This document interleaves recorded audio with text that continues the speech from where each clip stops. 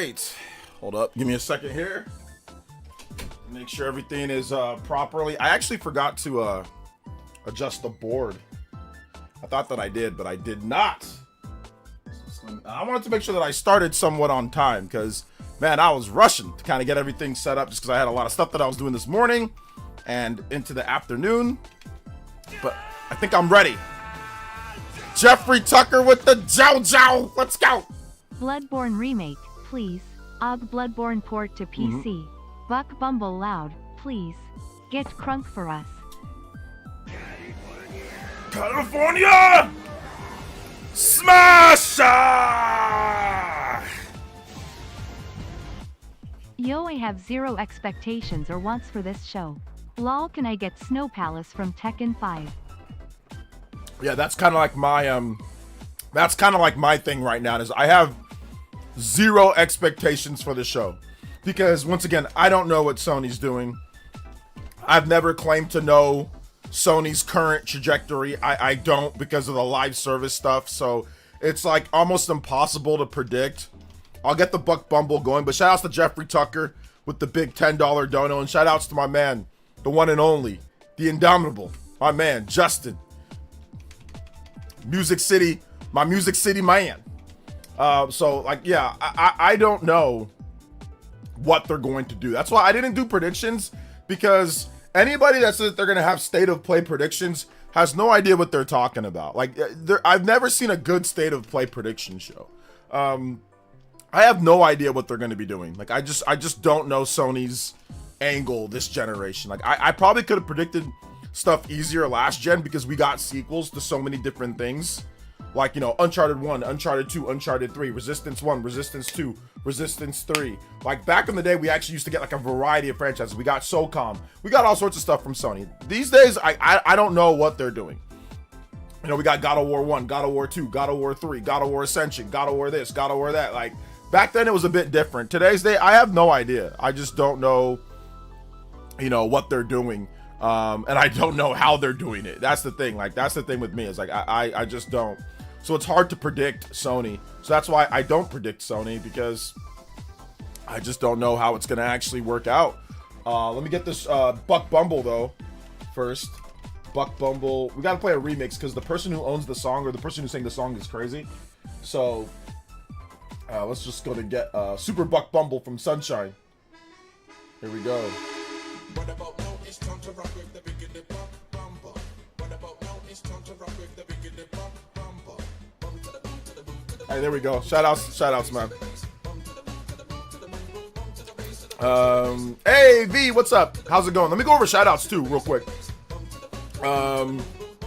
Let's go over shout outs. General Zamora, what's up, General Zamora? Dior, what's up, Dior? Ego Maniac, what's up, Ego? Jeffrey Tucker is here. Bead Queen. Bead Queen, what are your predictions? I know Bead Queen, you are like one of the biggest Sony fans. So Bead Queen, what are your predictions? No, I'm joking, Bead Queen. I'm joking. Bead Queen is not one of the biggest Sony fans. What's up, Dane? Welcome. What's up, Kevin EP? What's up, Bronze Gamer? What is good? What is good? What is good? Let's hear Vadcent. What's up, Vadcent? Welcome, my man. 777 OG, double OG. What's good? Welcome. Welcome. Let's see here. What's up, Dustin? Hope we get several ports for PlayStation to the Switch 2. Here's the one thing I'm going to predict. Do not expect Nintendo Switch 2 stuff to show up here. This is a PlayStation showcase. Don't expect it. Don't expect it, guys. If it happens, then that's cool. But I wouldn't even hope for it. Just if it happens, it does. Like, so. Right before the stream started, I made a protein shake. I made a nice berry protein shake, so that's what I'm sipping on.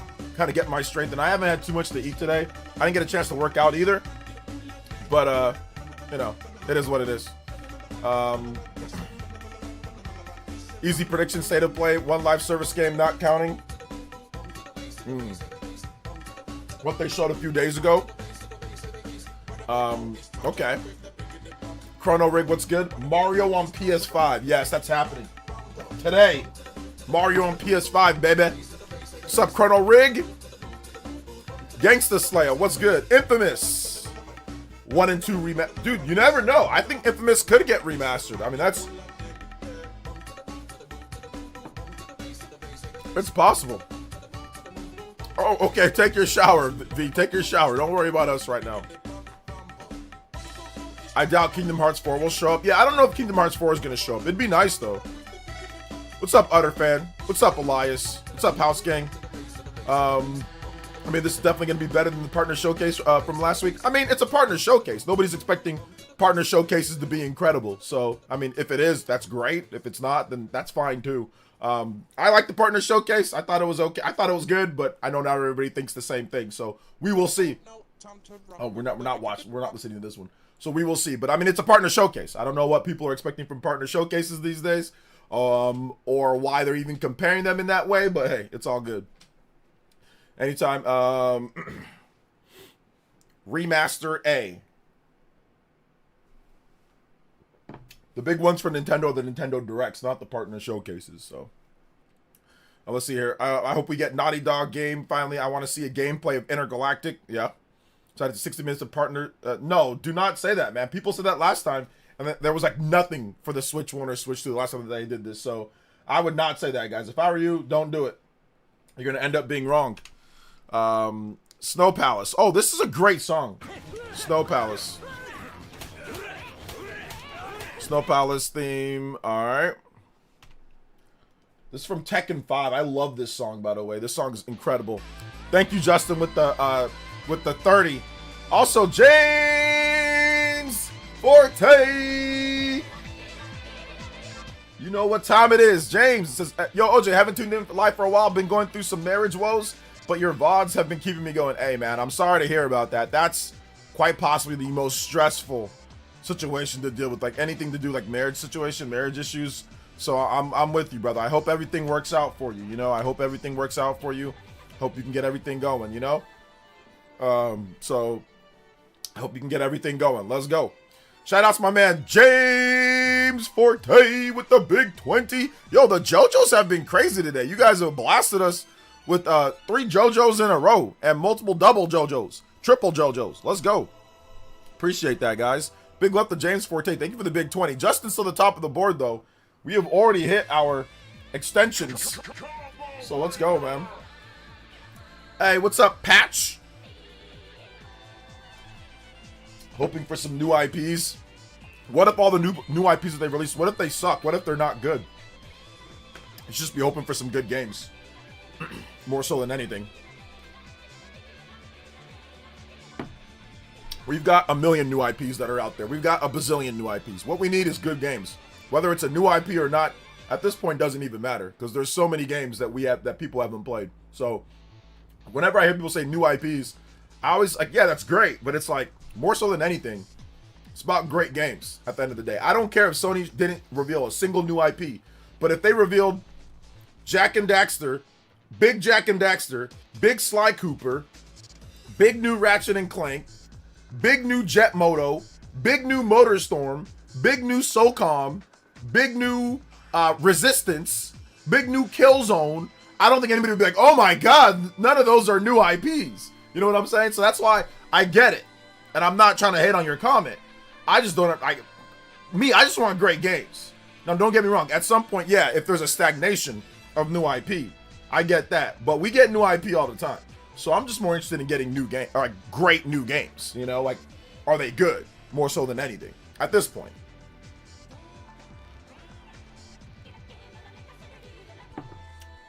Highguard is a new IP. People hated it. You know, so it's like Highguard, new IP, people hated it. ARMS came out. People didn't hate ARMS, but it's not like ARMS, you know, that was a new IP when that, it's not like that reviewed better than Zelda or something, you know, or sold better than Zelda. So don't get me wrong. We need the new IPs. We need the new stuff, but we also need new gameplay ideas. I think gameplay ideas are probably the most important. We've got a lot of new IPs. We've got a lot of new games. At the end of the day, I just want to see great games. You know, I just want to see great games. The new IPs will come when they come, you know?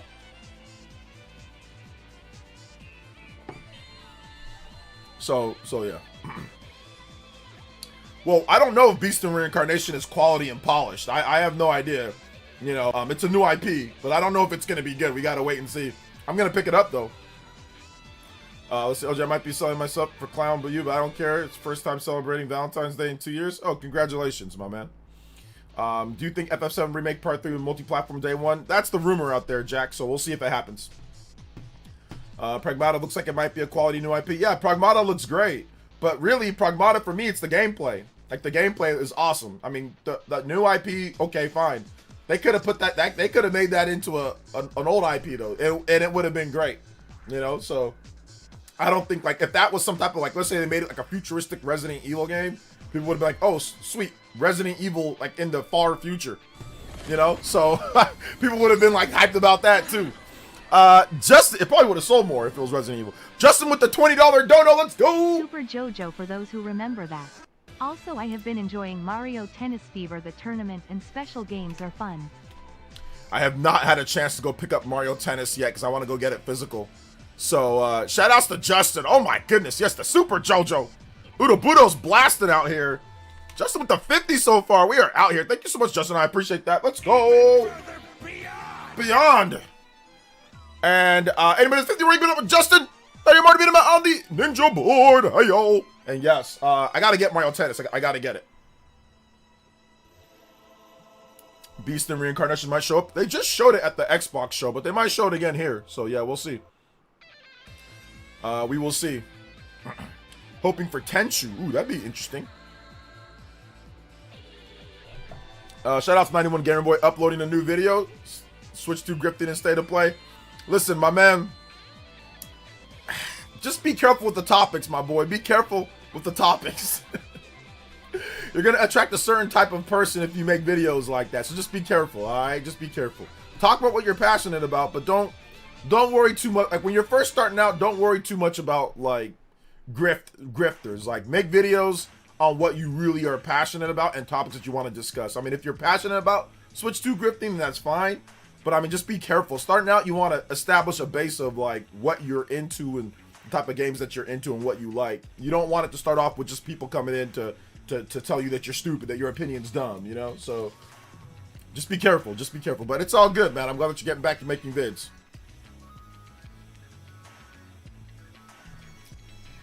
I make those sometimes because I've been around for forever. What happened to the PlayStation speaker? I don't know. We'll see. Maybe we see it again. PlayStation All-Stars. Apparently after the PS Direct, someone told me that it's happening. Silent Hill today. Yeah, there's a Silent Hill transmission. I don't remember if it was after this show or not. Yeah, Pragmata could have been a futuristic space Resident Evil game. And it would have been just as good if they would have just made it where it's like, hey, this is like in the year 3000 Resident Evil. I wouldn't be surprised if Pragmata started out as a Resident Evil game. If they thought, hey, could this be Resident Evil? And they're like, no, it's too different. No, make it something else. I would not be surprised if they said Pragmata was at some point Resident Evil, like in the far, far future or something like that. So, I wouldn't be surprised. But yeah, I mean, they could have easily called that Resident Evil, like, future, you know, Resident Evil 3099 or something, and just made it where it's like a Leon's freaking far, far, far, you know, descendants, and just turn it, oh, those were like the robots or like infected robots from, you know, they could have done that. It would have been fine too. People would have thought it was great. People would have thought it was great. Because, like, that spaceman, he looks like the Michelin Man. He looks stupid, actually, in that spacesuit. He looks pretty dumb. So, he looks actually pretty stupid. So, anyway, but it doesn't matter. The gameplay is great, so. Big love to Leon. Thank you for the subscription. I appreciate that. Stellar Blade. Awesome. Oh, my gosh, bruh. All right, Dr. Wolfstar. Thanks for coming out to the stream. 24. I told you you're not allowed to talk in my stream until you show me your PSN wrap up or until you show me your gamer card. I think you're a fraud. I think that you lie about your profession. I think that you lie about your profession of who you are. I think that you're a fraud. I think that you just come here to talk. So I'm just gonna time you out every time. You want to come waste your time again? You can. But I'm not going to allow you to speak in my stream until you prove that you actually play video games. and that you're not just a loudmouth with a mental disorder, okay? So bring your sock accounts, do what you can. I'll time them all out. So you can keep doing it. Like I said, this is my job. I get paid to do this. You're doing this for free.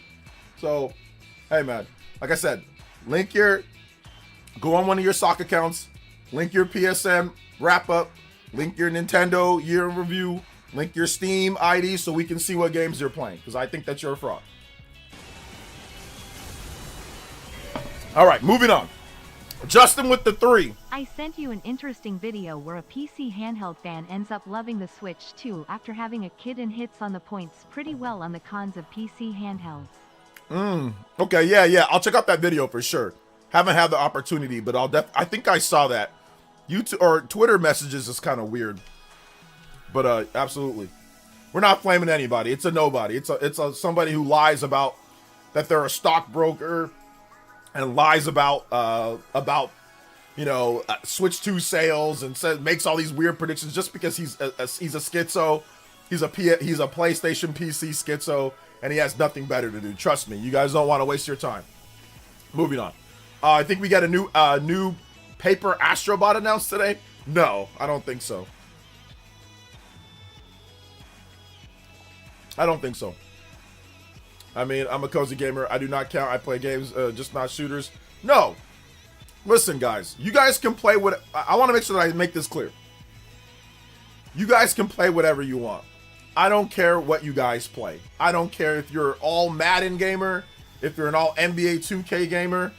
Just don't come to my stream and start talking about how stupid Nintendo gamers are and what we play and how lame these games are when you can't, and when you refuse to show us what you actually play. That's all I ask. Don't come here talking all sorts of smack about how much better games you play and all that, or about how bad these games are and we shouldn't be playing them, or they're this and that, and then you're too scared to show us what you actually play. That's all I ask. That's all I ask. And that's what this guy constantly does, because he is a complete loser. And then he comes here and he says that, Switch 2 is going to sell only 70 million. I said, okay. He says he's a stockbroker. Then he says, Switch 2 is going to sell 70 million. I said, okay, let's bet $1,000 on it. And then he's like, no, you pay me 500. And then I banned it, or I timed out his account, and then he comes back on a sock and starts paying me 5 and saying, I'm scared. I'm like, oh my, get a load of this guy. This guy has an ego. Like, what are you doing all this for? This is so, for free. I've never done this in my life. I personally would never do this to another content creator. I would never do this. It's such a waste of time. Like I said, so it's like mental disorder. You've got to have some type of mental problem for you to do this. You know what I'm saying? Like, do what he's doing. So it's like weird, bro. It's really, really, really weird. So I'm not dealing with it today. So if those are wondering why I timed him out so quickly, I'm not dealing with this guy today. Like, he's a complete weirdo. So I'll just keep timing him out until he stops coming here, or until he decides that he can go watch, his favorite PC schizos instead,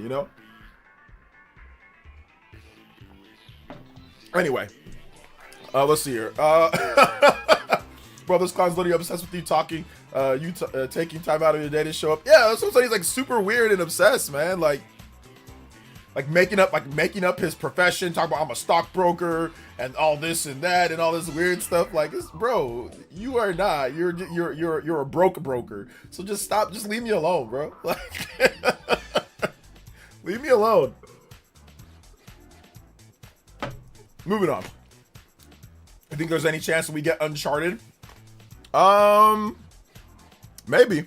I don't know. I think the next game from Naughty Dog though is Intergalactic, right? So, not sure about that. Not sure about that one. I gotta check out that PC handhelds video, though, like the pros and cons. I mean, I already know the pros and cons. I don't know. Like, does he have people flaming him in the chat? Like, but I guess my video was before the Switch 2 even launched.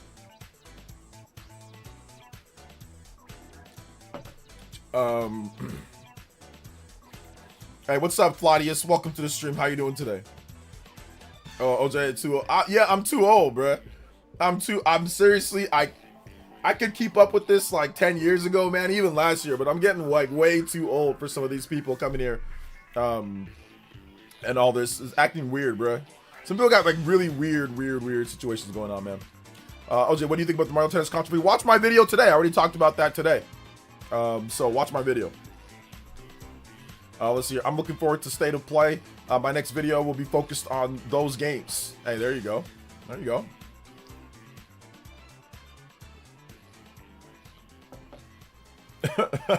Yeah, that's not my proudest moment of 80,000 you on your birthday, House Gang. So I apologize for that. I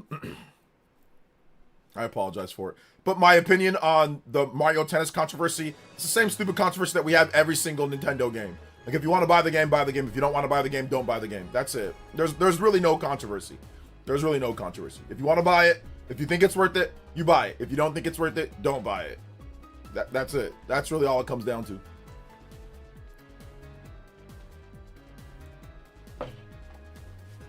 There's no controversy. There's no real controversy. Let's see here. I honestly like confirmation of Okami is still happening.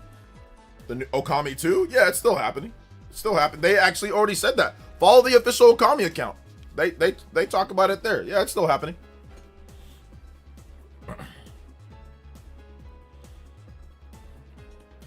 I mean, Switch 2 isn't terrible, but you're better off getting a good laptop if you want console for the kids. A good laptop if you want a console for the kids. A good laptop if you want a console for the kids. It depends on what your kids like. If they want to play Mario or Zelda or something like that, then you're not better off getting that. If they want to, or if they want to play like on road trips or something like that without a power source, because a laptop, I mean, you can play games without a power source, but like it's not the best for playing games in that type of way, depending on what type of game it is. And it sits in your lap instead of being like handheld. So no, it actually depends. I mean, me personally, I wouldn't buy my kid a laptop to play video games. Either they're going to be a tablet or like a Switch Lite or something like that. So I'm going to disagree. Symbolic. And like I said, it depends on what they want to play too. But once again, Switch is for everybody. It's not just for kids. It's for adults. It's for kids. It's for teens. It's for everybody. So that's who bought the Switch 1. So that's who's buying the Switch 2. Not just kids. Let's see here. Laptop. I mean, yeah, I wouldn't buy a laptop for like a kid. I mean, that doesn't seem like something that you should do. But hey, if your kids or if you have kids and you want to get them laptops to play games, go ahead, feel free. But I will opt not to do that. I have 2 kids, and I did not give them laptops to play games. I gave them Switch Lites. Well, my daughter, when I had her, it was a DS. I gave her a DS, and then eventually she got a Switch. And she had a tablet.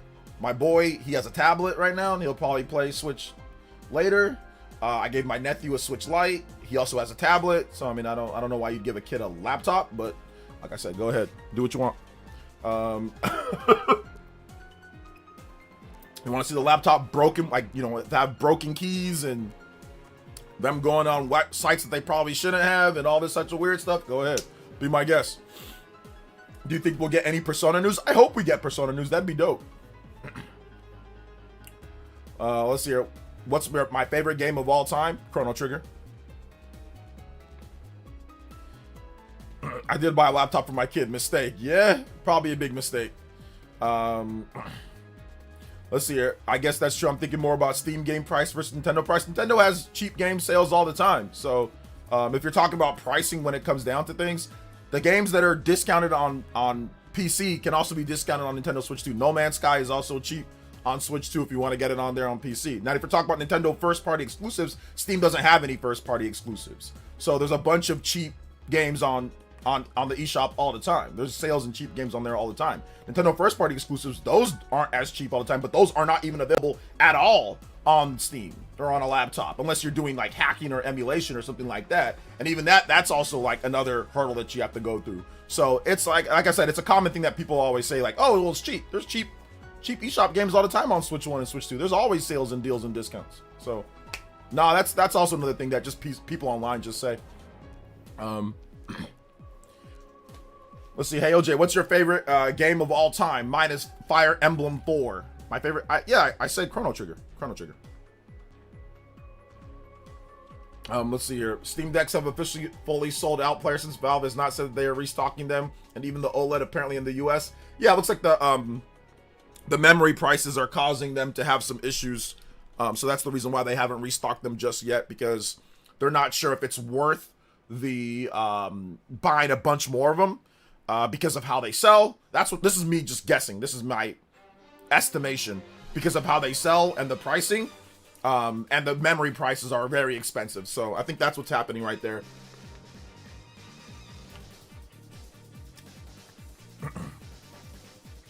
Exactly. If Nintendo did release a game on Steam, the price wouldn't be lower anyway.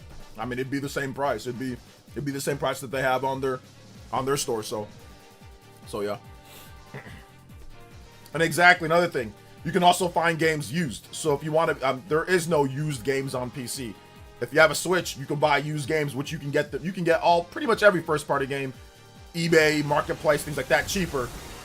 So like I said, yeah, it's just the online. When people say it's just the online nonsense thing that people say. Joy-Con too, because the ice storm my Switch 2 got too cold, and even since then the controllers sometimes don't work. Ended up just getting the new color so that my Switch 2 looks a little bit different. Not a fan of the color, but oh well. Oh man. Okay, yeah, that's one thing. Sorry to hear about that, Justin. I know you guys had that cold snap there. So yeah. I don't know. I think people say that they have a point. Steam has a lot of sales. eShop has a lot of sales too. They both have a lot of sales. There's always games on sale in eShop.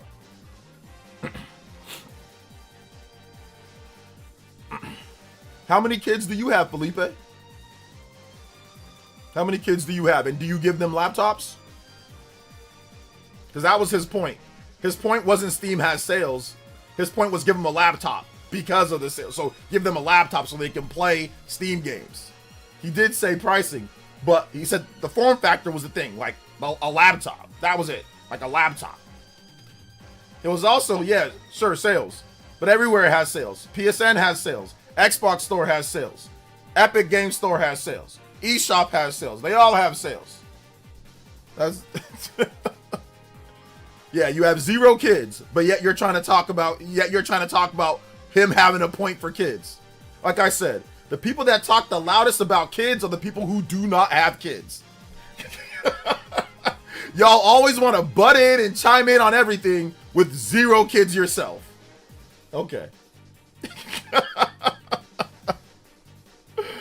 Oh my gosh. I don't like to compare PC sales to console, but due to PC ability to buy games from other sources, substantially low cost like CD keys, loaded, or Fanatical. And yeah, with the console, you can also buy games used at much lower cost as well. And you can also resell games if you want to as well, which you can't do with PC. Most rare video game collector's edition you own? I own a copy of God, what's that game? Shamsa gave it to me. Gosh, what is it?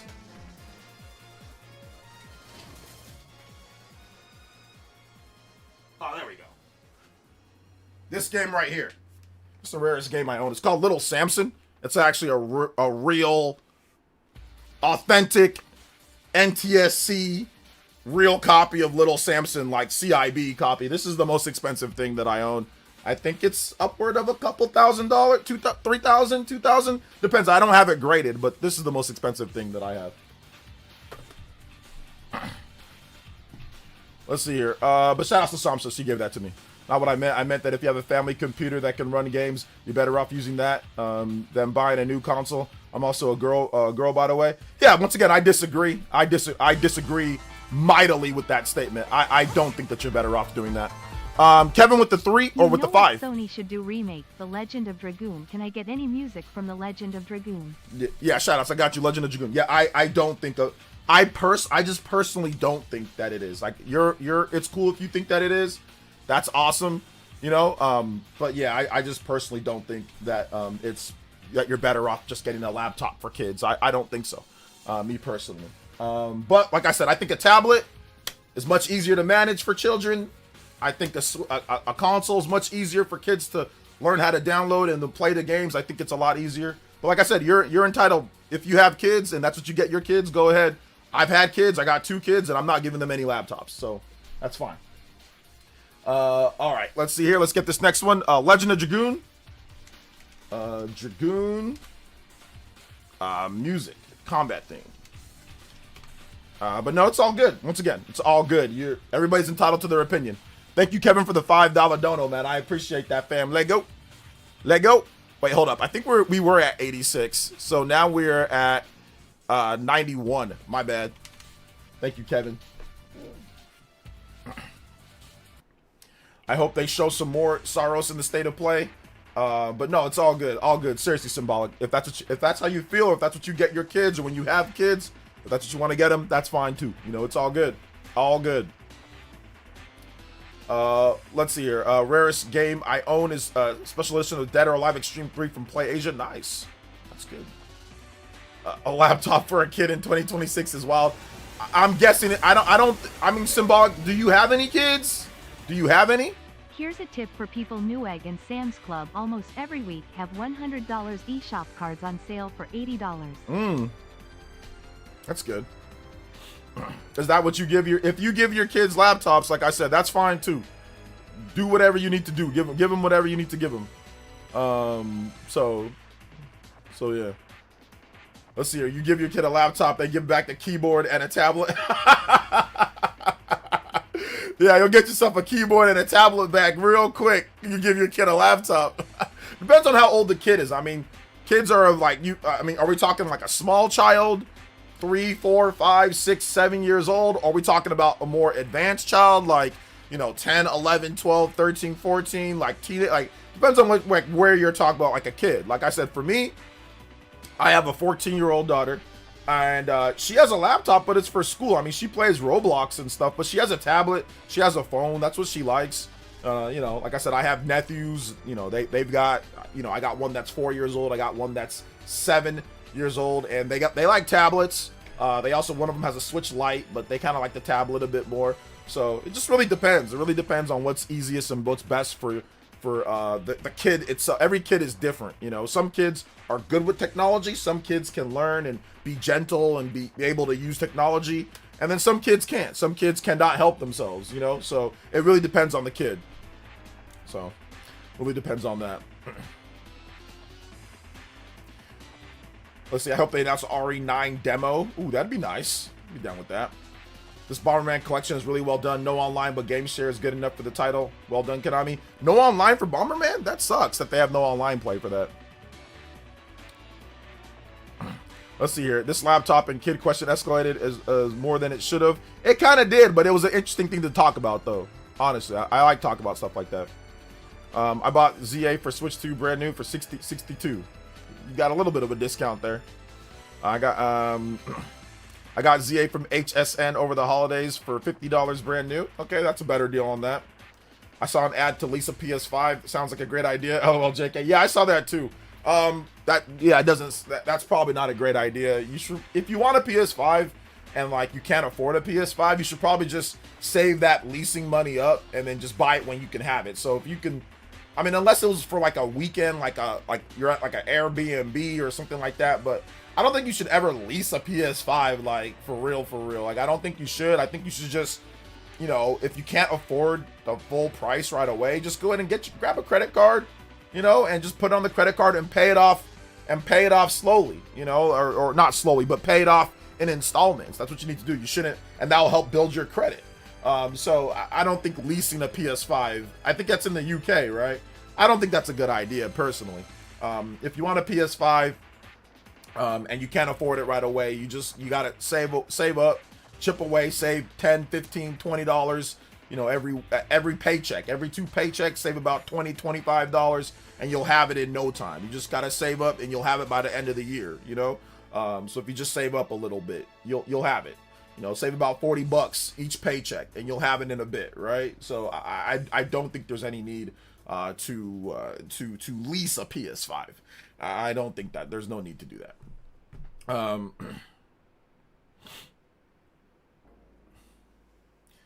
Let's see. The only plus side of at least you could upgrade to the next model. That's all I see being a plus.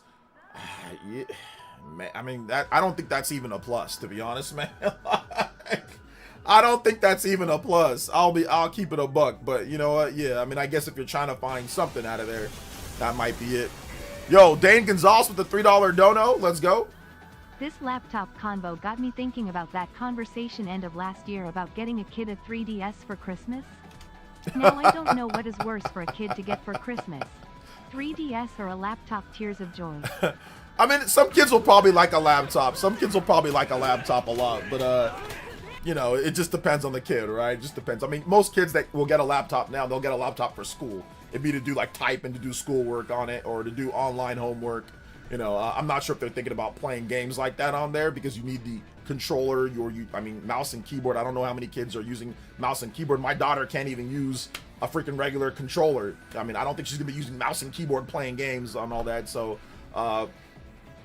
yeah, I mean, I just recommend, like, most kids, what are they playing? Fortnite, Roblox. They're playing free-to-play games anyway. So, I mean, free-to-play games, those are pretty much on everything. So, it's like whatever. A kid note with the $10 dono says, nothing builds character like unlimited internet access, zero supervision, and the confidence to say, I saw it on YouTube, so it's true. Parenting level, control, alt, plus babysit.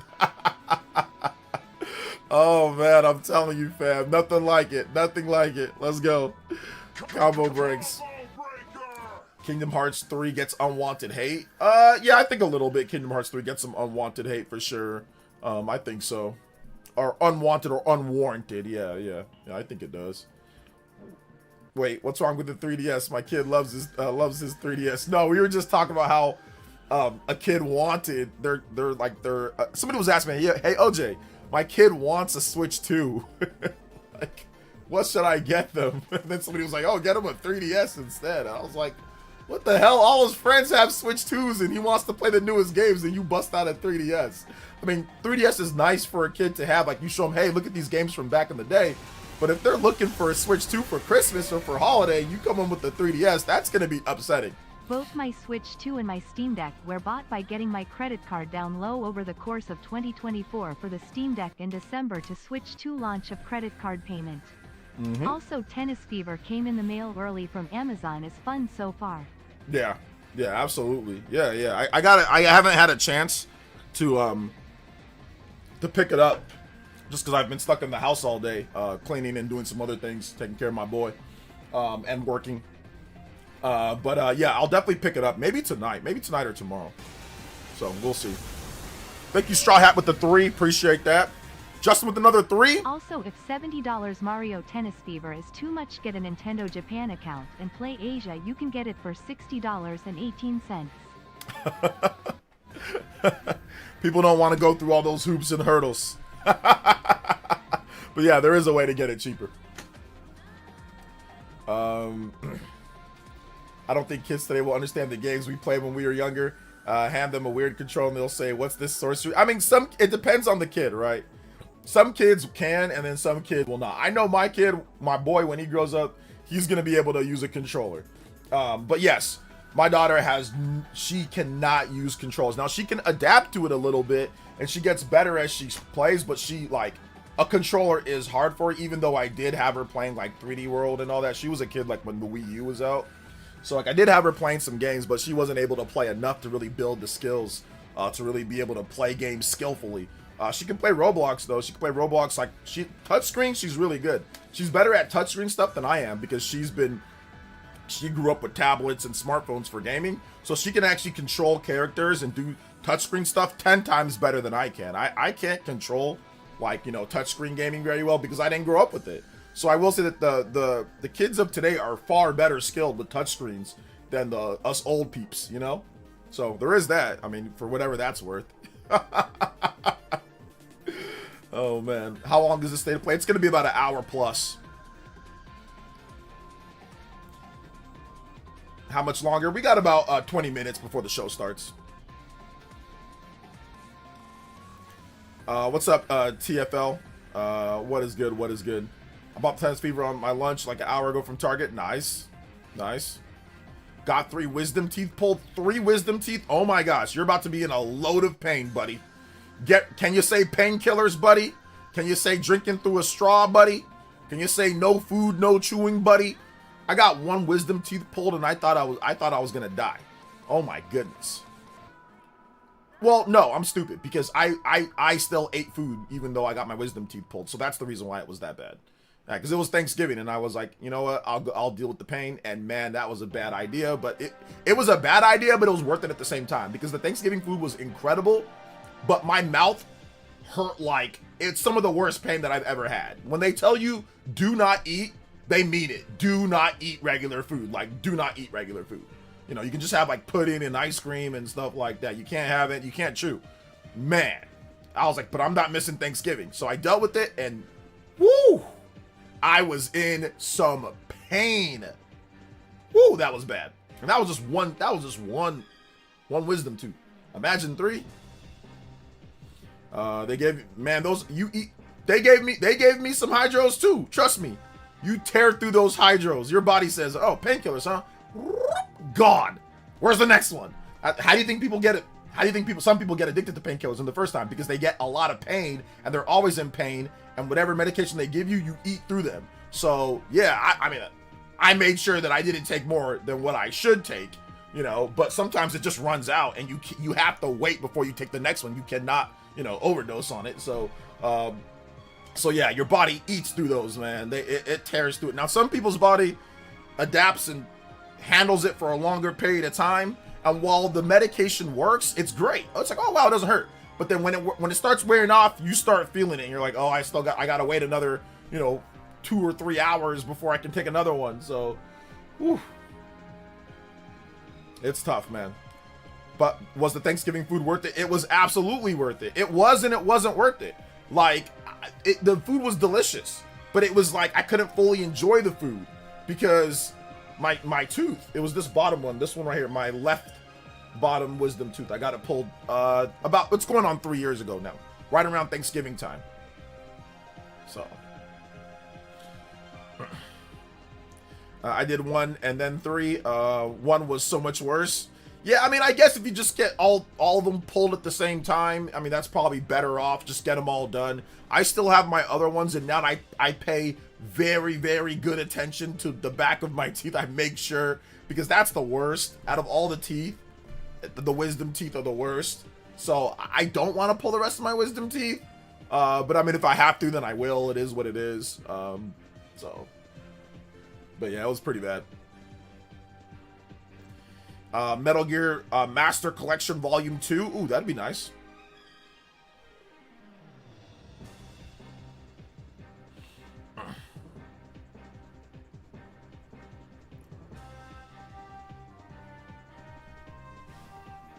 Eating like, no, man. The last thing that I want to do is take too many painkillers. Last thing, I had a situation when I was in high school for football, man. Like, back in the day, they used to sell the 800, like pretty much the Norco or whatever, right? The Hydro, like they used to sell that over the counter.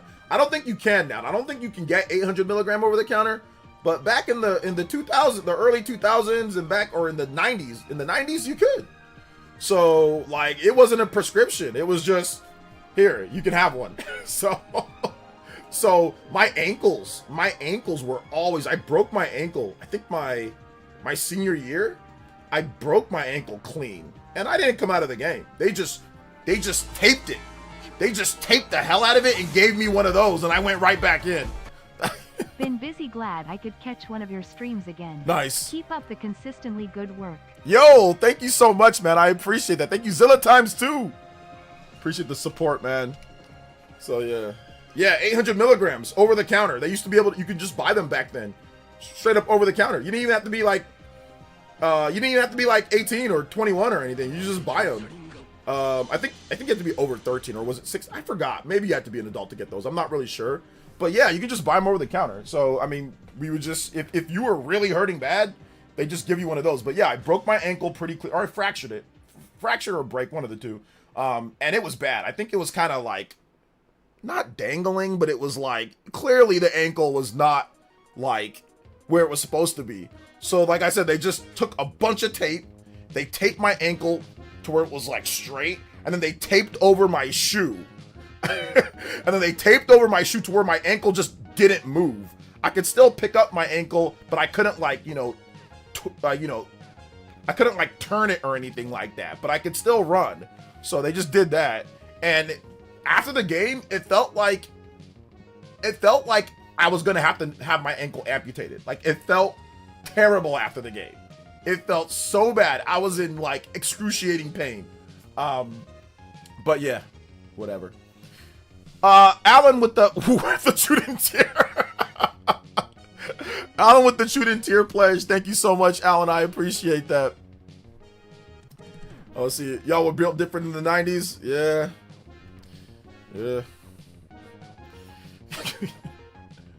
You talk about ibuprofen. Yeah. Or whatever. Whatever the case was. Like I said, they didn't give you, it was a high dosage. I do not see those over the counter anymore. I had all 4 wisdom teeth pulled like a fool, and I went to Soup Plantation. The meds were working. It was great until the meds wore off. Oh man, it's terrible. They handed OJ his severed foot and put some mud on him. Yeah, I know, man. They're just like, get right back out there.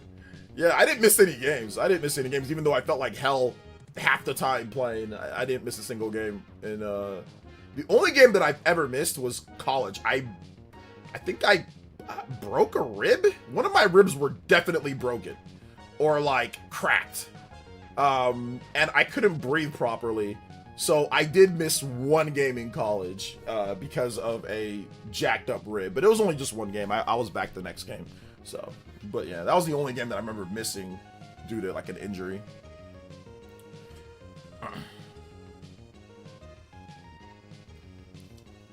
Let's see. Oh, it gives me stomach ulcer. Oh, I looked the squirrel. Looked like a squirrel when my 4 wisdom teeth were pulled. I worked overnight, so I only had Toonami to watch late at night. Oh man. Any last minute predictions? Yeah, guys, any last minute predictions that you guys have? And let me make sure that I don't miss this state of play. Last time I was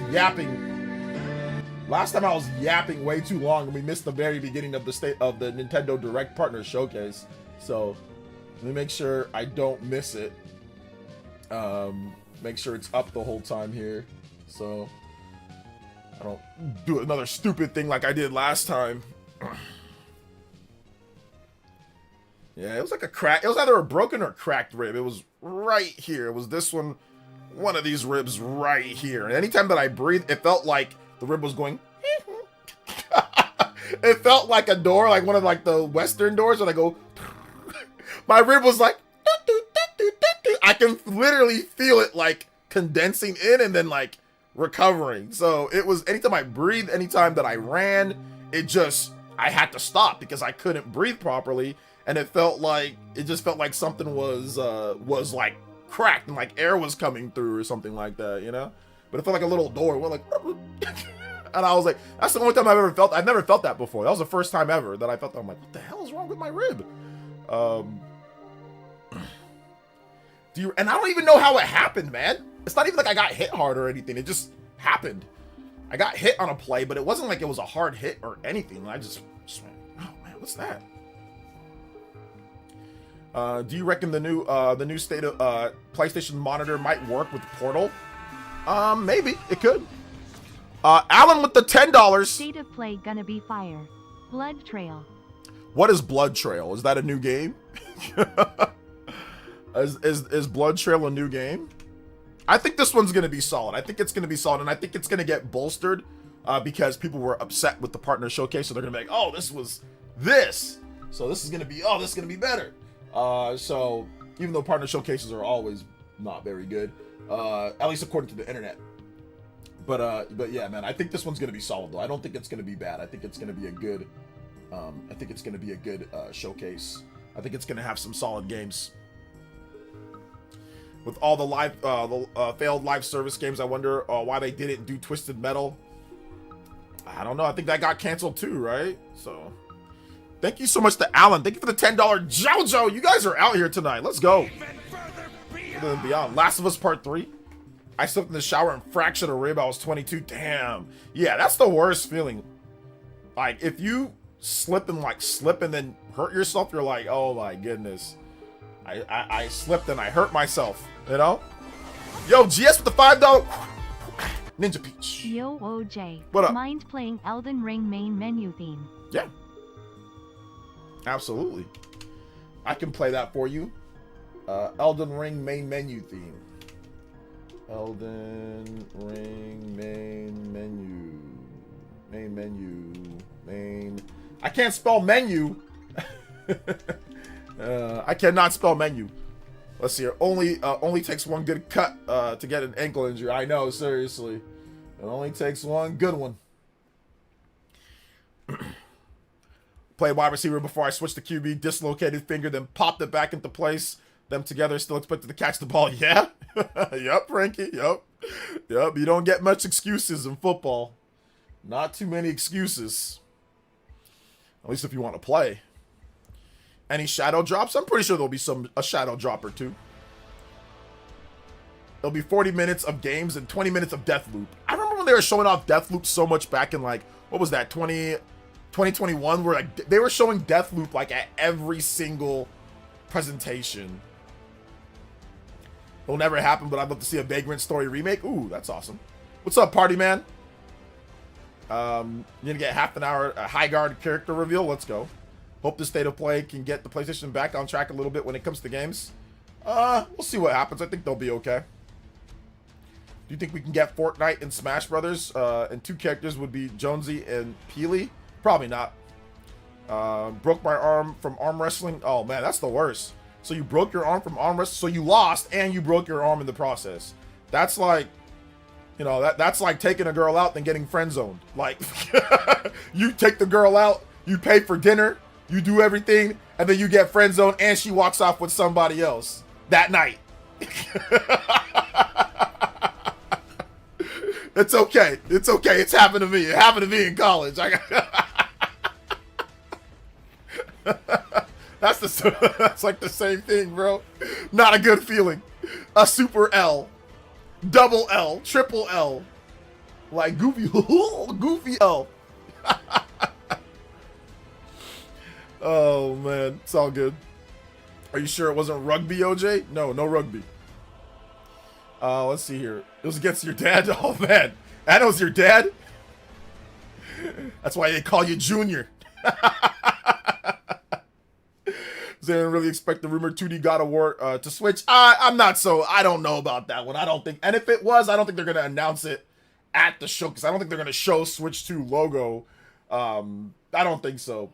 It could, but I'm not expecting any until it actually happens. I don't expect anything to be Switch 2 today until we actually see it later or whatever the case is. So I'm expecting PlayStation games, PC games. Obviously, some of these are going to come to Xbox, but that's what I'm expecting. I'm not expecting any Nintendo stuff at all. Wolverine's not going to be here. They said that it's going to be spring for Wolverine, so I don't think Wolverine's going to be here based off what the developers have said. OJ, I would have helped you jump the Omega that took you for the girlfriend at the prom. No, it wasn't at a prom, house gang. I was in college, and we were at like a little spot for like the college students, like you can dance and whatever, there's drinks or whatever the case is, right? So it was there. So it was not prom. It was not prom. I did not go to my prom in high school. So it was not that. And it's fine. Why would I jump him over a girl? That makes zero sense. I've never fought over a girl in my life. I've never punched somebody. The only thing that I did is that there was this one guy in high school that was messing with my girl, like messing with her. And so I kind of like lifted him up a little bit and kind of slammed him, give him a little slam. But outside of that, I have not done anything. And I still, even that, I regret doing that. I regret even doing that. But no, I would never jump someone over a girl that wasn't even my girlfriend. I just took her out on a date and we knew that we were interested in each other. And then she went off with someone. That's fine. Just let her go. You know what I'm saying? Like, let her go. But I've told you the story about this girl. Like, later, after I graduated and everything, she saw me working. I was working at a sunglass place. She saw me working and she wanted to hang out with me again. You know, she wanted to like date and like do all that. And I was like, after she already had the kid, after she already did all that, I was like, yeah, I'm good. You know, like I wanted to say yes though, just because for reasons, but I didn't. Man, I really wanted to say, yeah, let's do it.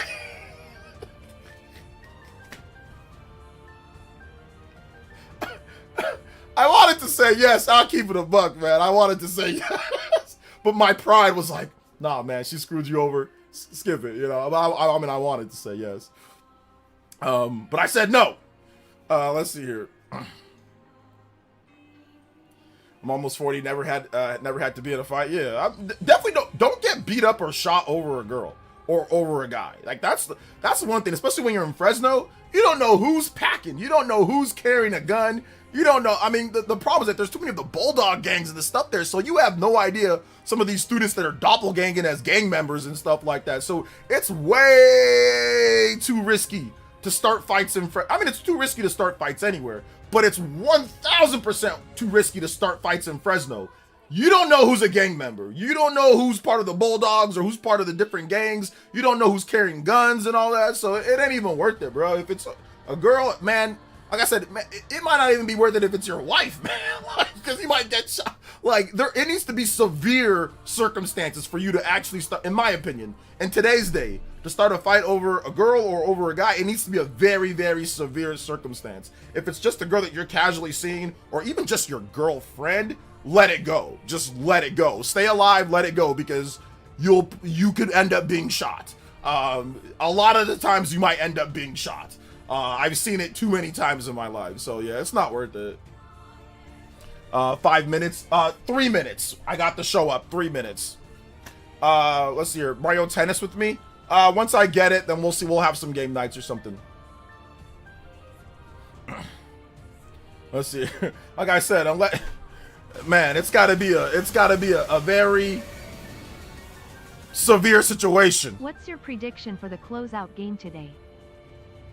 My prediction. I'm not sure. I don't know. Shout out to I don't know. I don't know. With Intergalactic, maybe we see Intergalactic, the first gameplay footage of Intergalactic. Let's do that. What's up, Greg? Welcome. This is not the one. Well, listen. If I knew that I was in an isolated area I'm not gonna get jumped, and it's like whatever, like everything's gonna be fine, then I would, you know, for like wife or something like that, right? Like, but if it's something to where somebody's life is gonna be in danger, either it's mine or my wife or somebody else, then it's not worth it. You can just call the police, or you can do something else, you know, or you can watch from a distance. Good afternoon, Mr. Essence. How's it going? Anything you're looking forward to in the state of no games? By the way, is your camera out of focus? Is it out of focus? No, I don't think so. I think my camera's fine. Thank you, Psycho Pie, with the $5 dono. Yeah, I think it's fine.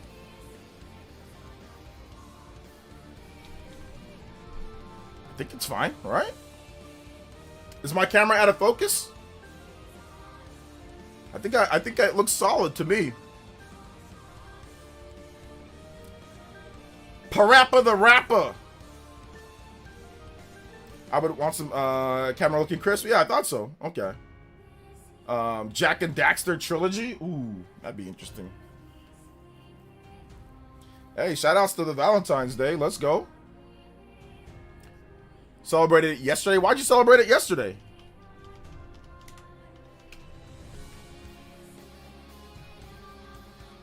Why'd you celebrate it yesterday? It's not till Saturday. No, good? Alright, cool. Let's clarify, just to clarify, not jumping over, taking the girl, but he puts his hands on you and pushed you back the assault.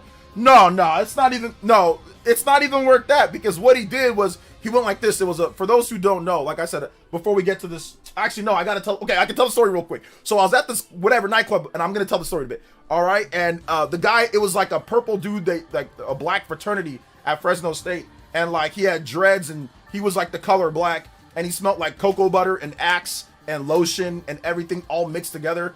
And he was tall. He was like 6'4", and he was going like this, and he was clearing everybody out.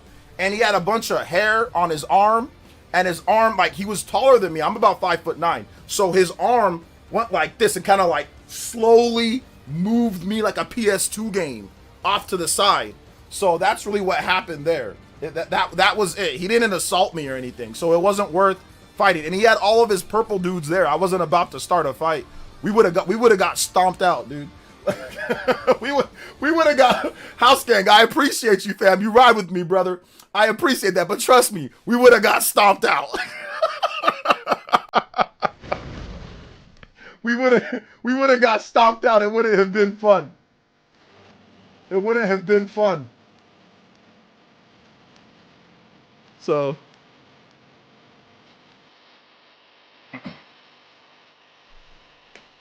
yeah, well, it was the lighting too. I'm dark too, so it's no big deal. But like, it was the lighting in there, and like, yeah, the last thing that you shouldn't do, never mess with a fraternity dude, a 6'4" black fraternity dude with dreads. I mean, like,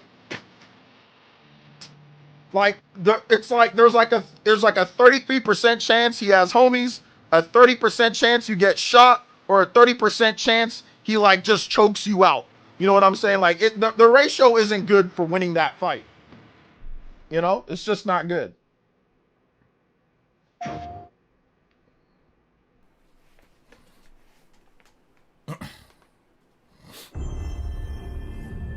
All right, let's see. PlayStation Studios. I First- sense suffering here, Spirit. Do you need help? First game. Oh, that's the people that make Kenna, right? Kenna 2? A spirit guide? Okay, yeah. Kenna It's been a 2? long time since we've had one of your kind in Cosmora. I'm glad you're here.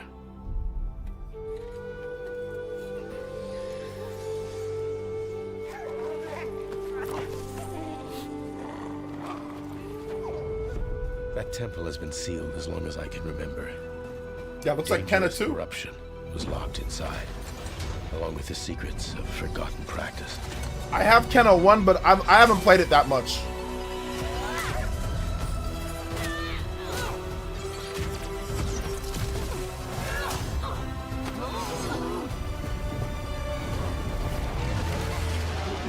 I've just played like the first couple hours. Spirit guides here once used alchemy to cleanse corruption. Maybe you can do the same. Yeah, the first one did okay.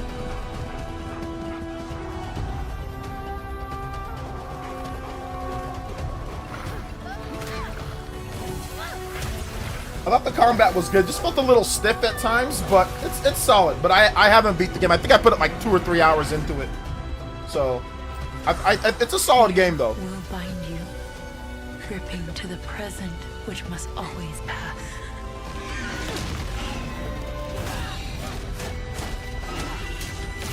Regret will bind you, longing for the past you cannot. How many hours did I put into Kenna?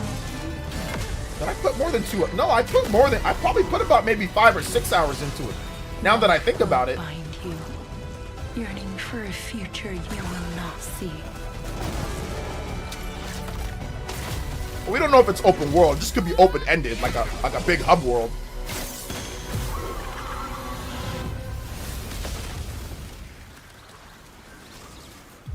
Unbound, may you depart in peace. Kind of Scars of Cosmora, like a sequel or something. Hey everyone, I'm Josh and this is my brother Mike. We hope you enjoyed that first look at our next game, Kena, Scars of Cosmora. After the amazing response to Kena Bridge of Spirits in 2021, the team was excited to take on the challenge of Nice. creating something even bigger and better this Robert time. Sala over here. Our partnership with PlayStation Studios has empowered us to expand our scope while still staying true to what made the first game special. Robert Sala making Since the her Titans adventure in coach. Bridge of Spirits, Kena has grown into an older, more experienced spirit guide. Her reputation now precedes her.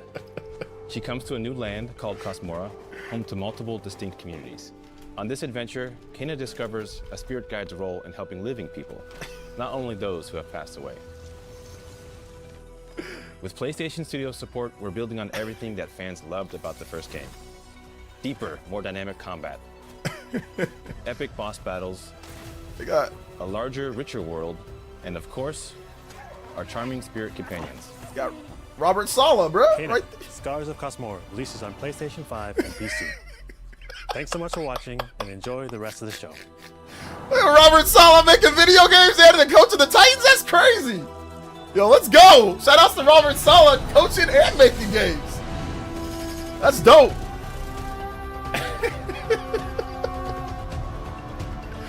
Jason Taylor. About to sack us? Long ago, in the wilds All right, of Sucker Israel, Punch.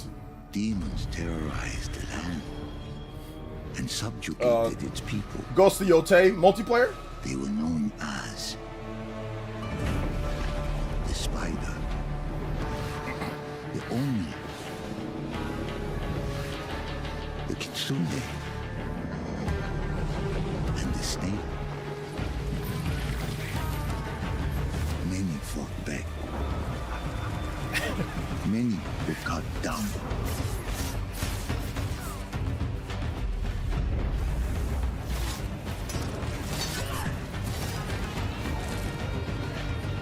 Titans. Oh, Titans are your team. Oh, Justin, got another Titans fan here. Yeah, you gotta pick it up now because Robert Salo's on the case. You know it's gonna be all gas, no brakes. All gas, no brakes, baby. True warrior. From vengeance, not even death. Call that Kenna Cam Ward. Hey, was that Akuma in the background there? Hold up. Seemed like Akuma. Who do you think will come out on top, Sam?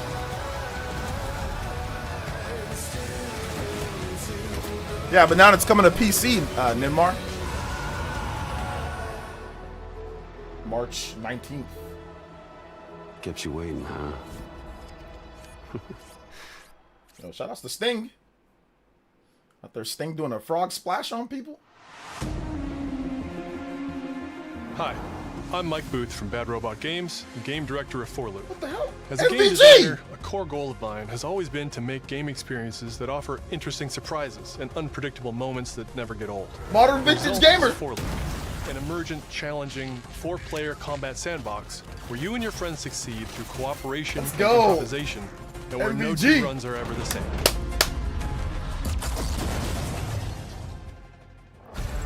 At the heart of For Loop is a probability map, which combines alien technology and human ingenuity. definitely- to that plot was the best MVG, path yeah, forward you're to right. defeat the invaders. Each node represents a different mission with its own risks, rewards, and surprises. Wait, Everyone MVG's votes to not choose fat. The next mission. He doesn't need MVG doesn't need a Chosen Ozempic. He's actually in pretty good probability shape. map, Your team will teleport into the mission. You may have to collect mission-critical resources, or even rescue survivors that can offer cool upgrades from your gear, all while trying to avoid the alien forces constantly sending drop pods and kill bots to stop you. We've worked hard to ensure that there are tons of items to choose from, and a lot of strange creatures and mysterious things to encounter. For example, this weird alien plant is called a blink root, where you can collect a blink berry, which will teleport anyone who touches it to a random, distant location. All the various enemies, weapons, items, and mission objectives are all designed to interact with each other in dynamic ways that create emergent gameplay and endless, replayable chaos. That means your decisions really matter, and creativity and improvisation are key. We really want players to try things and think outside the box, like hacking an alien terminal to provide intel to the rest of the team, or being bombarded by killbot drop pods, or barely escaping with your life. And if you do die, don't worry. So long as one of you makes it back to home base, you'll be reprinted and ready to try again. The home base is a place for your team to readjust their strategy, evolve your loadout, and choose rewards from an increasing array of powerful gear and upgrades. Each act of the probability map culminates in one of multiple boss battles. This is the Scanner Boss, a huge geologic surveyor that scans for flux deposits to harvest. Its scan fields are very lethal, creating a dynamic obstacle course of lasers to avoid while attempting to destroy the boss itself. Because the scanner's body rotates like a 3D puzzle, you want to spread out and attack it from all sides. All, of course, while avoiding the slow-moving, lethal laser grids. Our goal here is to create something new, where every run has you yelling and laughing and saying, "I can't believe that just happened." We're currently in pre-beta, so there's still plenty of polish to come, and we need players like you to join us in upcoming playtests. Your feedback will be invaluable in helping us make this game truly great. We can't wait for you to play it for yourselves. Now, go and fail to save the world.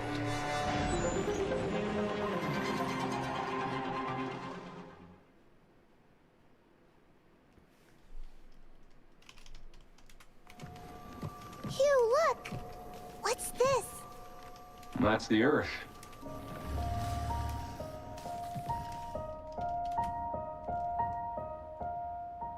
You Armada? really can make everything with lunafilament, huh? Looks a bit like New York. Is that a place on Earth? Can't believe we haven't found any survivors. Capcom will show a game I 15 haven't seen anyone times besides in a row. you since leaving the vault. All alone, huh? I know the feeling. Hey, Hugh. What were you like as a kid? When I was young, I was in an orphanage. I was a lot like you. I had a few bumps along the way. But I had someone looking out for me. And now it's your turn.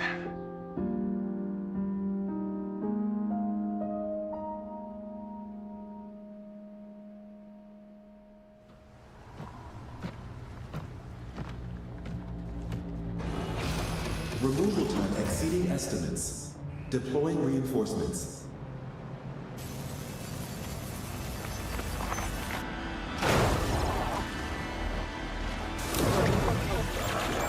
What in the...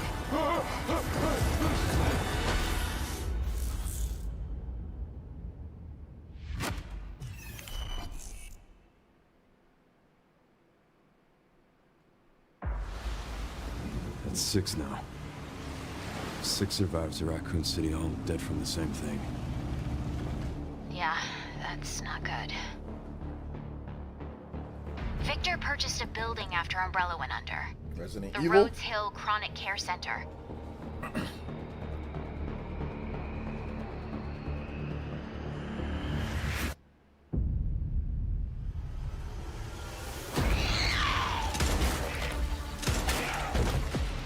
At least they can show you shooting people on this one. What does Victor want with you? What do you mean? He grabbed you for a reason.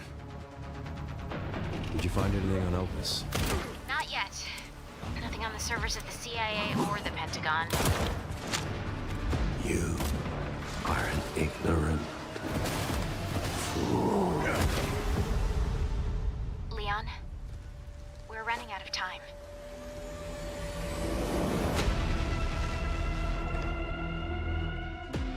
Why me?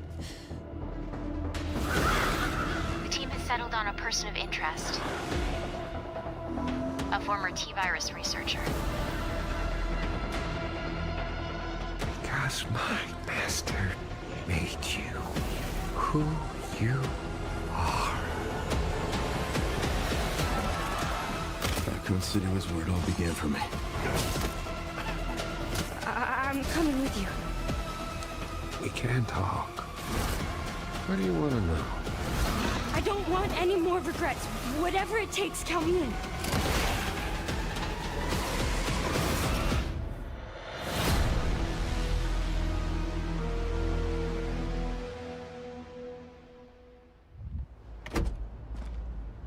It's been a while since you've been back there.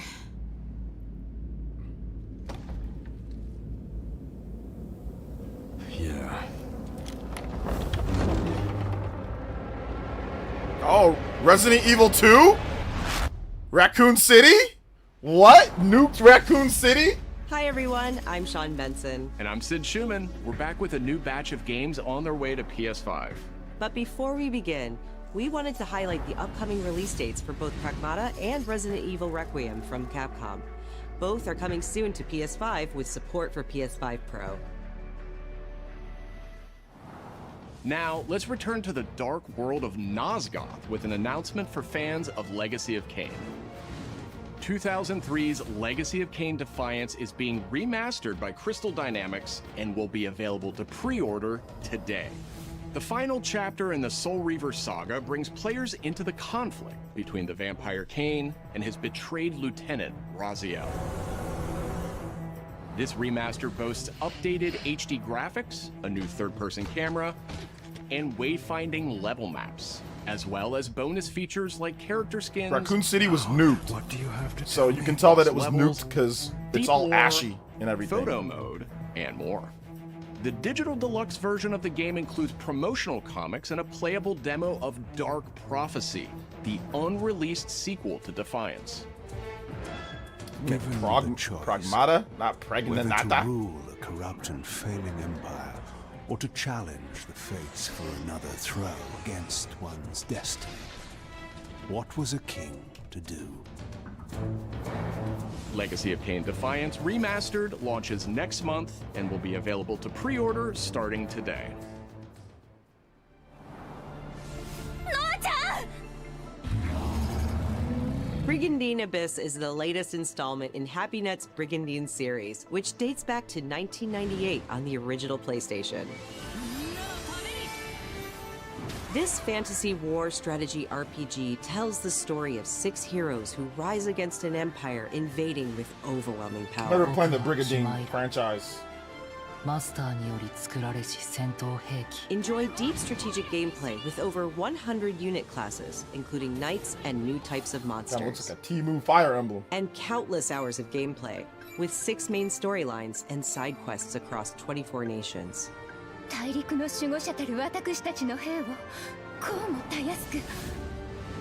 Brigandine Abyss launches this year, and you can wishlist it starting today.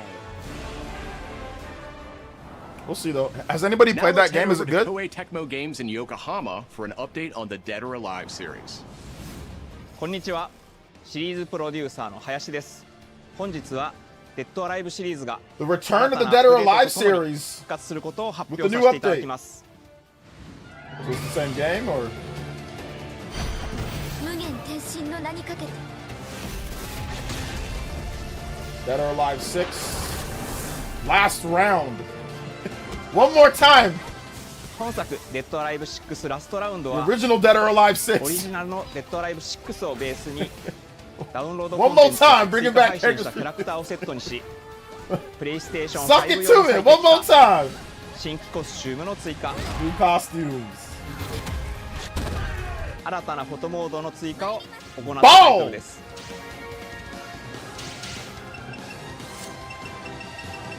今後も新キャラクターや新コスチュームの配信など継続的なアップデートを予定しています。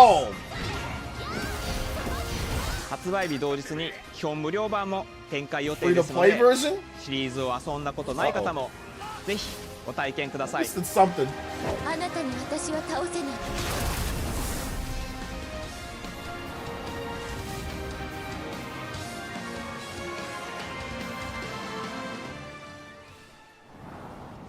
デッドアライブは1996年から展開している対戦アクションゲームシリーズです。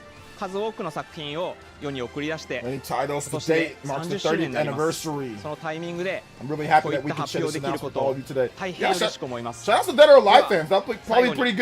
こちらの映像をご覧ください。 I think it'll be good for people that love Dead or Alive. I mean, it was a franchise that back in the day, like I played Dead or Alive. Like I remember playing it. It was on the Xbox. It was never like, oh my gosh, I'm playing Dead or Alive. But I know that there was a core audience for this game, for this franchise. So yeah, 30 years. I remember this franchise. So. デッドアライブシリーズ最新作も開発始動しました。 Oh, of a new Dead or Alive game. Okay. A new Dead or Alive is coming as well. Okay, there you go. I think this is the new Control game. Control Remnant or something like that. It'll probably be pretty good. I mean, people liked Control or Resonant. People liked Control a lot. So. Zoe, I see the spotlights. And you're getting closer. Listen, Dylan, we're getting distress calls from the theater, but super niche? Research thinks we might have a Resonant on our Well, I mean, they made... No, it wasn't super niche. People like Dead or Alive. Then I'll hurry. It wasn't like... Hello, everyone. I'm Mikael Kasurinen. Blaze I'm the Blue. creative director of Control Resonant, the game-changing sequel to Control. What you are seeing here is an early mission captured from our in-development build. We play as Dylan Faden, our supernaturally gifted hero, in a version of Manhattan like you haven't seen before. I mean, yeah, it wasn't like Tekken or Street Fighter. Shift, but it was popular. That empowers Dylan to seamlessly move through gravity anomalies and adapt to the world around him. Well, no, it wasn't as popular as like Smash Bros, Tekken, Street Fighter, Mortal Kombat. A set of different forms of Dylan's main weapon, not even close, can take, and his supernatural abilities. There are a lot of different ones you can discover to suit your playstyle.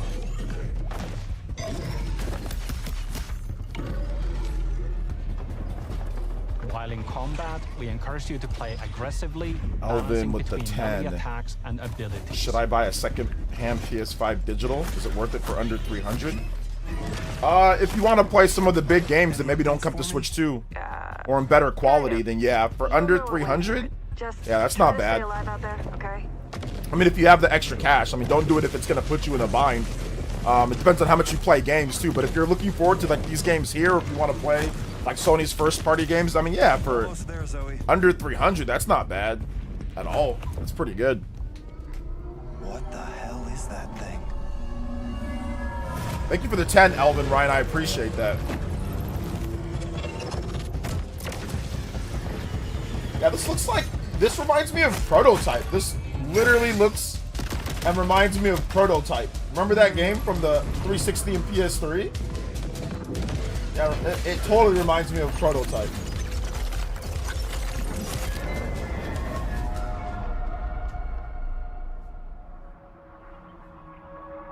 Yeah, maybe a little bit of DMC. Hear something. The DMC doesn't have you like. Where the Resonant is, Zoe. I'll call you back. Resonants are the dominant threat in what's our most ambitious game to date. And we can't wait to share it with you later in 2026.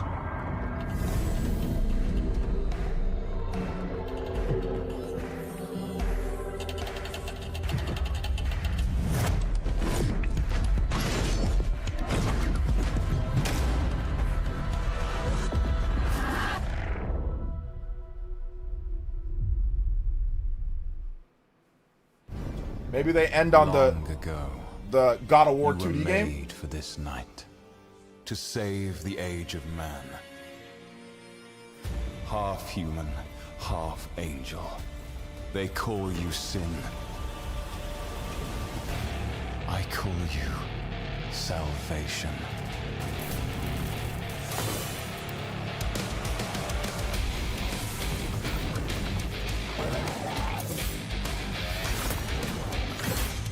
I think this is like a what's this game? Not Lords of Shadows. It's like Darksiders? No, wait, no, that isn't. No, this is a different game. I think this is God, I forgot what. I think they've shown this game before, but I don't remember the name. I thought it was like Darksiders for just like a bit. But it looks like it's some type of Souls variation of an action RPG that has co-op.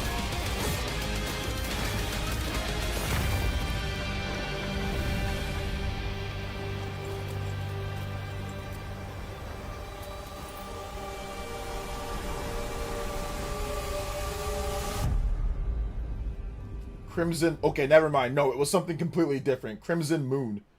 I don't know what that game is. Might have been a brand new announcement. Okay. Yeah, somebody said Beast of Reincarnation. So we got a Beast of Reincarnation sighting again.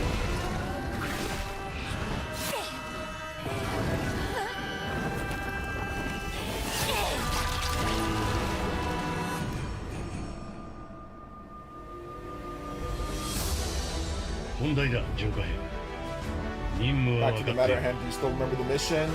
I'm to find and defeat the Nushi. Is there no English dub? Exactly.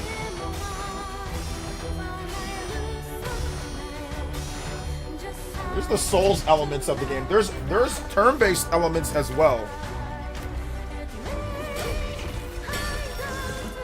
I think it's already been known, Blazing, that Game Freak is giving direction for this game. They're not developing it, but it's their ideas, and then they got outside studios to make the game for them. So it's not internally developed at Game Freak, but they have a small management team, and the rest of it is outsourced to who knows where. We don't know the team that's outsourced, but they outsource the majority of the game, pretty much all the game. But it's the ideas from a small group at Game Freak. The game on PS5 looks much better. It looks the same as it looked before. It's probably just PC footage, to be honest. But it looks the same.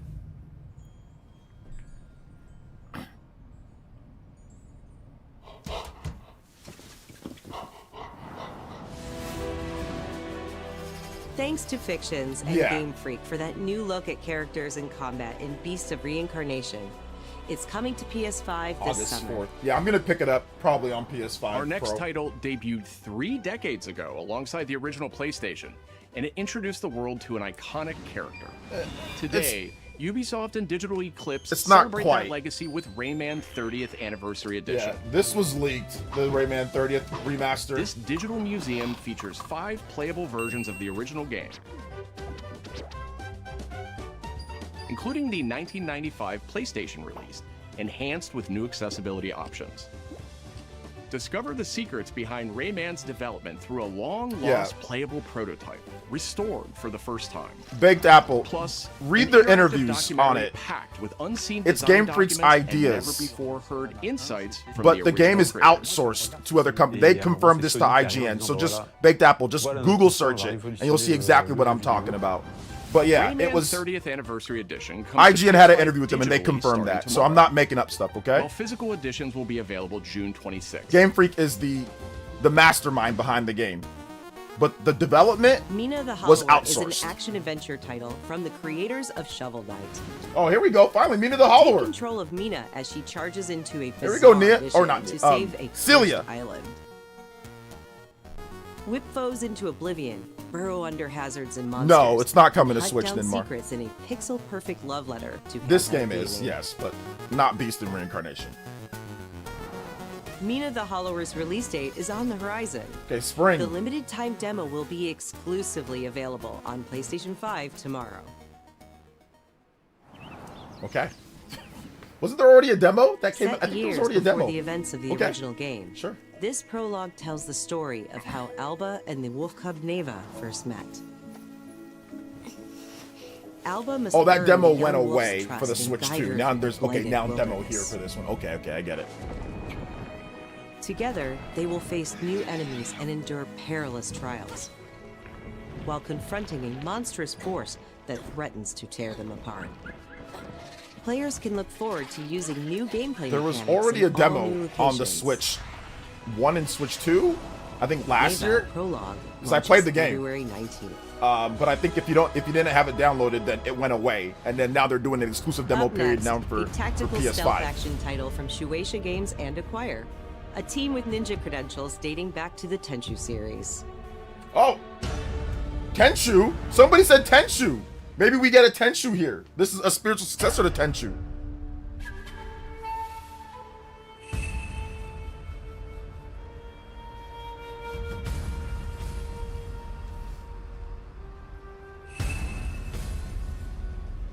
Yeah, I still have the demo too. I never deleted the demo, so I still have the demo on my Switch too. I can play it. I don't think it goes deactivates, but this does look like Tenchu. Okay, it's like an isometric, smaller scale Tenchu. Okay.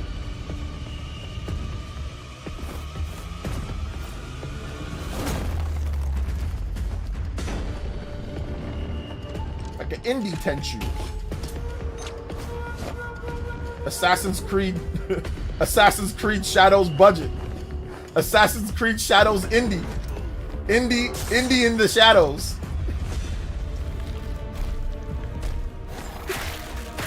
Oh, was that Grafiki?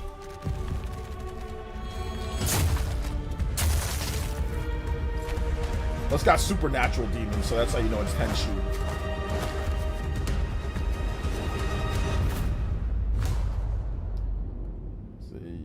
Yako? Shinobi Ops. Yo, gotta take out the Ops. Damn. Okay, that's Acquire. Okay, Acquire, they make Octopath Traveler too. I think they're owned by Katakawa, which I think Sony owns a lot of shares of. So, this stuff's getting complicated.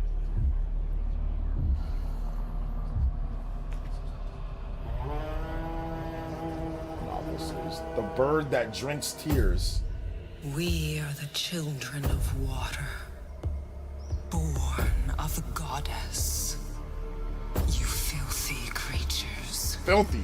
Faithless, soulless, unclean. Yeah, it's gonna be an hour long, so we got about another 30 minutes of stuff. Was never yours to keep. How dare you stand in the way of purity, little king? Robust stealth.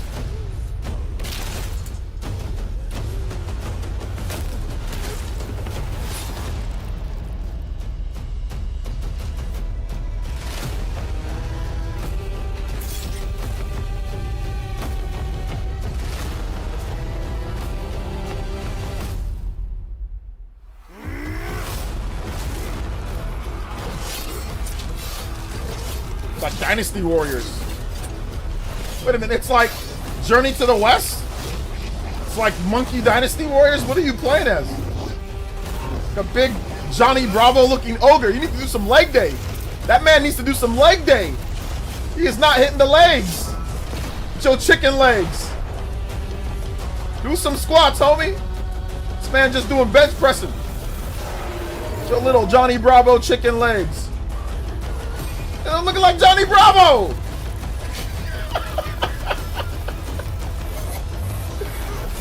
Oh man.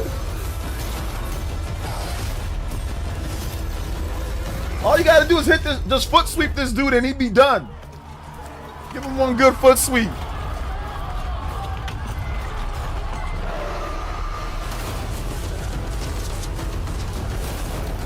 Listen, man, sometimes you need to be a chicken. Sometimes you need to be a chicken. This man's a straight up Family Guy chicken. Like, he's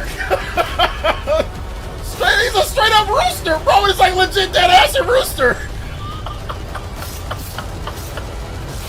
Yo, we need some Peter Griffin DLC. Peter Griffin DLC. Project Chicken. We just need it where like he's fighting Peter Griffin in like a one-on-one. Straight up Rooster Dynasty Wars. Let's go. Our newest racer has arrived. Oh, it's the new pod racing Star Wars. League. Since you're here, why not take Star Wars part pod in a racer. friendly exhibition race? I played this game back in the day, the Star Wars pod racer. My friends had it, I think on 64, and I think I liked it, but I don't remember like. I remember playing the game, but I wasn't like, oh my god, this is the greatest game ever. But I remember playing Star Wars, like the pod racing game back in the day.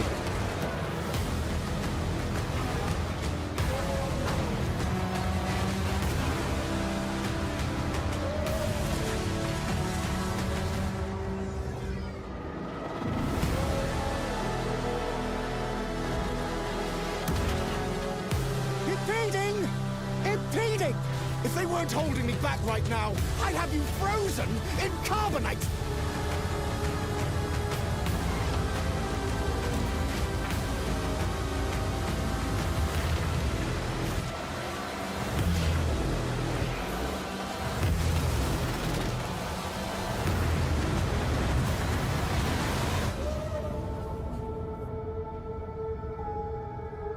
Galactic. It might have been re-released, the pod racer, as like a collection or something, but I don't remember. I don't really play Star Wars games. Yeah. Okay, we got an update on 007 First Light. Bond is immature and reckless. He's a bad influence on the other recruits who inexplicably fall victim to his charm. Look, I know where this is going. Do you mind telling me why I'm here? I would like you to join His Majesty's Secret Service. You what? I know all about your exploits in Iceland. I strongly believe that there is a need for such heart and intuition in modern spycraft. That's the very reason I'm bringing back the Double O's. Need I state the obvious? He is not ready. James, the service is over. You're a rare breed, Bond. I should be interested to see what you do next. 009 will employ every manner of subterfuge to avoid capture. Try not to draw attention to yourself. Or me? Housekeeping, I presume?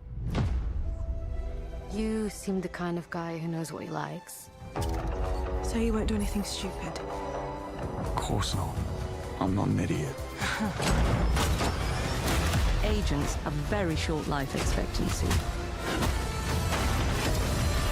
And if you do get caught, we will deny ever having heard of you. How does that sound? When do I start?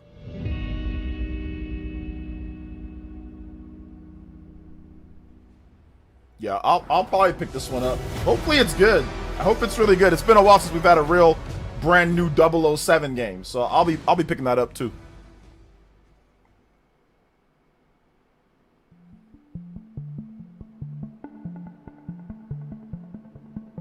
I'm Peter Brown. I manage the game content team within Third Party Portfolio.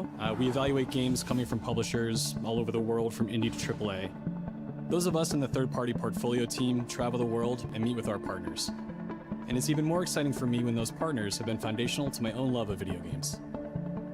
And Konami is definitely one of those partners. Okay, here we go. I think a lot of people remember Konami for being with PlayStation in the very beginning, taking some amazing franchises that everyone already knew and loved, and injecting them with new technology and new ways of designing video games. New Castlevania?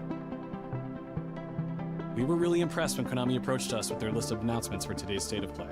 Okay. So, on the occasion, we wanted to try something a little different. We join you today from Konami Creative Front Tokyo Bay, not only to share some really exciting reveals for upcoming games, but also spotlight some of the key talent behind them. We're really excited about the diverse lineup they've brought today. Okay. And we hope you will be too. Enjoy. I'm Castlevania, please. Okay, Metal Gear Solid. Okay, yep, Master Collection 2. Okay, Metal Gear Solid 4, finally! I must do. Let's go. This punishment I must endure. Finally, Metal Gear Solid 4 is back. Under heaven. He's taken command of this immense army and is now preparing to unleash an insurrection. Here we go. Liquid's goal is to seize control of SOP. The sons of the I haven't played this game in nearly 20 years. Will you do this for me? I played it day one back when it came out. How long is my body gonna hold out? When all of this is over, This has never been re-released. And the color looks a lot better now.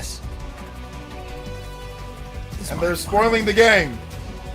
So began the war between Zero and Big Boss. And spoiler.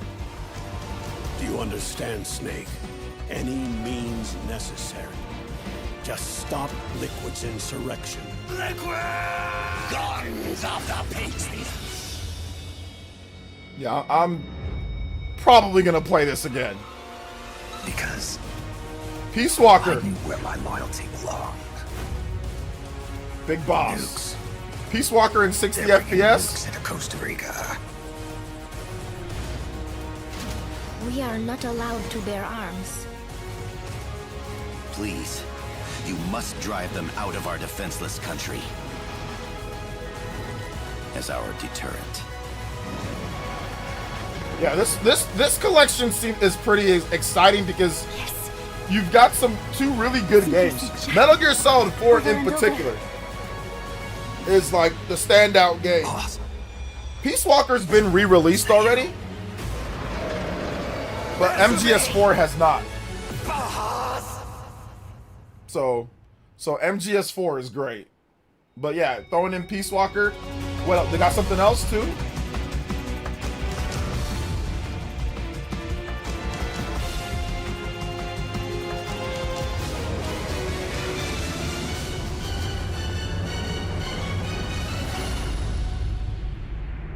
Okay, so it's Peace Walker and it's MGS4.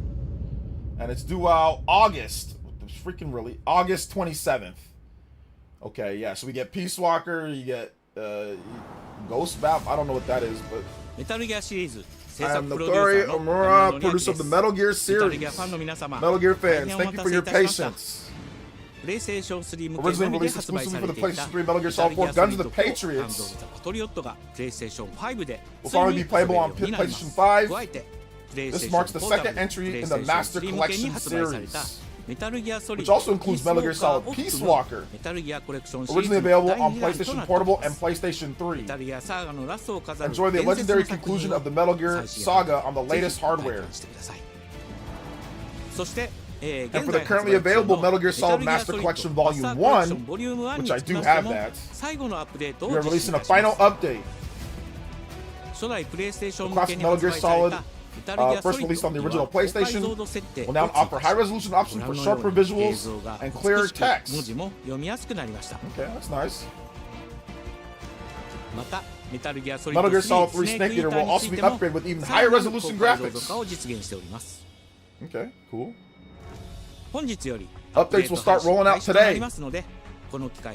Don't miss the opportunity to experience Metal Gear Solid Master Collection Volume 1. I have it.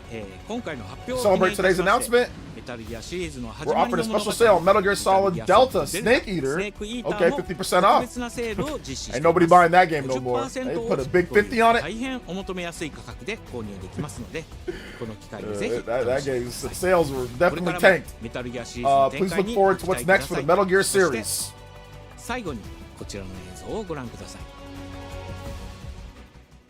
All right, we'll see what they do with that one. All right, we need to see new Castlevania, please. You got Metal Gear, maybe a new Metal Gear game announcement? Okay. A tentacle.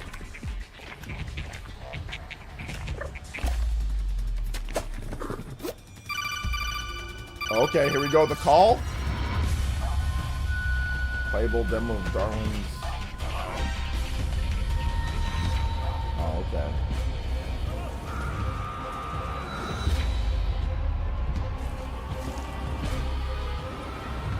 That's cool. For those who want to do it, this is the true paradox. Oh, okay. Sure.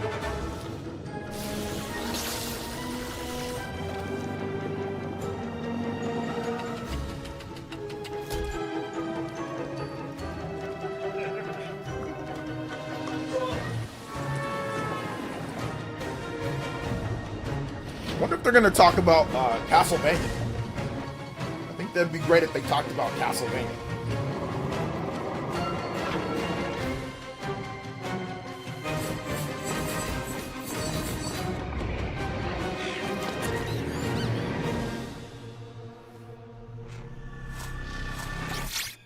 April. Oh, demo tomorrow. Oh, here we go! Here we go, Castlevania! Here we go! In the name of His Most Royal Majesty. Here. By the grace of God. Oh, wait. The King of... Okay, no, wait. There's probably multiple games. Okay.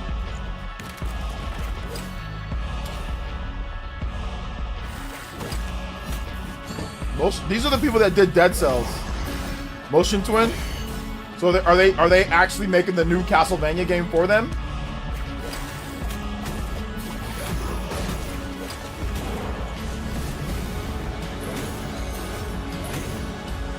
Yeah, a little bit of a buzzkill, to be honest. When I saw Motion Twin, I was like, oh, wait a minute, hold up. But no, I mean, like, hold up, let's see what this is. Let's see what this is.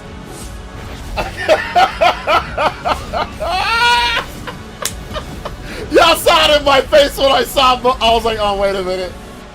But no, let's see what it is. Let's see what it is. So now, we appeal to you. Trevor Belmont. Okay, Trevor. Last of House Belmont. Castlevania Belmont's Curse. Coming 2026. All right, so it's a new game. It's just they got an indie developer to make it. Thank you for watching. Snowman, the Gucci producer of Castlevania Belmont's Curse. What you've just seen is a reveal trailer for Castlevania Belmont's Curse. Okay. The first title celebrating the 40th anniversary of the Castlevania series. Over the years, our team has released several collection titles to bring Castlevania adventures to modern platforms. Motion Twin's great. All the hope of reaching as many players as possible. Also work with fantastic partners to keep the spirit of Castlevania thriving. Yeah, Motion, they did a great job. We finally be able to share the brand new game with all of you today. Yeah, it looks cool. It looks cool. I couldn't be happier. We're developing alongside the incredible talented teams at Evil Twin. Yeah, they developed the Dead Cells games. Studio fueled by creativity, passion, and respect for what makes Castlevania special. Yeah. While staying true to the series, we've introduced fresh new ideas and modern gameplay. To make these characters' every move more dynamic and rewarding. Yeah, I'm gonna pick this up. Of course, we want longtime fans of the series to experience the game. We're just excited to those new Castlevania to enjoy it as well. Castlevania Belmont's Curse is planned for release in 2026. I mean, listen, I'll take it. I mean, I was hoping it'd be more like a, Mercury Steam situation, like Metroid Dread, but I mean, hey, it is what it is. I'll take what I can get right now from them. So it's better than nothing. And Motion Twin's great. Dead Cells is great. So let's see what this is. I can't stay in this room forever. I know this is going Yeah, to be I mean, Dead Cells was great. Dead Cells was great. But you have to come back to me. Come back to me, Simon. Look at, we got Silent Hill.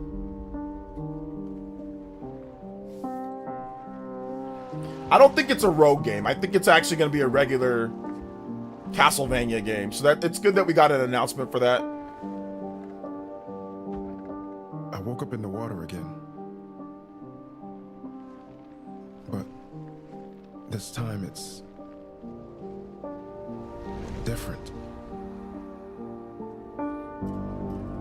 Shout outs to Kevin Durant. He's not as tall as Kevin Durant. Got the same beanie though.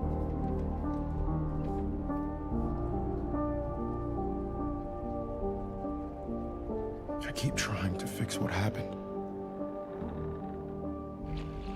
But no matter what I do, You can't fix it. I don't look like him. We're just both.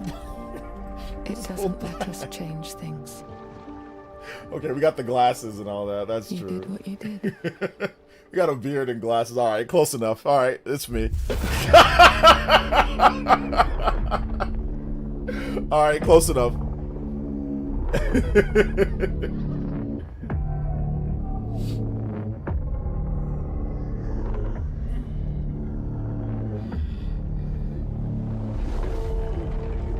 All right, guys, let's see what I'm up to recently.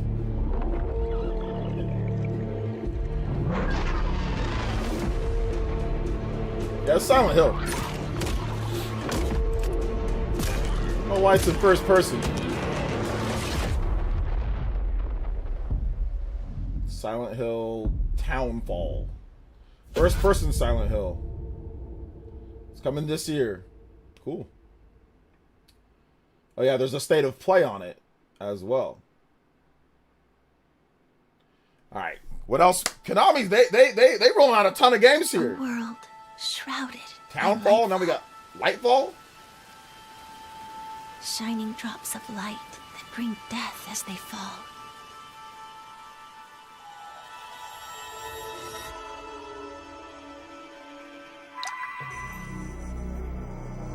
I'm wearing the Bulls colors.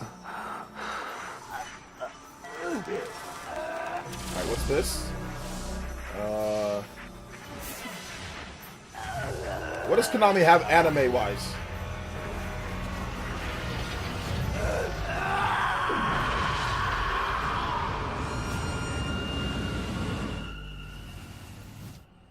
I refuse to accept an ending like this.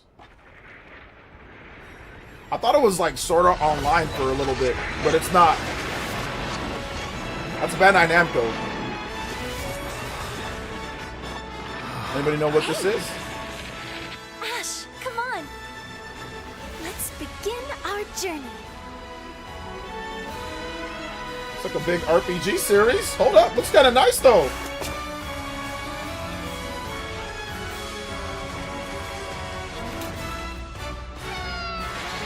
Looks like Grand Blue, honestly. Those were Her Majesty's words. And like, I'm going to defeat you here and stop the Lightfall. like Tails and Grand Blue, yeah. A little bit of Final Fantasy 15. Rev Noir. I've never played. Is this a normal series? I don't know what this is. And I know every anime video game. Is this a new game, or is this like an old series brought back? Rev Noir. In development. Wish list. Okay. It's in development. 皆さんこんにちは。プロデュ Hello ーサーの everyone, 門 I 井 am です。 Kadoy, テ the ィザー producer ト of レーラー Project. の What 方 did you think は of the い teaser かがで trailer? したでしょうか。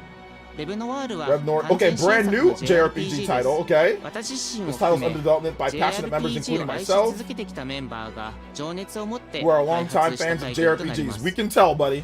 仲間との出 You 会い look like a longtime fan of a 成長 JRPG. Growth そして and heartfelt JRPG に moments は that define 大事な心 JRPGs. 揺さぶられるような展開。こ Okay. ちらを大事に We are して striving to ナラティブとい place うも these のを elements 表現しようと at the core of our 突き進め narrative. ております。新しい冒険 We が hope 始 you'll ま be ると able い to う feel ワクワク excitement 感 of a ぜ new ひ adventure 楽しんでいた beginning. だけると思います。今日、お届 The けした trailer you 映像 saw は today is a 本当 tiny に peek 一部 of の the 一部 game. で、レブノワール We'll be 続 sharing 報 more がこれからも updates. どんどん出ていくと思いますので、ぜひ、So 楽 please しみ stay にお待ちい tuned. ただければと Yeah, 思い we'll ます。 see how it looks like Tales of Arise or looks like Grand Blue. Looks like just like a typical solid action JRPG, but it's a brand new one. So we'll see how good or not it is when it finally comes out. All right, let's see here. What do we got? We getting close to the end, but we still got. It's about an hour long, so we still got probably a couple more trailers here, maybe a couple more games. A man with your skill set must be able to move unconstrained, unrestricted.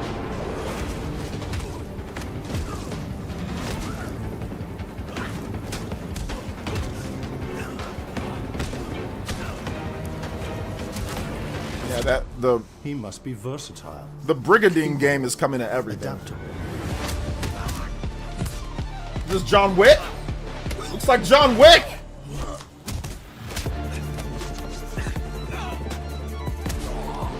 Looks like John Wick.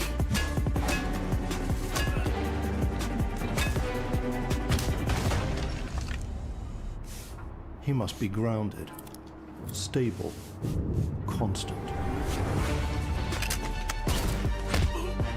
This totally looks. I think this is John Wick.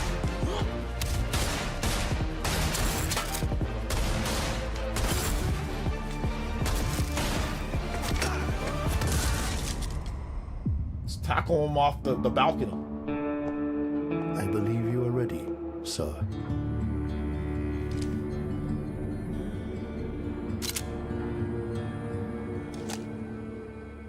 Yeah. A real. Yeah.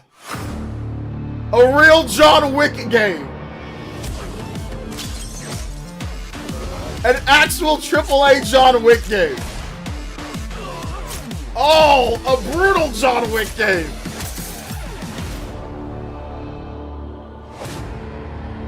Saber. Okay. Who knows when it's gonna come out, but hey, look. Good morning, Newcastle. We'll take it. This is Joy, your community outreach liaison. Oh, here's Marathon. We'll take it. Lovely day outside. It's that's the cyberpunk guy. Very quiet. Rainfall is expected to begin in the early afternoon and last until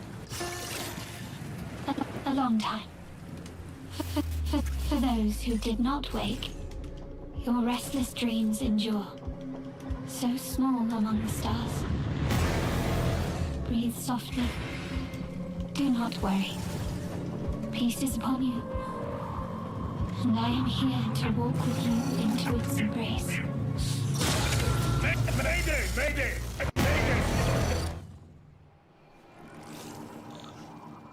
This is General Dan Agreed of the new Cascadia colony on Tau City 4. Whoever's listening, whatever's out there, we need anything. Weapons, supplies, a way out, a way back. Mayday, Mayday. This is Dan Agreed. Tau City. I feel like I'm praying. We've had to do things to survive. Things I never would have. We're monsters. We're all monsters.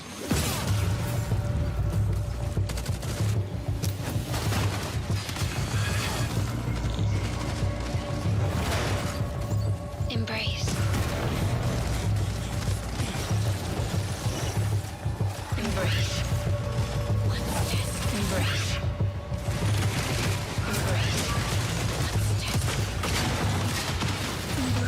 Embrace.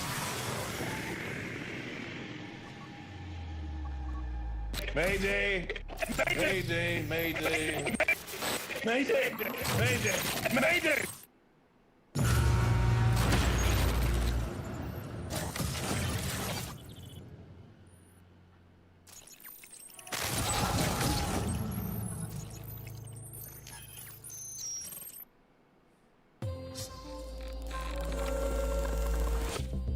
Hey everyone, my name is Joe Ziegler and I'm the game director on Marathon. Today we're excited to announce our server slam from February 26th through March 2nd, where you can join us on Tau Ceti and help test Marathon on PlayStation 5 and other platforms. Our server slam features an introduction to the survival gameplay of Marathon, giving you a chance to explore the dangerous world of Tau Ceti and unlock rewards for the full release on Thursday, March 5th. For all PlayStation Plus players, we're also excited to share a collection of unique weapon charms that pay homage to some of our favorite PlayStation games, including Helldivers 2, Death Stranding 2, and Ghost of Yotei. Oh, looks like Metal Gear Solid 4 is coming to Switch 2 as well. Xbox, From Switch 2, here at Bungie, PlayStation, everything. So MGS4 MGS4 everywhere, apparently. February 26th.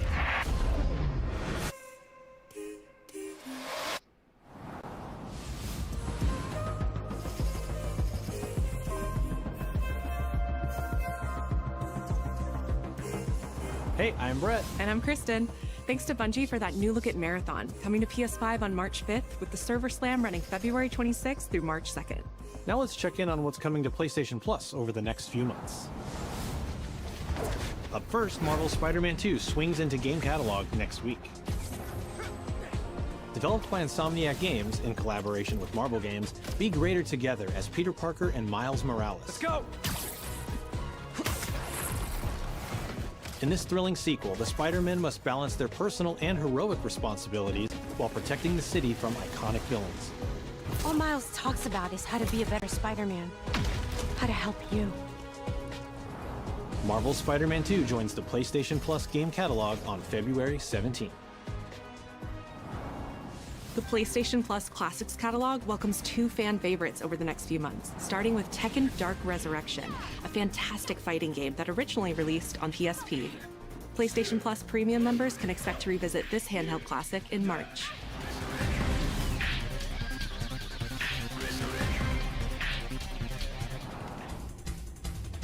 The original PlayStation version of Time Crisis brings arcade action to the Classics Yo, catalog. Anonymous Zero. Thank you This for the version tuning also tier offers pledge. gyroscopic aiming with the DualShock 4 or PS5 DualSense controller, simulating the original. Yeah, there's going to be life one game more experience. thing, and I think it's going to be the new God of War 2D. It's going to be the new God of War game. It's either going to be a new God of War or a new God of War 2D game. Like, I think it's going to be a one more, or it's going to be a resurrection of an old franchise. About teamwork and talking. I think it's going to be a resurrection of an old franchise, like Hang out and get lost with your friends in an open world full of challenges, Resistance, puzzles, and playful Infamous, something like that. Or it's going to be like something God of War, a teaser of the new God of War. Or it's going to be like the 2D God of War game. Like, it's going to be something like that. It's got to be something like that. Because I don't think they're going to do a PlayStation Showcase this, like another one That's this all year. for me and Brett, but we still have a lot more cool stuff to show you, including brand new Saros gameplay.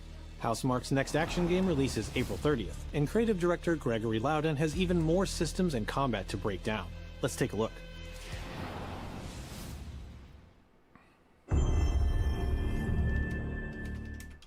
What is that for you, Arjun? Finishing the mission. Keeping people safe. Oh, Arjun. I know you better than that.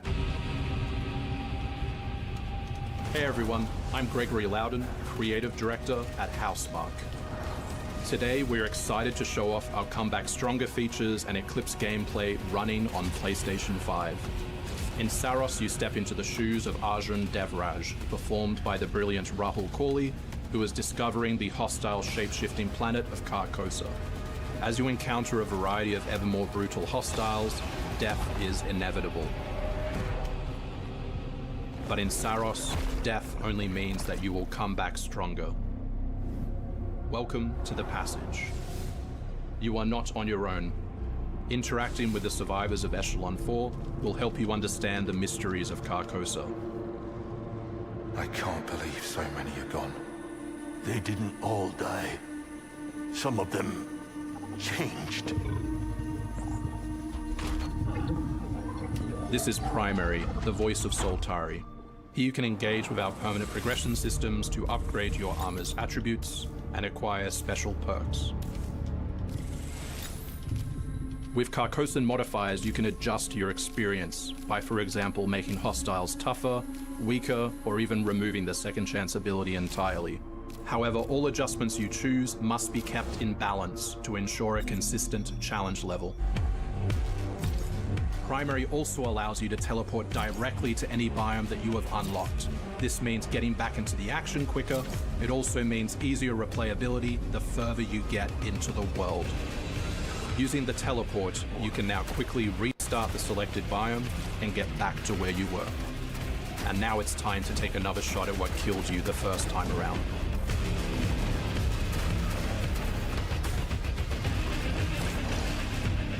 Eventually, you come across an alien device.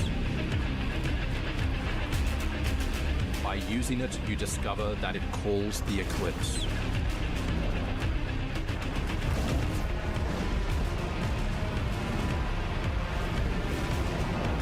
The Eclipse corrupts the world. It's a complete escalation of our gameplay, our audio, and our visuals on Carcosa. Hostiles now shoot corrupted projectiles, which reduce your maximum armor integrity, but you can restore it by using your power weapon. Weapons and artifacts also become corrupted, which alters them in both positive and negative ways, which ramps up the challenge. We can't wait for you to play Saros when we launch on April 30, 2026.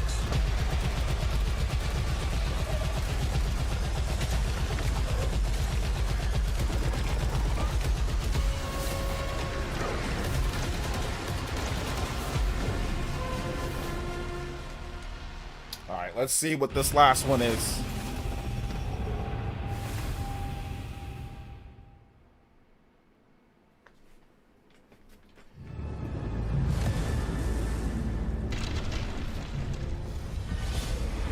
Excuse me, guys. Well, this is not the last announcement. Never mind. There's more. The air trembles. Mother Earth herself senses the coming battle. The world may hate us, we still have to save it. Oh, this is Token. This is the fighting game, Token. Yeah. You cannot stand. I thought it was something different for a second. Yeah, it's Token. Fighting game. The power of Mother Earth. Looks good. Let me at them, Storm. Limbo is waiting, and I'm starving for your soul! Time to end this! I've got this one. I'll show you how the X-Men get it done. You're cooked, Bob.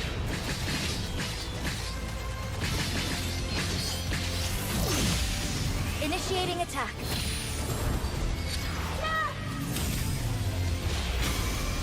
I am all that remains of Shi'ar technology.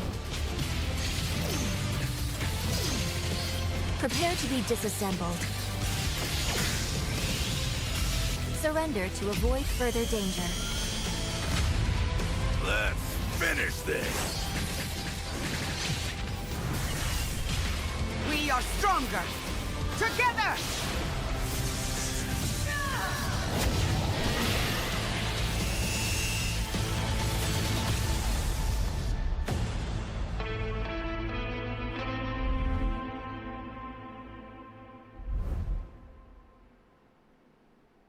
I'm gonna watch people assemble teams. I don't know if I'm gonna play. Hope you enjoyed the latest trailer for Marvel Tokon Fighting Souls. The wait is finally over, and we're super excited to kick things off by finally revealing the new X-Men team.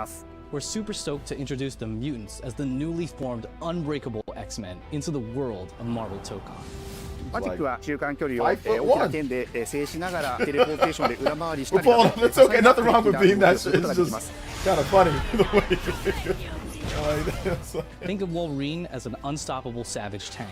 Some of his claw swipes have armor on them, so he's literally going to be able to shred through opponents' attacks.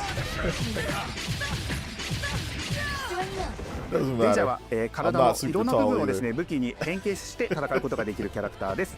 She's trained the X-Men over years through battle simulation. So as a zoner in this game, she's gonna set up so many traps. Nothing wrong with that, guys. Nothing wrong with being short. I'm not very tall. I'm not super tall either. Oh, he's a short guy. トレーラーの冒頭では新たに紡がれるマーベルユニバース闘魂オリジナルストーリーの映像を含めさせていただきました。 PJ マ Mask ーベル闘魂ファイティングソウルズ20キャラクターのプレイヤブルを実装しまして2026年8月6日に発売いたします。 Look like one of them. Pre-orders open next week, so please check out our variety of editions and goodies, and we can't wait to share with you some more info. Those little Please check it out and stay tuned. Like those little Marvel characters, like my daughter watches or my son watches, like the little Marvel superheroes. Not quite the big cartoon show, but like the one for like the little kids on like YouTube Kids, like little Spider-Man and all. All right, let's see this one. All right, what's this? Oh, it's the God of War game. I knew it. I told you guys. It's the God of War game. The 2D God of War game. It's the 2D God of War game. And a tease for the new game.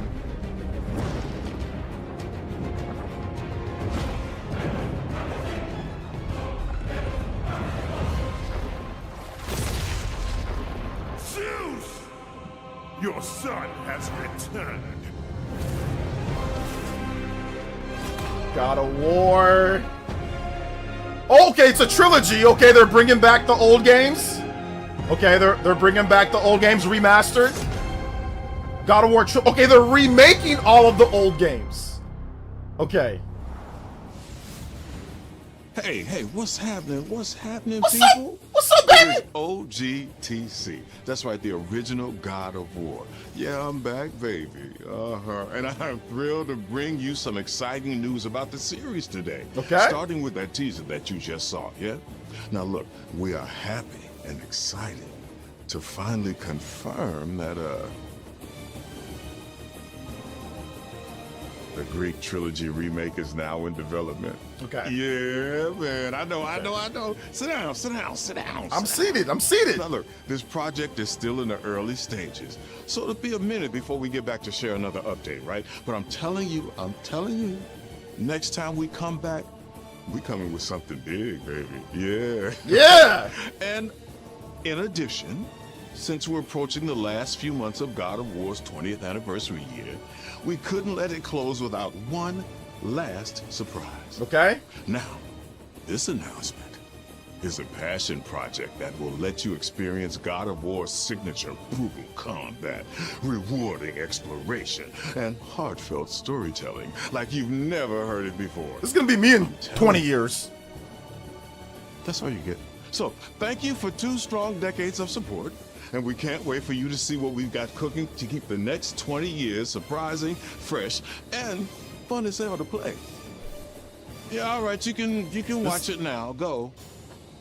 This is still here. Go. This is me in 20 years, guys. I'm gonna be still streaming. Oh. Go! All right, the 2D God of War. I called it. The 2D God of War.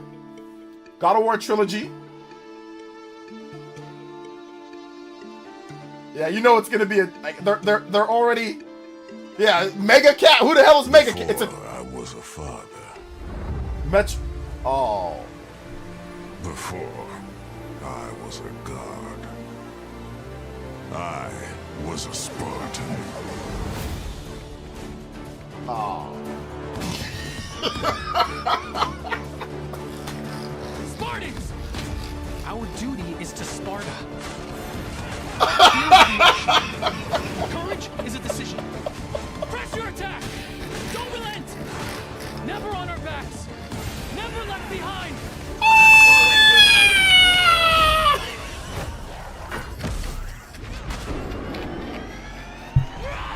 Oh, it could be cool, guys. It could be cool. Gods and monsters. That Avatar? Or is it which way? I don't know if that's a. Of destruction. Is this an Avatar game? Begins here. I don't know if it's Avatar or God of War. Yeah, they'll bring this to Nintendo Switch. God of Wars. Sons of Avatar. At least it's a new game.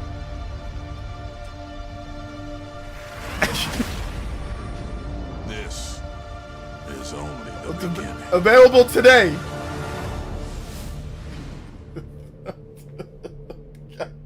That was a bit anticlimactic, but hey, I mean, it's better than I think what they should have done. They should have just done one thing, and that would have been better. They should have flipped it. They should have shown the Boy of War, the God of War Avatar game. They should have shown that first, and then just give us the first glimpse of Kratos in the trilogy. It doesn't have to show the gameplay. Just say Kratos with like a 3D rendered model and just say trilogy. They just needed to flip it. That's all they needed to do. And that would have been a okay, because like God of War is my favorite Sony franchise. So that's all they needed to do was just flip it. Make the trilogy the last thing, and make the boy Avatar God of War 2D game. Make that the first thing that they showed. They should have just flipped it. That's all they needed to do. And then just show a 3D render of Kratos, like a box art or whatever. That's it. But at least it's available today. You can go pick it up today.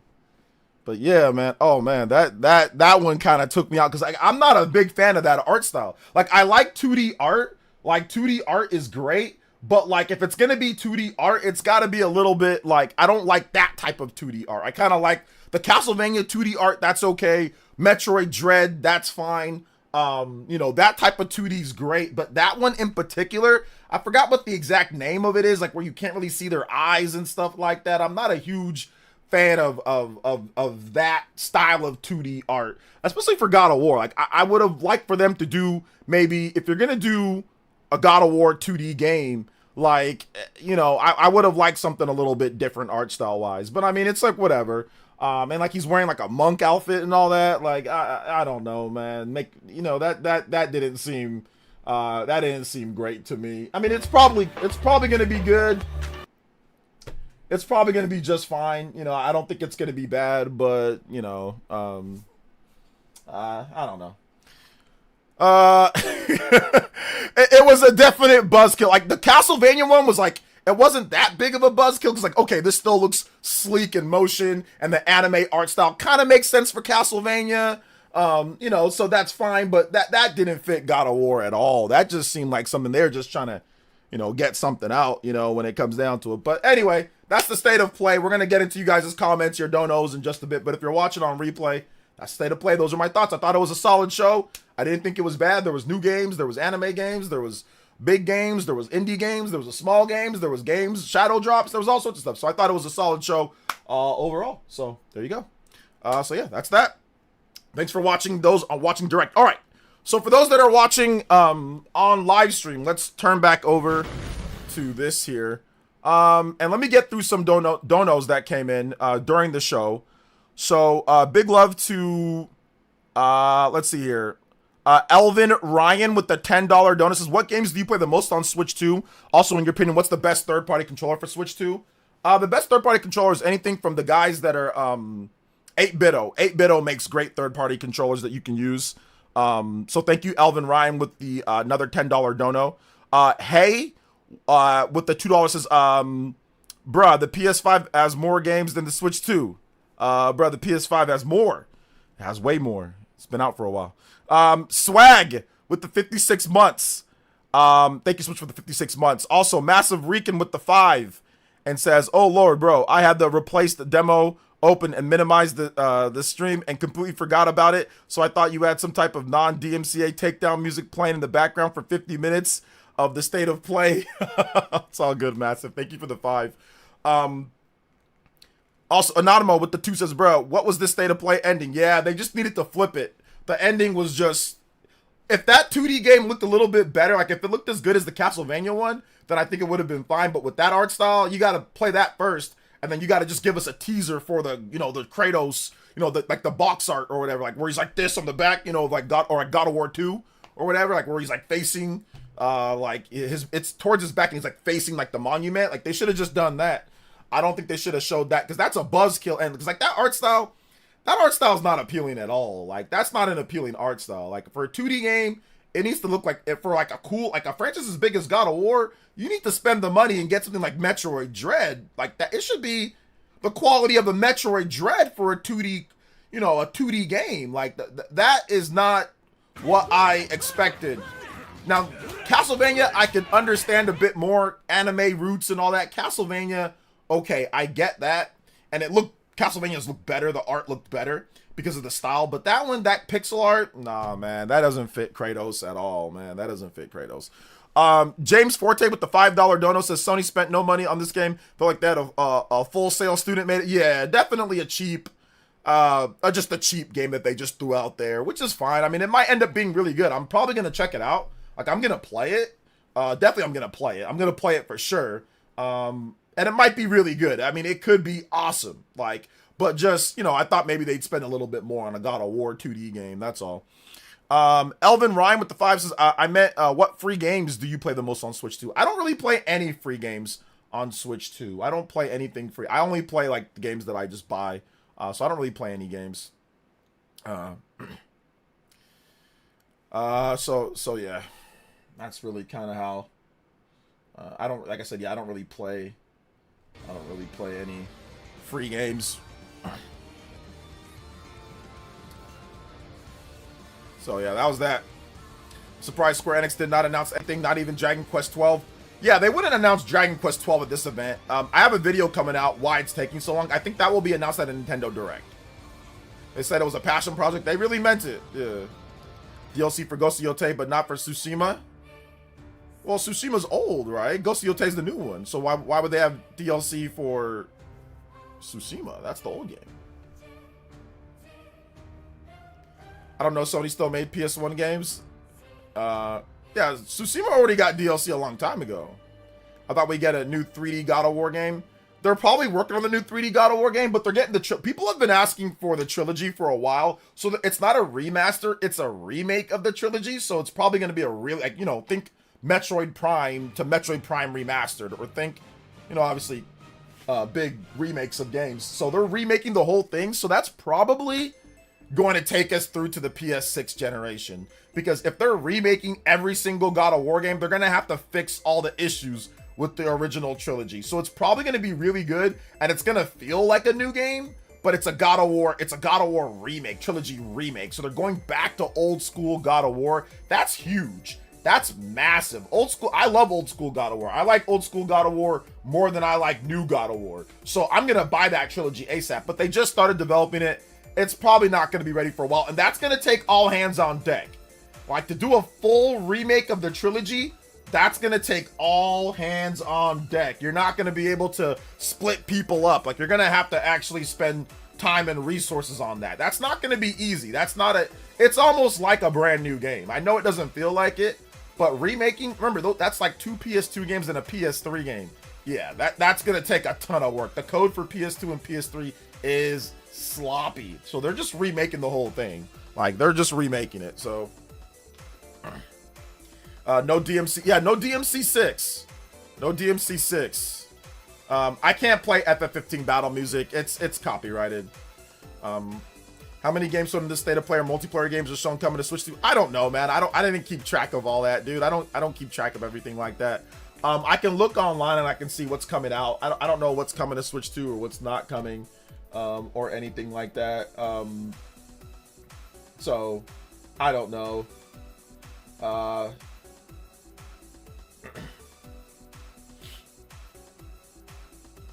So we'll see. MGS Delta 50% off is a buy. Yeah, I think I'm just gonna play MGS4 again. I don't think I want to play Metal Gear Solid 3 again, to be honest. All right, take it easy, Slate Hood. Thanks for coming out to the stream.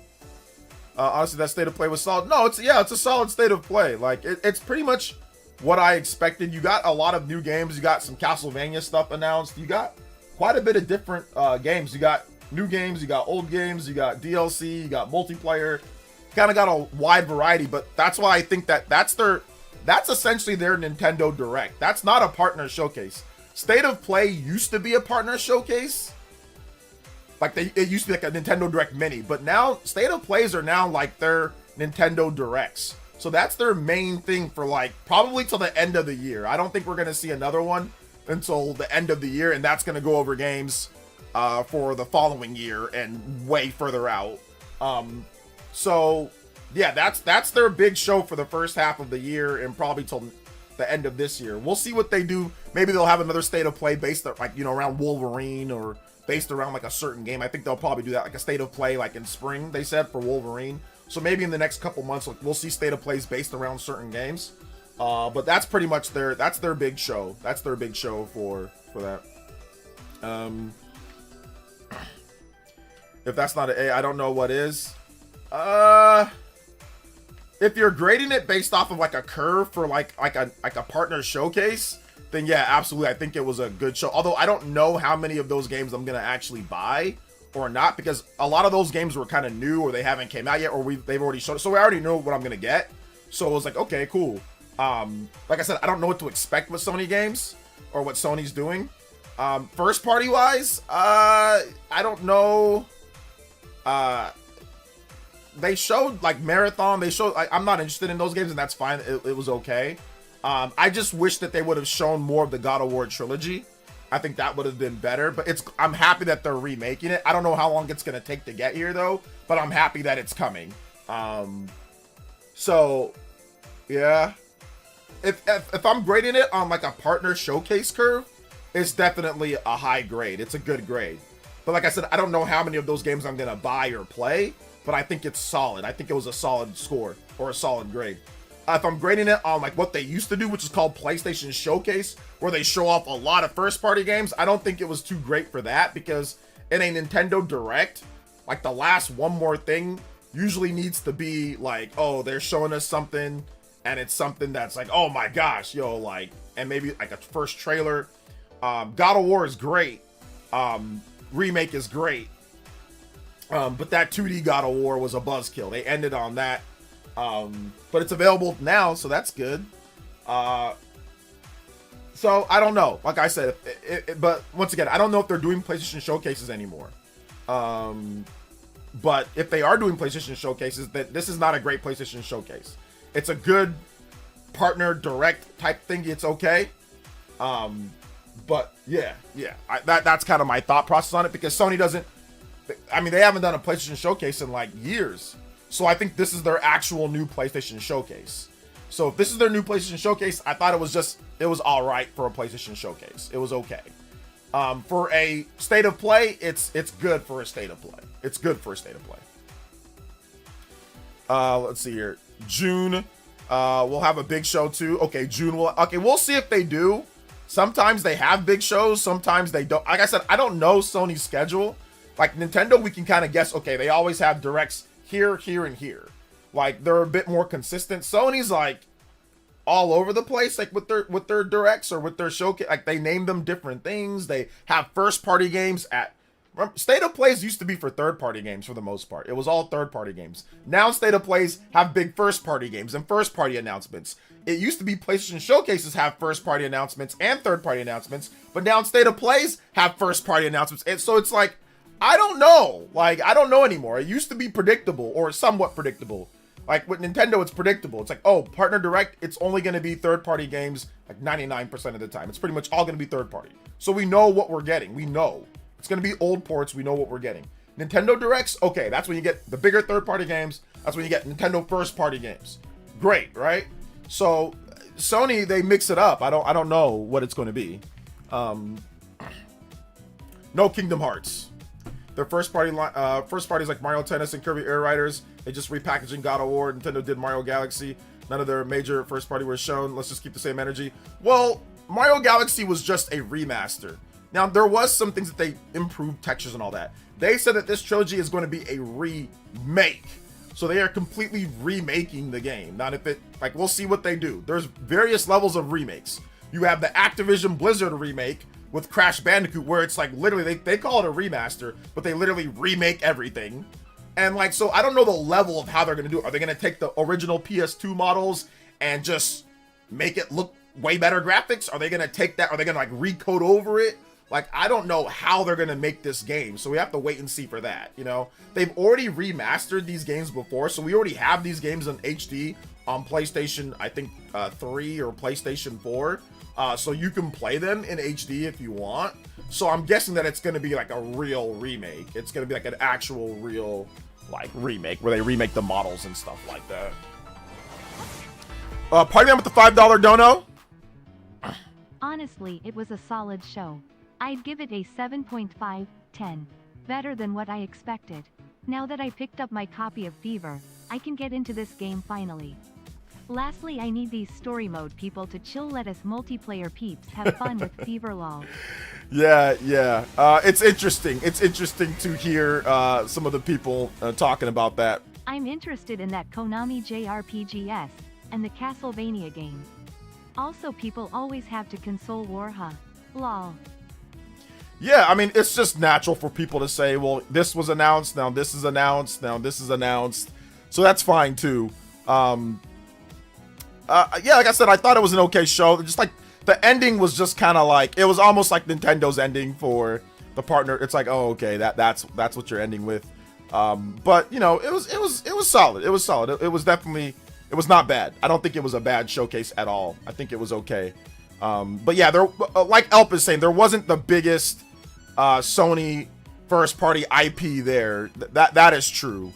The biggest ones were not there. So I mean, we'll see what happens with that. You know, we will see what happens with that. What they have. Maybe they have some more like.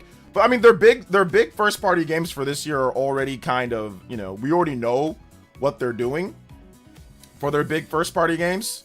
So yeah, I mean, that's kind of how it is there with that.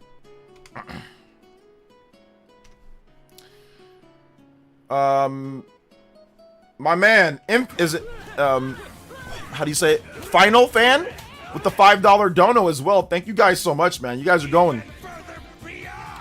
Nintendo focused on the Mario Galaxy movie hitting the theaters April 1st. I could see Nintendo doing a general direct after the Mario Galaxy movie April 1st. Yeah, I think it can come either March or April.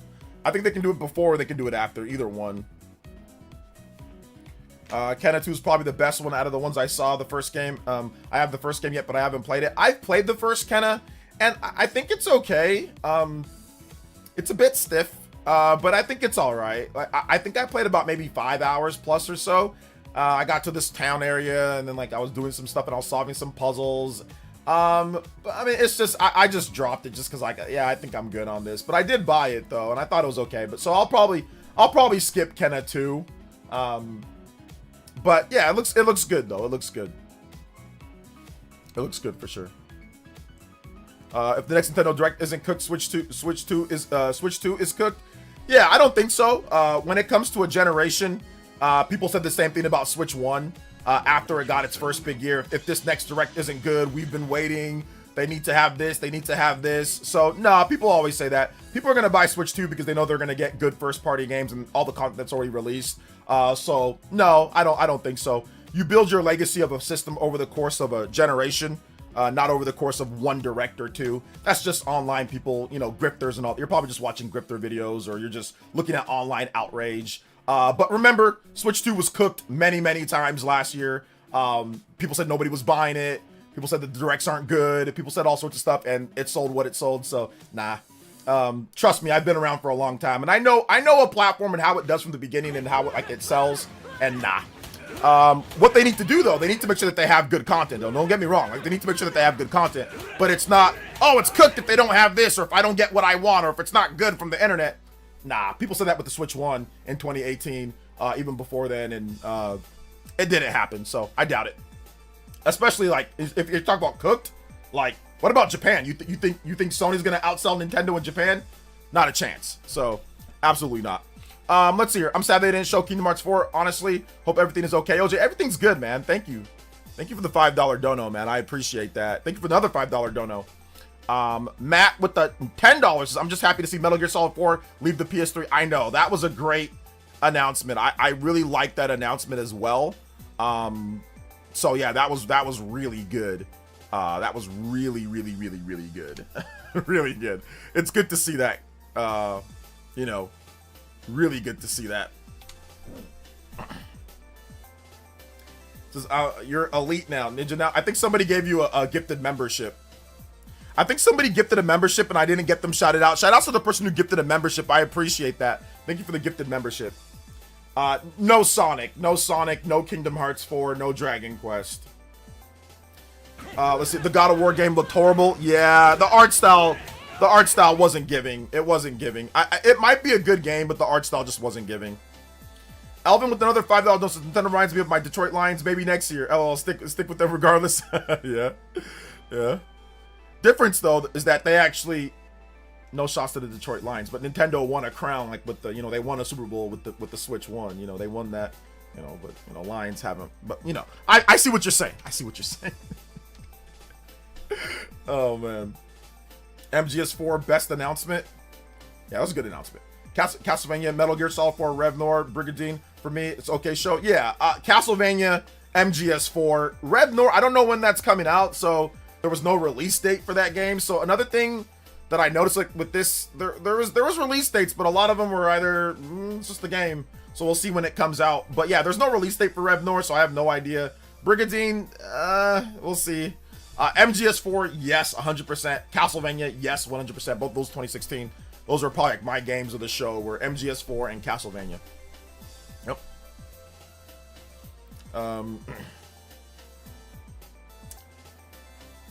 Let's see. Fire Emblem is still my #1 game for this year right now. Castlevania is going to be, Fire Emblem is going to be really good. I'm really looking forward to Fire Emblem. I'm really looking forward to it. Yeah, the John Wick game looks cool too. We'll see how it plays though. It's Saber Interactive, so it looks really cool. It's coming to PS5, Xbox Series, PC. There's no release date, so I mean, cool.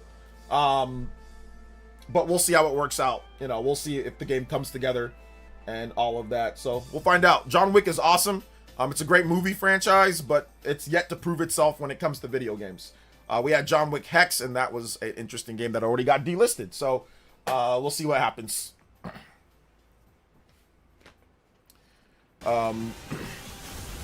Justin with another $3 dono coming through. Let's go. Man, people are acting like it's June and not February with the Nintendo Direct stuff. Man, these people need their 3D Mario.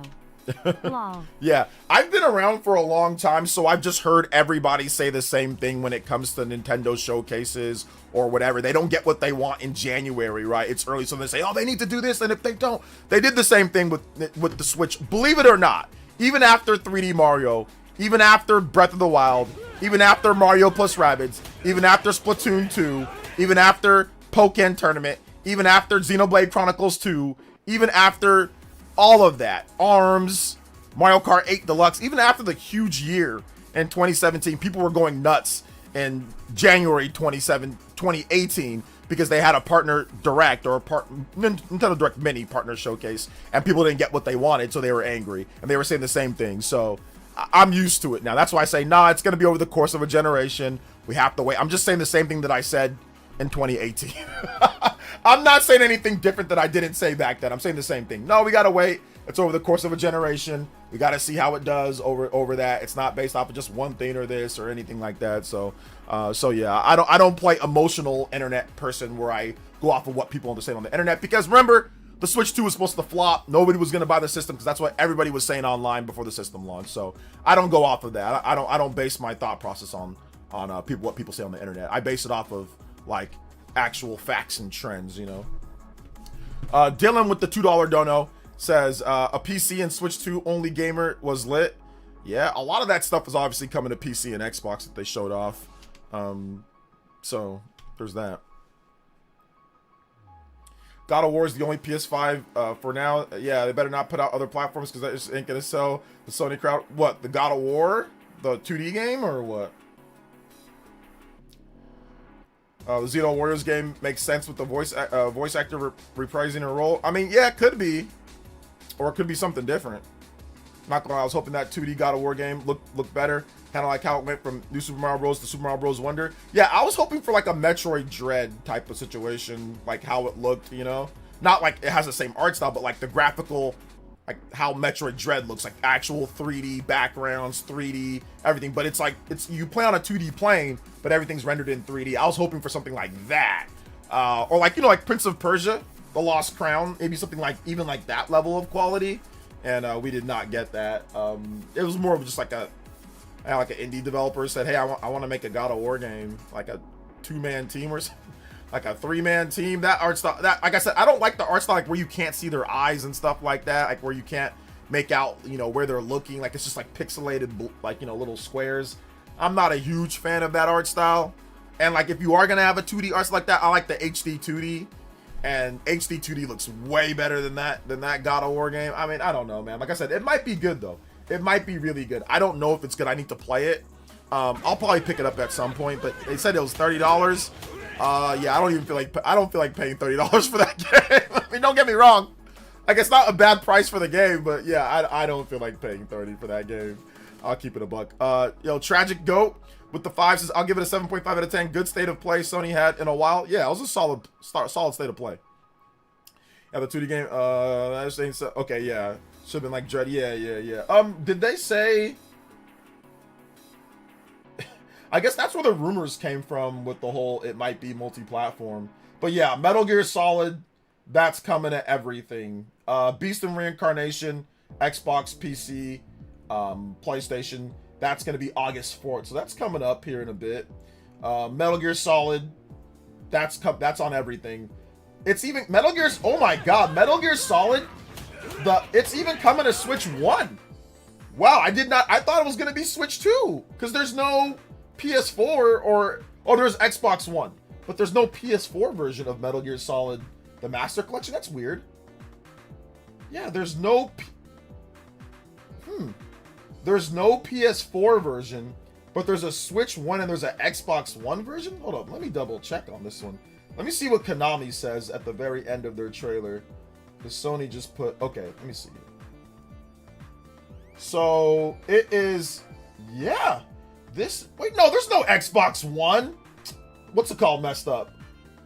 There's no Xbox One version of the Metal Gear Solid collection. Okay, so it's out on August 27th. August is looking pretty good. Beast and Reincarnation plus Metal Gear Solid. Okay, so it's Switch 1, Switch 2, PS5, Xbox Series S and X, and Steam, PC Steam.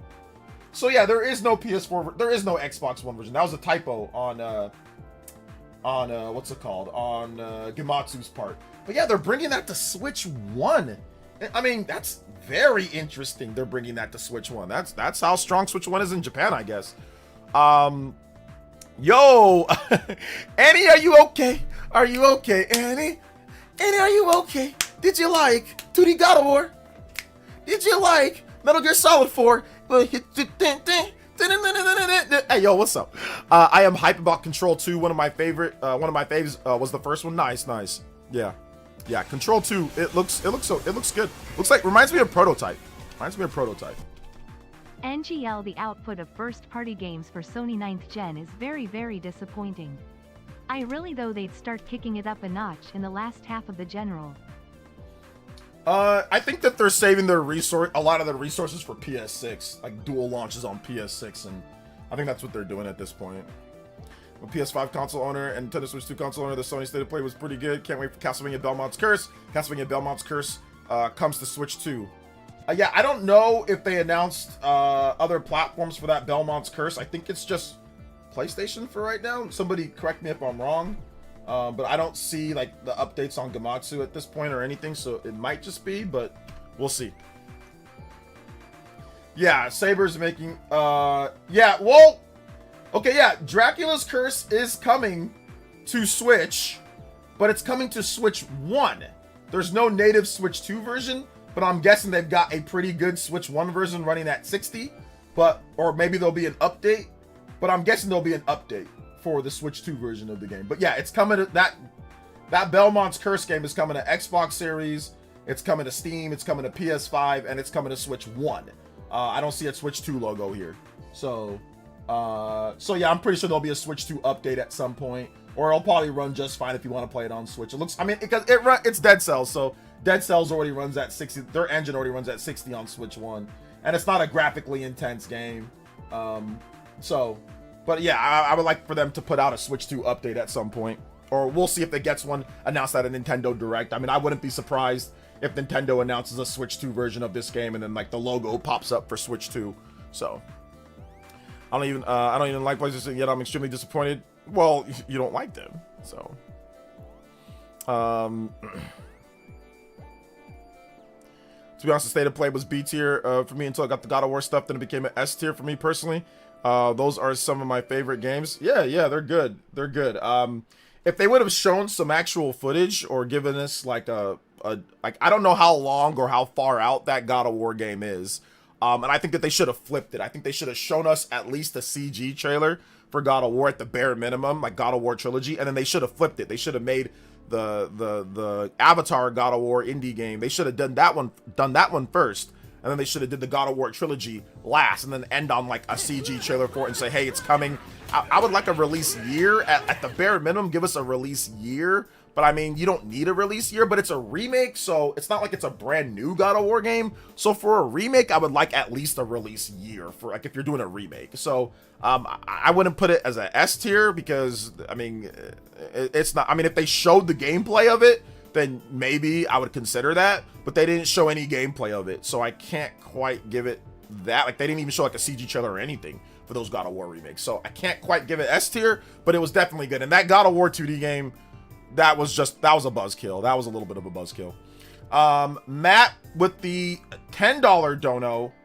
Thank you so much, Matt, with the $10 dono. But yeah, it was not a bad showcase. There's a lot of games coming out. There's a lot of stuff. Like there's a lot of variety within the showcase as well. And the Castlevania game is awesome. But yeah, that is coming to everything.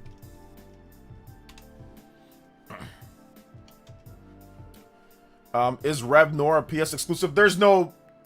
I mean, it's coming to PS5, we know that, but I doubt it's a PS5 exclusive. But we'll see. The game's not going to be ready anytime soon. I'm guessing that's going to be in the next couple years. It's a brand new game, so we just don't know. We don't know more about that. We'll have to wait and see with that one. But no, I see where you're coming from too. I see where you're coming from.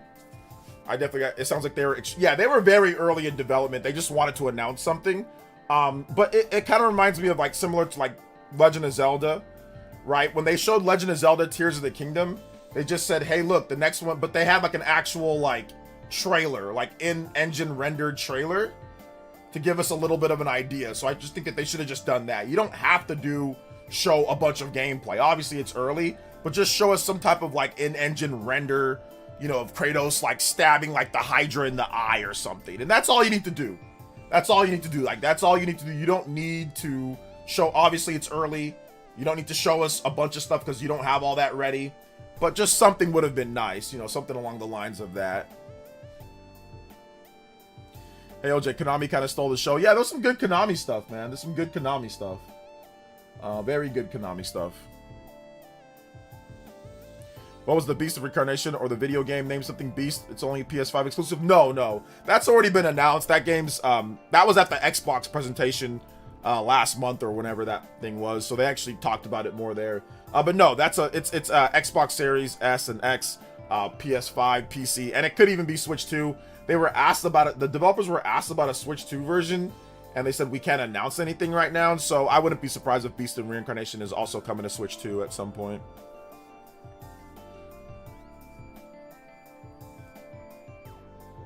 Well, Elder Scrolls, no, that was not enough. So I think that Elder Scrolls one was bad, but yeah, something like Tears of the Kingdom, that type of reveal would have been good. How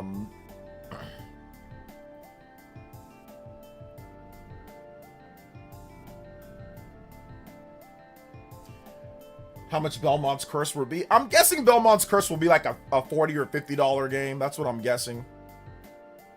I mean, if it's less than 40, I'd be pretty shocked. And I'd be like, oh, that's great if it's less than 40.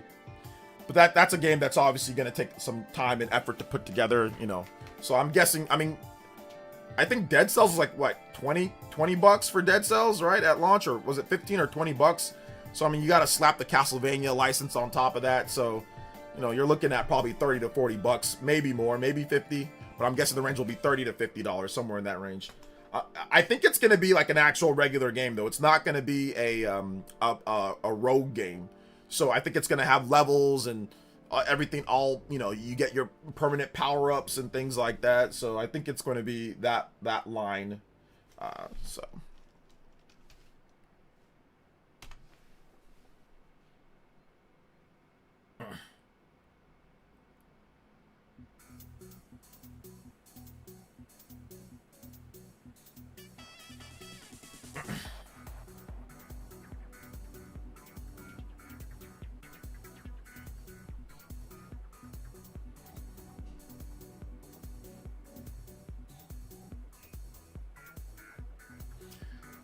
Let's see here. You can't spell. I can't spell either. You think DOA 6 last round will come to Switch 2? Probably, yeah. Most of the Japanese games will probably come to Switch 2. I don't know about the Western games, but all the Japanese games, or I don't know about like the indie games that they showed off, but all the Japanese games are probably going to be on Switch 2. If you go on Nintendo Everything, like a bunch of those games announced are all coming to Switch 2. Brigadine, the Neva Prologue, obviously Resident Evil and Pragmata, we know about those. 007 First Light, that's obviously coming. The Rayman 30th anniversary, that's Ubisoft, but whatever. Legacy of Kain, that's coming to Switch 2 and everything. Metal Gear Solid, that's coming. Castlevania, that's coming. I mean, my games of the show are both coming to Switch and Switch 2. So for me, it was okay because I got Castlevania, I got Metal Gear, you know, not bad at all. I love God of War. God of War is my favorite Sony franchise. Although I am like kind of like how there's modern Fire Emblem fans versus old school Fire Emblem. I'm that way with God of War. There's the modern fans of God of War that the series is way more popular now than when it was back then. But you know, it sells way better now, so there's a lot more modern fans than old school fans of God of War. I'm, like I said, it's the reverse. You know, like with Fire Emblem, there's a lot of old school Fire Emblem fans, and then there's like modern Fire Emblem fans. I'm more of a fan of modern Fire Emblem than I am of old school Fire Emblem. So I'm happy that they're remaking the God of War trilogy. But yeah, that 2D God of War game was just... He looks like Avatar. I mean, it just... Nah, man. Nah, no. Like, I'm not saying it's a bad game, but it's just... Attaching the God of War brand to that game, I don't think is a good idea. That's not God of War, man. I need something a little bit more I mean, especially after Metroid Dread, after, you know, even like Hollow Knight Silk Song or whatever, after the Castlevania game, after Prince of Persia Lost Crown, we need something a little bit better. God of War needs something a little bit better than that. You want to go 2D? No problem. But you gotta show something a bit better than that, man. That was not giving at all. Like the old GB8 Metroid games look more visually appealing than that game, you know. So I don't know, man. Elvin with the $5 says curved monitor for Switch 2. What should I be looking for? $300 budget. So curved monitor or get large TV on sale. For Switch 2, you want something that supports HDR. But it's going to be hard to get a real real HDR and all that for $300. So it depends on how you like to play, Elvin. I don't like sitting at a desk. So if you're talking about a monitor, I don't like sitting at a desk and playing my games. If you have a couch in your room, like I have a nice, like really nice theater quality, like, you know, lazy boy, like it can like do all that. So if you like that, then I would say get a TV. Get a nice TV. You can go to Walmart and pick up a big TV. It's not gonna have good HDR. It's not gonna have all that, like all the bells and whistles. But you can get a good big screen TV at Walmart for like $278. So I would say if you're on a $300 budget, you know, I would say go for the comfort of playing on like a couch, you know, and not having to be at a desk. But that's just me. I don't like playing games at a monitor, but I work at a monitor all day. So the last thing that I want to do is after I'm done streaming here for 3 hours or 4 hours, or the last thing that I want to do is like, all right, guys, I want to go play some video games. All right, now I'm right back here. That's the last thing that I want to do. So it just depends on, like, you know, your own play style and all that. But I have an LG CX, and that's what I use for like my Switch 2s right here. And I can easily undock it and play, or easily dock it back and play. So I like TV play. For me at least, it's better for me.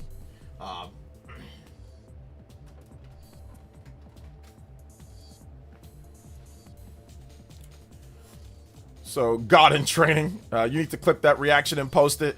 Yeah, I do need to clip that reaction and post it. I'll do a YouTube short of my reaction for everything. I'll do it, yeah.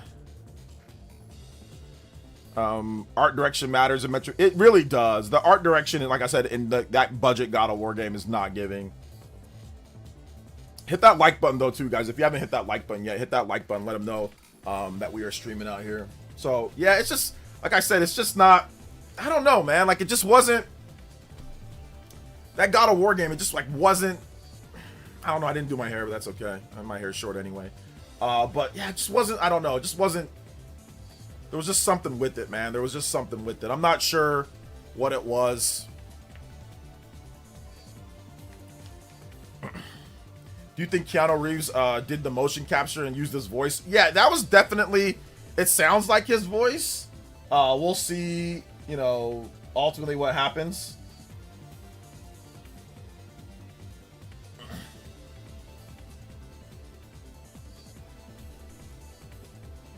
We will see. But yeah, I think that the announcements for me were Konami, the new Castlevania, the new Metal Gear Solid 4. Those were like some pretty good announcements.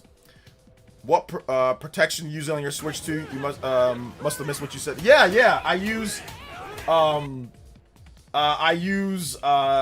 what was it? Let me check, Elvin. Give me 1 second. Let me check on my Amazon. It's a really, really good one. It's like not like all the other ones. It's a high quality one, and it actually makes the screen look better. Gosh, let me see. Let me log into my Amazon. Thank you for the $5, man. I appreciate your support today. So let me see. Switch 2. Let me look it up. I forgot the name of it. Switch 2. Hey, Elias, are you still here, Elias? Okay, here we go. Yeah, Alumacore. Spigen Alumacore? Or was it Alumacore? How much was this one? I think it was Spigen Alumacore. Yeah, that's it. I'll drop the link in the chat here, guys. This is the one that I use. It's nice, bro. It is really, really, really nice. Spigen Alumacore. I like it a lot. So that is the link to it, and it is super nice. They're actually having a sale. It's usually $30, but this it's $23, so 26% off. So you can get one for your OLED Switch 1, or you can get one for your Switch 2, and I like it a lot. It comes like with a thing where like you can like flatten it, and it comes like with a little flattener, this thing to help with the bubbles. Oh wait, where's it at? Yeah, here. It comes like with this thing to help like flatten it so you can get the air bubbles out, because it took me a while to really get those air bubbles out. So yeah, I like it a lot. It makes the screen just look nice, and if you have any scratches on your screen, it eliminates the scratches. Now it doesn't get rid of them, but like you can't see them. That's what I like, because I had a couple scratches and it completely wipes the scratches out, which is cool. The Switch 2 screen, if you're not careful, you can easily scratch it on the dock. Like, it's not hard to scratch on the dock. Let's see here. 10 out of 10 for PlayStation fans. Was that a 10 out of 10? I don't know. Was there enough big first-party games to really get PlayStation fans super excited? No Wolverine at that showcase either. I mean, Saros was good, but I don't know if that was a 10 out of 10 for PlayStation fans. It might be. It seemed like it was more if you like, obviously, third-party. It was great for that. Maybe if that God of War game was a little bit better, or maybe if they showed like actual gameplay footage of the God of War trilogy. But I mean, if you're into Marathon, sure, there was Ghost of Tsushima, so there was definitely some first-party stuff. But I'm not sure if it was a 10 out of 10 for PlayStation fans. I'm not sure about that. Now, if they would have showed maybe like a Ratchet and Clank, or like maybe like a new Jack and Daxter, or a Sly Cooper, like one retro franchise from like the PS2 or PS3 era coming back, I think that could have made it maybe a 10. Like if they showed that Resistance or Killzone or something like that was coming back, I think that would have made it a lot better.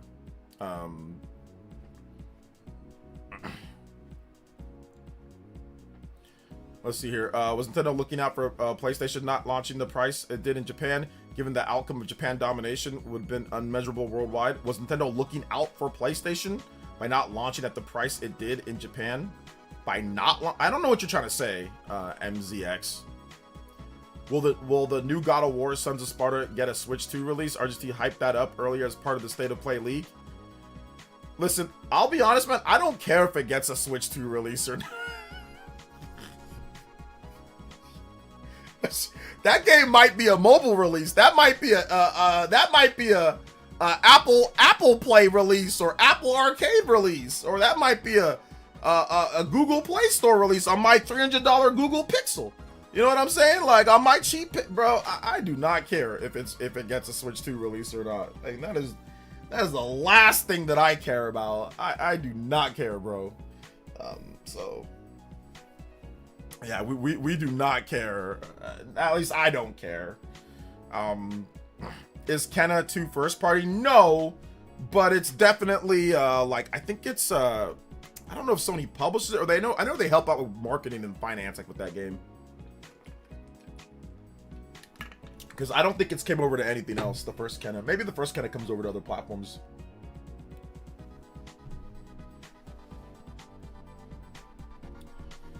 Let's see. It would be smarter if Sony did a 2D Astrobot instead of God of War. I mean, even if Astrobot looked like that, I mean, it would help Astrobot's design better. Astrobot could do that art style a bit better, yes, but it still wouldn't be great. Dang with the 3. Solid show, though kind of felt like a PS6 State of Play with how many undated, in-development games they showed off. Not much to get me excited to turn on my PS5 anytime soon. Yeah, I don't know what was the games that were coming out like soon. Like, I know there was a few games that were like August and stuff like that. There's Soros, we know about that game. But yeah, we'll see.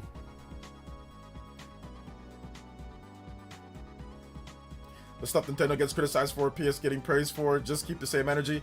Yeah, I mean, listen, they had first party stuff there. So it's like, you gotta factor that in. But yeah, if this is compared to like a big Nintendo Direct, yeah, I'm not so sure. I don't think, like I said, I don't know if it was like better than getting like, you know, actual big, you know, new first party games, like a Fire Emblem, for example, or like a Yoshi. But like I said, it is what it is, you know, like I thought it was okay.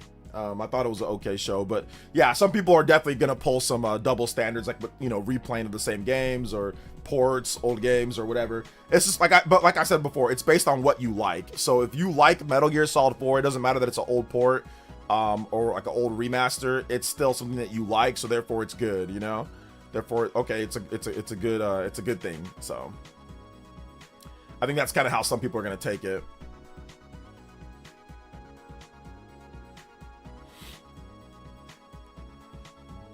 And there's a new Castlevania announcement, although it's coming over to everything, you know, but that's cool. It's a new Castlevania announcement. If I'm Konami though, I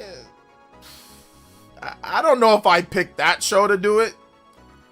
I don't know how much of the big PlayStation fan base is excited for a 2D Castlevania. There could be a lot of people for sure. But I don't know about that. But they had the whole thing set up like with all their other games, so that makes sense. I mean, if you're gonna reveal Metal Gear and all, like, just reveal it all there, you know. But you know, we'll see.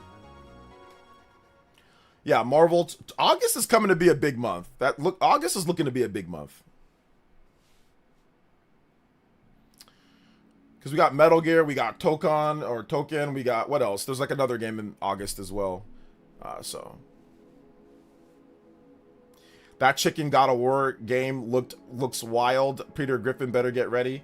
Yeah, that is like a straight up just a rooster. It was just straight up a rooster. That was a funny announcement. That was a fun. What are people saying online with this show? Are people liking it? Are people not liking it?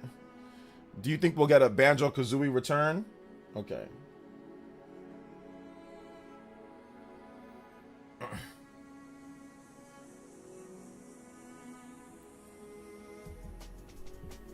So we'll see there. Yeah, I'm looking at this. Yeah. He looks like a caveman. in this game. I mean, it could be good though, man. God of War, Sons of Sparta. Yeah, it could be good. I'm not in love with the color palette. I'm not in love like with just, yeah.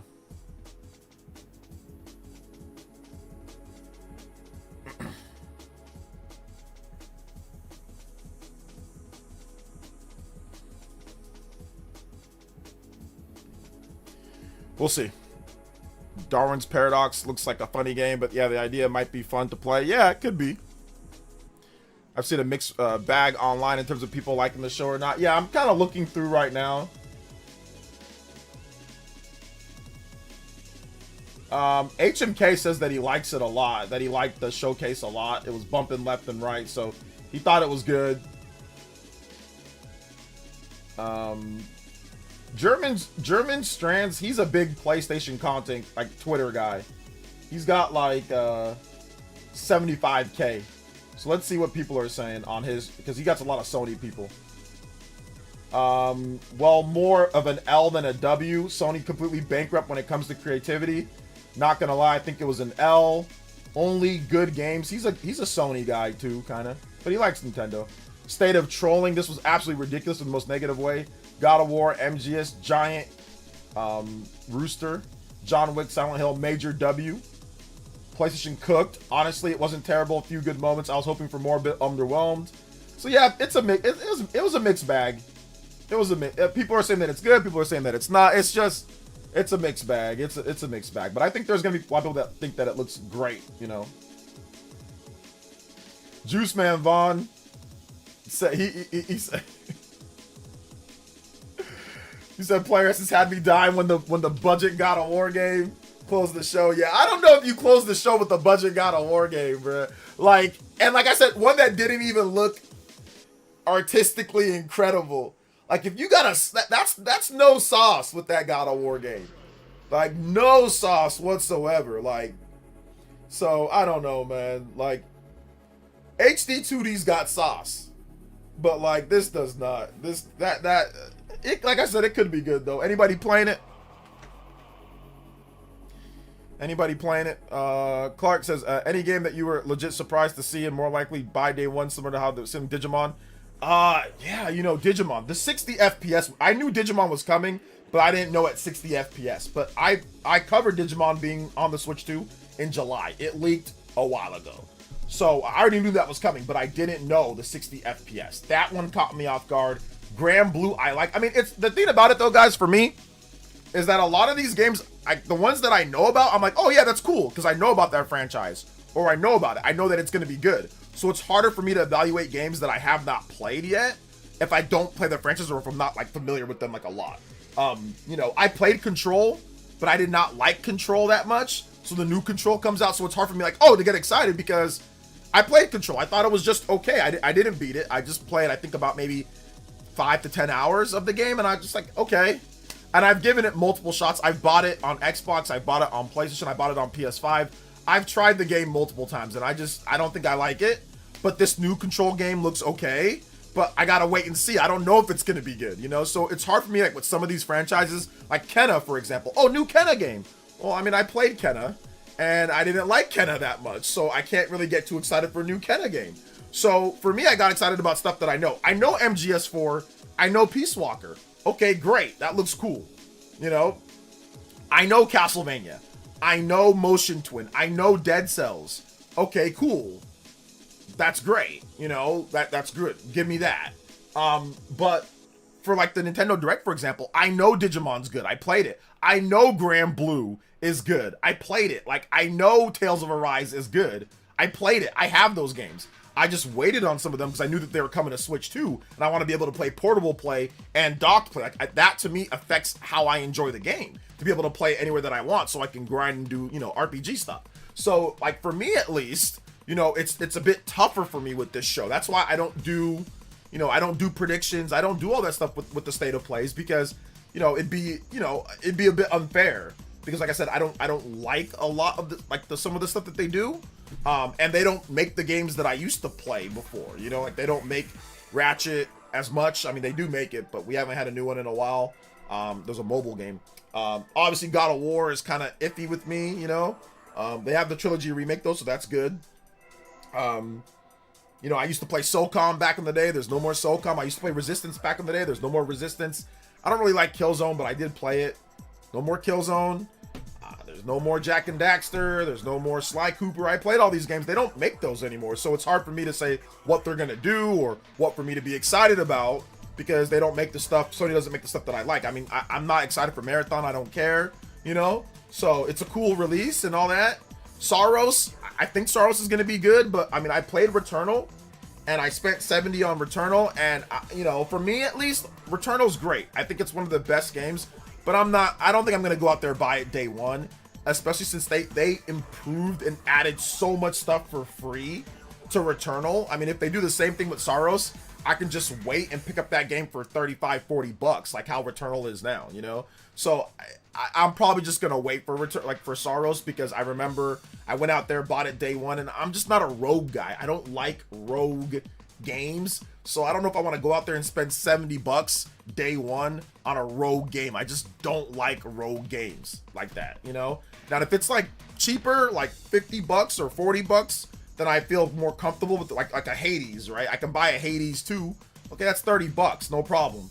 But I just don't feel comfortable spending 70 bucks on a rogue game. It's just not for me, because I tried it with Returnal. I think it's a great game, but it's just not for me. So like I said, this showcase is a little bit harder for me, because Sony's not really quite like doing everything that I would like, but that's okay. That doesn't mean it's a bad show. I can be objective. That doesn't mean it's bad, because I'm not getting what I want, you know? So that's kind of how I see it.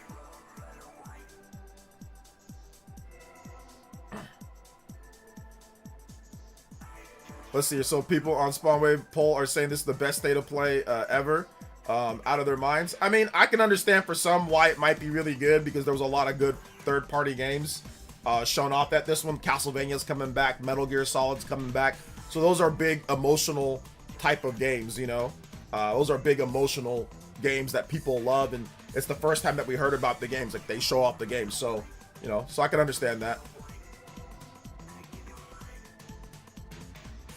Have I tried the new Mario Tennis? I have not. I gotta go pick it up. I haven't had any time today. I was taking care of my boy. I was working. I recorded a video, didn't edit, so I gotta record a video for you guys. I gotta edit the video. So I just didn't have any time today to go pick up that. But I plan on go picking it up. I think my boy's asleep right now, so I might go pick it up at Best Buy tonight, probably.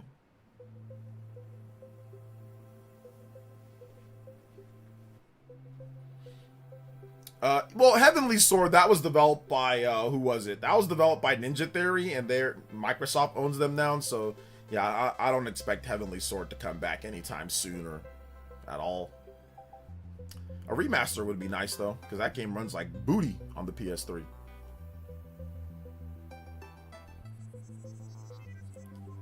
You haven't picked it up yet? No, I haven't had the chance. I wanted to go out earlier. I told my wife, I was like, hey, let me go get us some chicken and let's go get some stuff for dinner tonight. And she's like, no, I'll go. So I was like, okay, well, that ended that. And I've just learned, when my wife says no, I'll go, I've learned I should just be quiet most of the time. To be honest, I should just probably never say anything back. That's what I've learned going forward. So I didn't fight it, even though I wanted to go pick it up this morning. I just said, all right, no problem, babe. Go out there. And I just said whatever. I'm not even trying to, these days, man, I'm just trying to not start anything. So I just let it go. I didn't even say that, but I didn't say anything about the game or nothing like that. You know, I just let it go. So I'll pick it up when I pick it up. But I wanted to go get it this morning with some food and stuff like that, but she decided she wanted to go. So I just said, all right, no problem. And that was that. Yeah, sometimes not every battle's worth fighting, man. I just said, let me just leave it. Now, obviously, if it was like, a Zelda, or if it was like something like that, I mean, I would have let her know beforehand and, set everything up. I probably would have got it at midnight or something, or whatever. Probably would have downloaded it and just played it, but. So.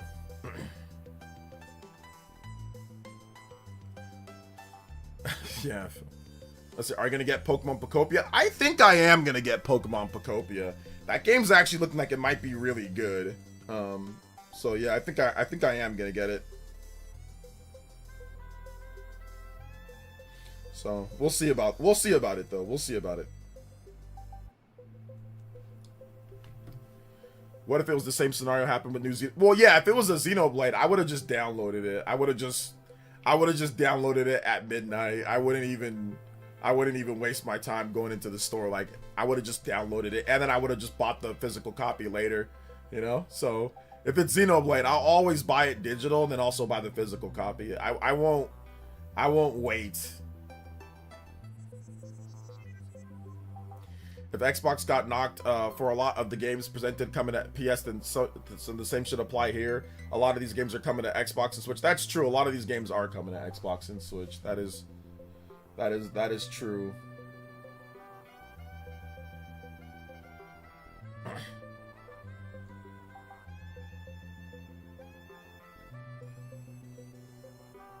There was Silent Hill.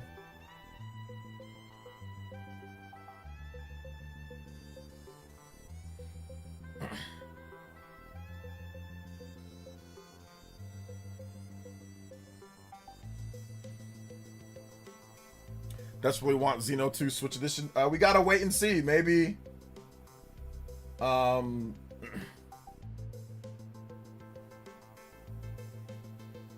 Maybe we'll get something at the next Nintendo Direct.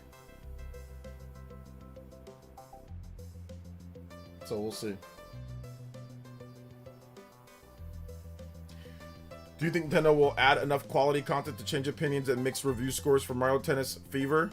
No. There's nothing that can change the opinions of Mario Tennis Fever. They literally did that with this one. It has a bunch of modes that you can play offline. They're not adding any like drip feeding content. They're not doing all that. It has a single player mode, not the longest, but it has one. It's got great online modes. The online play is super smooth and it's good. It's got tournaments, it's got rankings, it's got all this stuff, and people still get upset. So really, it doesn't. There's nothing that they can do. The game just needs to be $20. If the game was $20, the game is the greatest game of all time. So that's really what it comes down to. It has nothing to do with the quality of the game or content in the game. It's just people, they're mad because it's 70. That's it, online. It has nothing to do with the actual quality of the game. The quality of the game is good.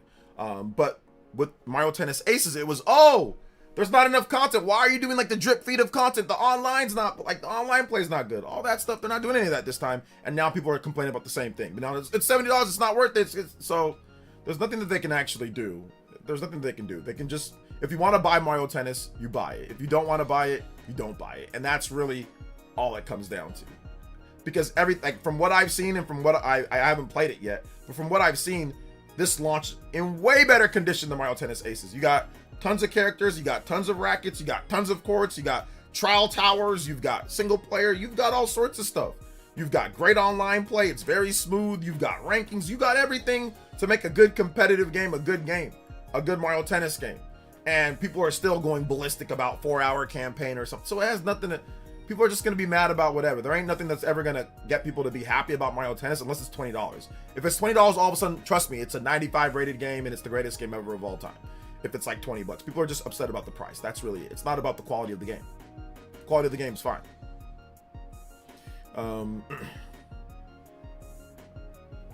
Let's say I literally went back and played all the good Mario Tennis games recently. Fever is literally up there with those games. Yeah. Yeah, Madden 78 people are, yeah, that's really what it comes down to. That's really what it comes down to. Hey, Elias, check this out. Came in the mail today. I hope it's good. I'm not a big underwater, you know, diver person, but I got Subnautica, so that's good.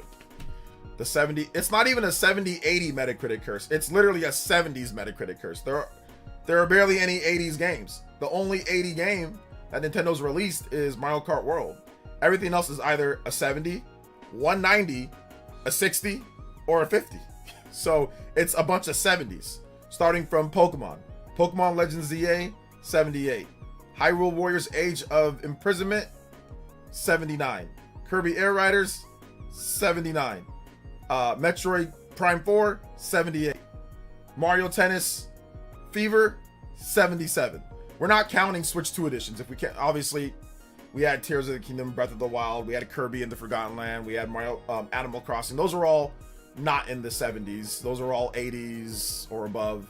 But like the actual like new games, Bonanza's the 91, but Bonanza came out back in July. I said starting from Pokemon and on, it's been nothing but 70s for the major games. And I have two major problems with the 270s between Kirby Air Riders and Hyrule Warriors Age of Imprisonment. Hyrule Warriors is more of an 8.5 to 9. It's not a 7. It's not a 79. It's not only 1 point better than Age of Calamity. And I proved that, or not proved, but I gave my objective reasoning for that. And I showed the game, I showed Age of Calamity on Switch 1 and the issues with that game and what reviewers said about that game.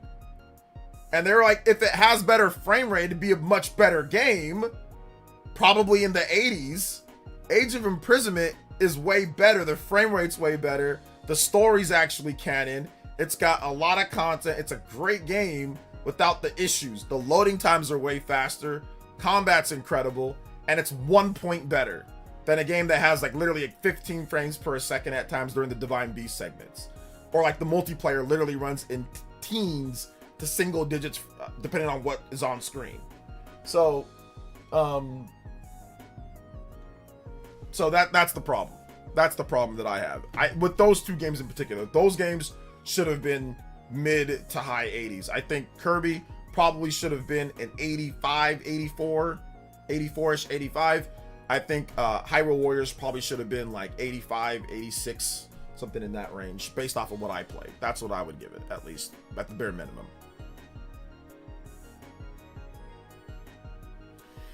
What's up, OJ? Haven't said anything for a while. Been hanging out. Hey, what's up, KJP? Hanging around in the background. So apparently they also announced Legacy of Kain. Yes, that's coming over. Why is the combat more engaging in Age of Calamity, Felipe? And show me your profile that you played both games. I want to see. I don't think you played Age of Imprisonment. I don't think you played it that much. So I want to see your profile that you played it, and I want you to tell me why it is. I don't think it is. Not with the different fusion combos, not with what you could, absolutely not with the different stuff that you can do in terms of like the divine moves, or where they have specific moves for each character that you have to do based on them like jumping up or based on them charging you. Absolutely not. I don't think it's more engaging at all. So I want to see the proof that you actually played and beat both games. I need to see, otherwise I'm going to say that, no offense, Felipe, but I'm going to say that you're lying, or that you played on easy or normal, because there ain't no way. Elvin with the $5. There ain't no way. I see people say that, and then when I ask them, they're like, oh well, they start going haywire. So I need to see proof that you played both games. I need to see. Sorry guys, in 2026 we calling gamer cards in this day. Don't be just making up stuff. We asking for proof. We asking for proof in 2026, especially if you're just going to be a contrarian. That's fine. You want to be a contrarian? Go ahead. It's an Age of Calamity. Every character. Oh, thank you for the 5, Elvin. It says I would get tennis scam. I suck at them so much for the price to be justified. Only thing that's holding me back is I know one person with Nintendo Switch 2. You suck at them. Well, the point of playing games is to get better. Not to, so that's the whole point, is that if you play it, you get better at the game. Mario Power Tennis is considered peak. Oh yeah, it's got an 80 exactly. There you go. There you go. So it's tough. In Age of Calamity, each character has a special action tied to ZR button. For example, Rivali has 2 stages of where he's on the ground and the other one where he's flying. You can literally do that when it comes to the Rito characters, and they all have special moves that are tied to them as well in Age of Imprisonment. They all have certain special moves that only they can do as well when it comes to certain things. Like let's say the Construct, he has specific certain moves that only he can do based off of it, and he can wield so many different types of weapons as well. So Age of Imprisonment has a lot of engaging in different things too on top of that. And like I said, Age of Calamity runs like complete trash. So like even aside from that, literally it runs like complete trash. Like it runs like complete garbage. So even if you want to say fine, it's a little bit more bro, it runs at 30 with frame rate dips. And at some parts it runs like in the teens, and the multiplayer is busted. This game is not better. It's not only 1 point better. Performance for a game matters to a degree. It's gotta matter somewhat. Age of Calamity's performance is so bad at times. Literally, we all said in the reviews, if it ran better, it'd be reviewed way better. even if you felt that it was more engaging with the combat, it's not to the point to where Age of Calamity is so much better to where it runs like Dookie and it's only 1 point worse than Age of Imprisonment. That's insane, considering Age of Imprisonment runs at 60 FPS and is actually a canon story, and it's not a what if story. So I disagree. I disagree completely. I need to see some proof of that, though, my man. I need to see some proof of that, Felipe. And I'll be more than happy to acknowledge that you did. Below Zero is mad to me, but Subnautica 1 is pretty goated. It's a great stream game. Many people, first reaction to it. Okay. First time ever playing Subnautica. All right. I'll try it out. It was only $30. A little bit over 30. Age of Imprisonment is better because of one thing. Calamo. Calamo is awesome. He is so cool. I think that the individuality between the characters, or even like Urbosa versus the new Gerudo lady, the new Gerudo lady's moveset is so much more awesome, like with her thunder. So I think even the styles of each of the characters, or even the side characters in the game, how you have to time up their button presses to get like extra hits or extra power, you didn't have that stuff in Age of Calamity. So that's why I feel that it's a bit more engaging, because of the styles of each of the characters in there. I did feel that Princess Zelda was pretty good in Age of Calamity, but she's incredible in Age of Imprisonment, and like her bow and arrow stuff that she has, it's insane. And then plus her time skills that she has, oh my goodness. So I get what you're saying, for real, Felipe. Like, I get it, like it's pretty nice, but there's unique individual skills for each of the characters in this one as well that they can do. Plus you have the fusion combos for every single character, and that completely adds a whole new layer that was not in the first game. The fusion combos are awesome. So yeah, I'm gonna have to disagree heavily with that one. Sent you a clip on Discord of Fever to show how cool it can get even with my trash skills. Okay, Wow. You sent me a clip, Justin, on that. So let's take a look. Where did you send the clip at? Did you send it on Discord or Twitter? Oh, Discord. You said Discord. All right, let me open up Discord. Give me a second, guys. You guys know me. I'm not a Discord man. Thank you for the 3, Justin. I appreciate that. Zelda was thick in Age of Imprisonment. She really had, and I don't think she had that in Age of Calamity. So I don't recall her having, you know, a big butt in Age of Calamity, but she definitely has a big butt in Age of Imprisonment. That is true. So I mean, she just does. And you know, I don't usually talk about stuff like that because I mean they're not real, but it's very noticeable. The first time she's just like standing to the side, and it's just like, wah! Like it's like, whoa, was that there before? I don't recall that being a thing. So it's definitely, yeah, definitely curved. Like it's instantly noticeable, even if you're not someone that looks, because I don't care, they're not real. But even for somebody that doesn't notice that type of stuff, or I don't care about that type of stuff, it's very noticeable, the first cutscene where she's just standing to the side, and it's just like ridiculous, you know, ridiculous curve on that. Is that Tears of the Kingdom dress? Yeah, but even in Tears of the Kingdom, I don't think she has that in Tears of the Kingdom, and especially in Breath of the Wild, because one time she's like kind of like on all fours, and she's like I think she's like getting a flower or getting something for Link in the cutscene, and it's definitely not like that in Breath of the Wild. So Koei Tecmo said, we're gonna give you our version of Zelda. we're gonna give you our version of Zelda. We're gonna somebody was like up the curve on the graphics rendering or something, you know. Yeah, Nick, it's been known for a while now. Beast of Reincarnation, they didn't make it. It's their brainchild game, and they outsourced it to other developers to make it. But that's been known for a while now. And it was at the Xbox show last showcase, and then they even showed it, I think, one time before that it's been shown. So this is like the third or fourth time that they've shown the game, and they've said Game Freak each time. So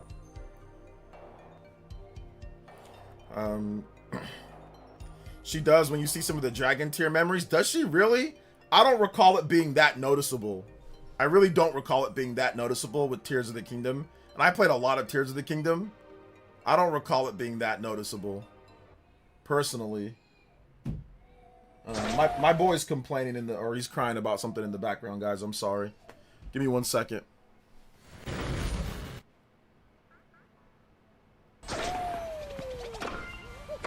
You Diddy Kong? Can't take my eyes off this.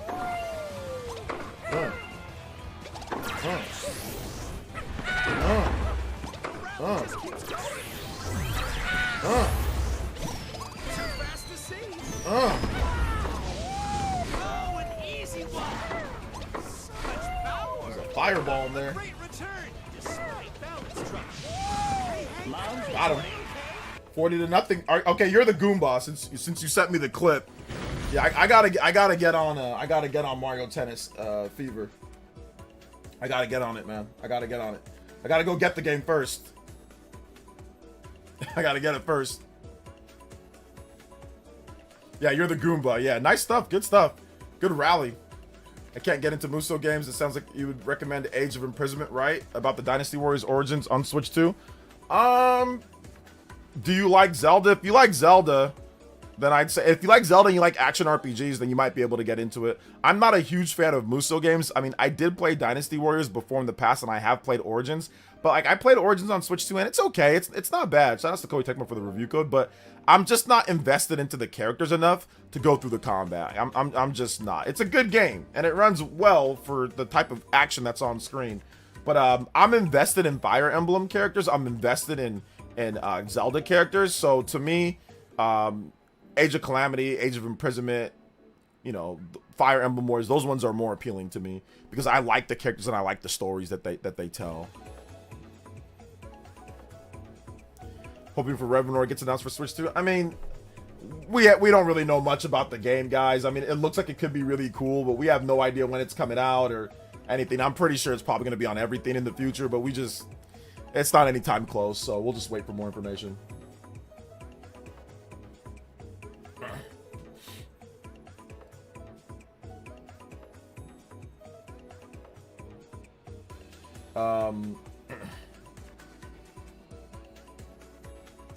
It's so funny. Doc Trey, he was talking about people being port beggars. MGS4 on Switch 2. Konami's a third party. They don't have any exclusivity to Sony for that.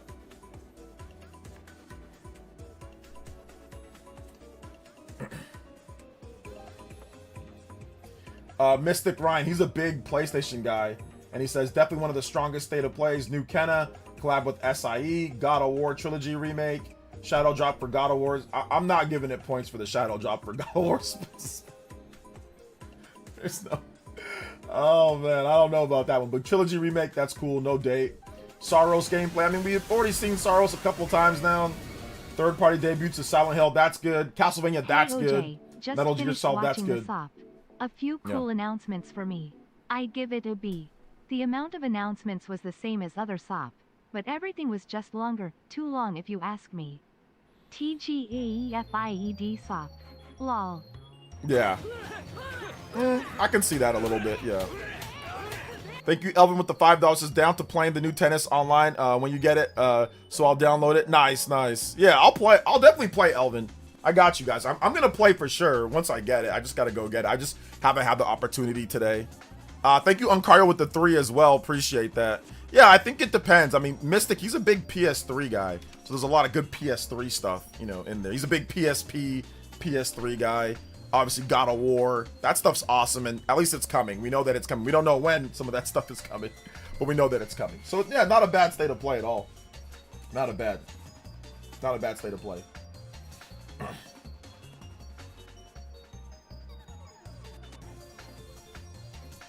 Broken Games, who's also a big PlayStation guy, says, ladies and gentlemen, I give that state of play a 7 out of 10. Best state of play we've gotten in 5 years. Oh man. 5 years.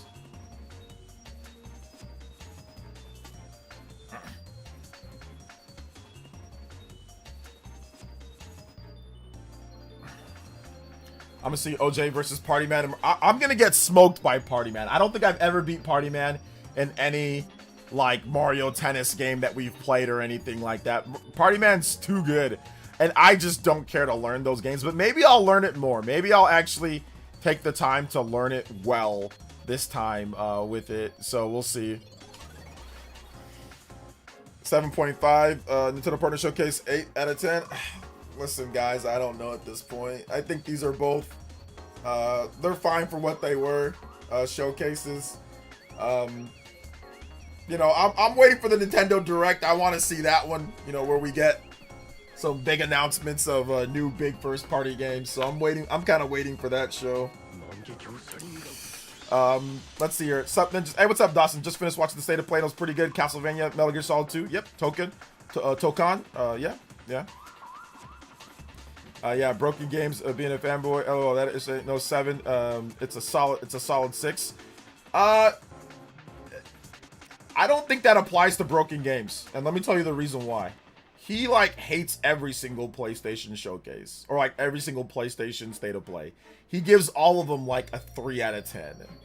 So, but you got to remember, he's an old school Sony fan too. He's been playing since the PS1 era, and he loves the PS3 era. So I think people that love the PS3 era like this one because you get Metal Gear, you get Konami games, you get all that type of stuff. You get Castlevania, you get stuff like that. So I think it's fair. I think it's fair for. And he gave it a 7. I don't think that's bad. I mean, he's a hard grader when it comes to these things. So,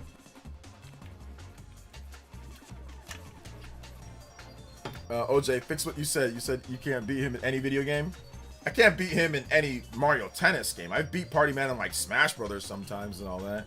And I beat him in Mario Party. I beat him in that some mini games. Like Party Man couldn't flip a steak. One time we were playing a steak game. When Party Man was like, I think he was barely, I mean, I gotta be careful, man. Party Man was like 15 years old or 14 years old back then. I don't even know. His mom signed him up for a YouTube account. So we were just make sure everything's good. And we played Mario Party, Super Mario Party. And Party Man, since he's a kid and can't cook, you know, he was having trouble flipping a steak on a burger, like a steak burger. He couldn't flip the burger. It was so easy. Everybody else was doing it. It was so easy to do. And he could not flip the burger over. I destroyed it. I cooked him. I literally cooked him. I was cooking in the game. I cooked him in that game. He got bodied, cooked. So that steak mini, everybody had no problem with that steak mini game. And Party Man treated it like it was like advanced trigonometry, or if it was like rocket science. It was not that hard, Party Man.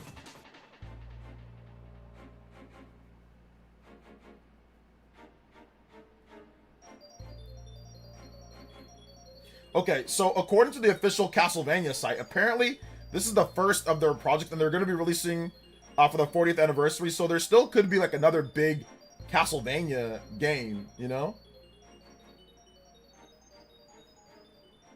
So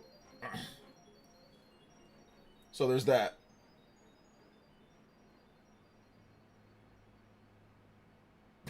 Somebody said that.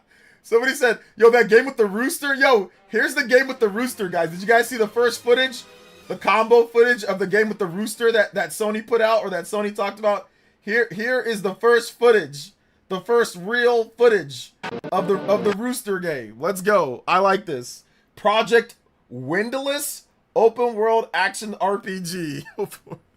Here's the first real DLC footage. What's a big idea chasing my worm? You're a cat, son. Cats don't eat worms. You're taking the food right out of my mouth. I don't go around chasing mice. Stand up, boy. You're tripping over your own feet. Now you stay away from worms and I'll stay away from mice. That's fair and square, and if you'd stop all your arguing and jawing, you'd see my side of it. Yep. Keep that mouth flapping and do no listening. This game was cooking. There's nothing worse than a blabbermouth cat. Foghorn Leghorn out here. Bruh, it was out here looking like Foghorn. It's like, cock-a-doodle, I'm gonna kill you! He was just ready. Now that I say, boy, now what you got there, boy? Now that I say, I got myself a sword here, boy. I'm gonna take this sword and I'm gonna cut you in half, boy. Now that I say here, boy, you over here with all them doodads and hippie heads. Let me give you a good old slicing, boy. Now that I say here, I'm gonna level up, boy. When I say here, I'm gonna go from level 1 to level 2, boy. And when I do, I'm gonna upgrade my strength 3 points, boy. What you saying now? Let's pay attention now, boy. When you're upgrading an RPG, you gotta upgrade where your strengths are, boy. Foghorn Leghorn is not before my time. I used to watch Foghorn Leghorn all the time back in the day. That is not before my time at all. What the hell are you talking about? That was always on Cartoon Network. Like Foghorn Leghorn? Bro, come on now. That is not before my time. Jose, just saw your reaction to 2D God of War. You had to be creasing, bruh. I can see your comments, Mr. Davis. What's good, man? Welcome. The chicken from Minecraft. Hey, bruh, this Foghorn, bruh. We out here with the Foghorn Leghorn. And I say, boy, don't be building me up that bad, boy. Now put some stats into strength now, boy. You see the Foghorn gotta run now. You gotta get across the battlefield now, you know? Let's see here. Oh, dude, Foghorn Leghorn's great. I love that. I love the old school Looney Tunes. All that stuff is goated. Go down, boy. You're bothering me. I got work to do, boy. If I don't stop talking much, you get his tongue sunburned. Oh, man. What's up, Rags? Welcome. What I'm missing at the state of play wasn't that good. People acting like it was the S tier. What is going on? There was a lot of good games or good announcements in there. I think it just, like I said, it just depends on what you're looking forward to. But yeah, I don't have super high expectations for state of plays, so it was solid based on my own expectations.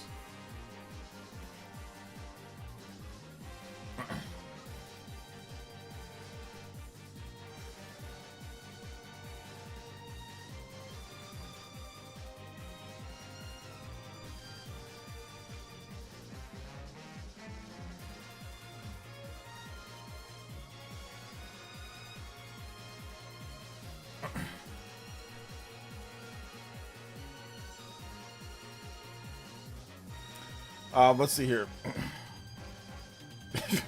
I don't know why you still watch him, V. We already knew. He's already said he's a grifter, so you already know. So I don't know why you keep bringing him up.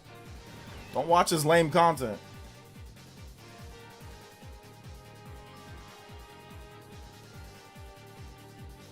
So the multi-platform releases. So yeah, okay. So yeah, John Wick coming to Xbox, PlayStation, PC. Brigadine's coming to Switch 2. Xbox, PC, Death Stranding coming to PC, Metal Gear Solid Master Collection 2 coming to everything, Dead or Alive Last Round that's coming to PS5, Xbox, PC, Castlevania Belmont's Curse coming to Switch, PC, Xbox, Rayman coming to everything, Silent Hill coming to Steam and Epic, just PS5 and PS5, Legacy of Kain coming to everything. So there you go.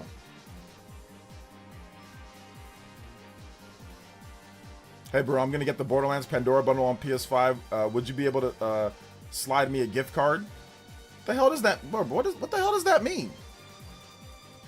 It was an 8. Let's be honest. Bunch of games were shown.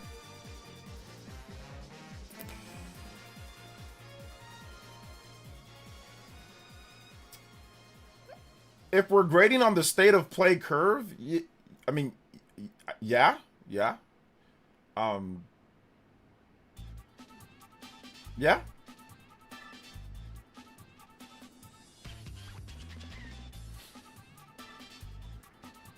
Like I said, a state of play curve, which I don't know if it's even really, can we grade on a state of play curve, because Sony doesn't do showcases anymore, so there's nothing to compare it to. That might be their showcase. So I'll give you two things.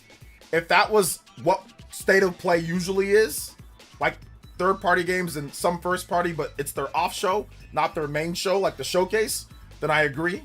If we're grading it as that's what they call their new like main Nintendo Direct or main showcase, I'd give it lower, because the ending wasn't, I mean, it was good to get an announcement of God of War Trilogy. That's my favorite Sony franchise, but that God of War 2D game, like ending on a 2D game that doesn't look anywhere near as good as a 2D game that you already showed with Castlevania, I don't know about that. But so if we're grading it on a PlayStation Showcase curve, then you know, I'm gonna give it not an 8. I'm gonna give it maybe like I said, a PlayStation Showcase curve. I'm gonna give it like a 6. But if we're grading it on a state of play curve, yeah, I think an 8's fine. No. Like I said, but I don't know what Sony. I don't know if they even have showcases anymore. So if this was their, hey, here's our big first party games plus third party, then yeah, like I said, I'm gonna give it lower. But if we're grading it just on, hey, I don't have crazy expectations, I'm just going, like, you know, it's on state of plays usually, or state of plays, then yeah, 8's fine too. 8 is fine. I mean, I think that they should have, here's what they could have done to make it better. I think it's a very simple fix. All you do is simply just make a CG trailer for God of War Trilogy. Like a small, short, 10 seconds, 5 seconds. Just make a short trailer of Kratos stabbing the Hydra in the eye from God of War 1 or whatever on the boat. Just do that. And then you make that last. And then you take the God of War, you know, 2D game, and then you throw that one first. That's all you needed to do, because that, like I said, that was not an impressive looking 2D game. Like, I like my 2D games. But I mean, we had Castlevania, we've had Metroid Dread, we've had Lost Crown, we've had all these cool 2D games, like with these legendary old franchises, because God of War is old now at this point, right? And that ending was just, like I said, I don't know. As a big God of War fan, I was not a fan of that ending. I was not a fan of that, but like I said, whatever. So it's fine. It was a fine showcase. It was okay. I don't know what games I'm getting out of all those, but it was okay.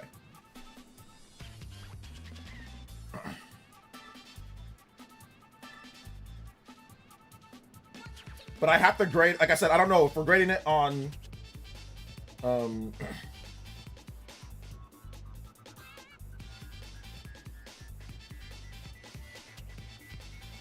so yeah, I think it was fine.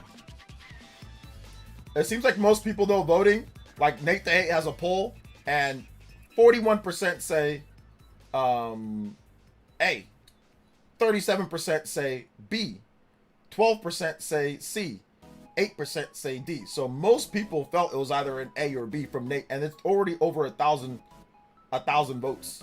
So I think most people felt that it was a good show, which I agree with that. I think it was a good show. I think an 8 out of 10 is fine. I think, you know, I don't know if I'd go a 9 out of 10, but I think an 8 out of 10 is fine, or a 7 out of 10 is fine. I think either one of those scores are fine, you know? So.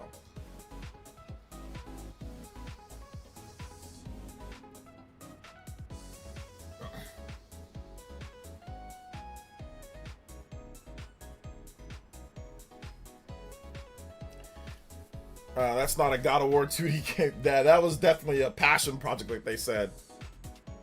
I agree with 6, maybe 6.5 along with decimals. I'm going forward with God of War remakes. Want to grab the new God of War, but need to see the gameplay before I spend $30. Looks fun though, yeah. I mean, like I said, yeah, if you're comparing it to a partner showcase, I think it can be better than a partner showcase. I think that was probably better than all the partner showcases, objectively speaking.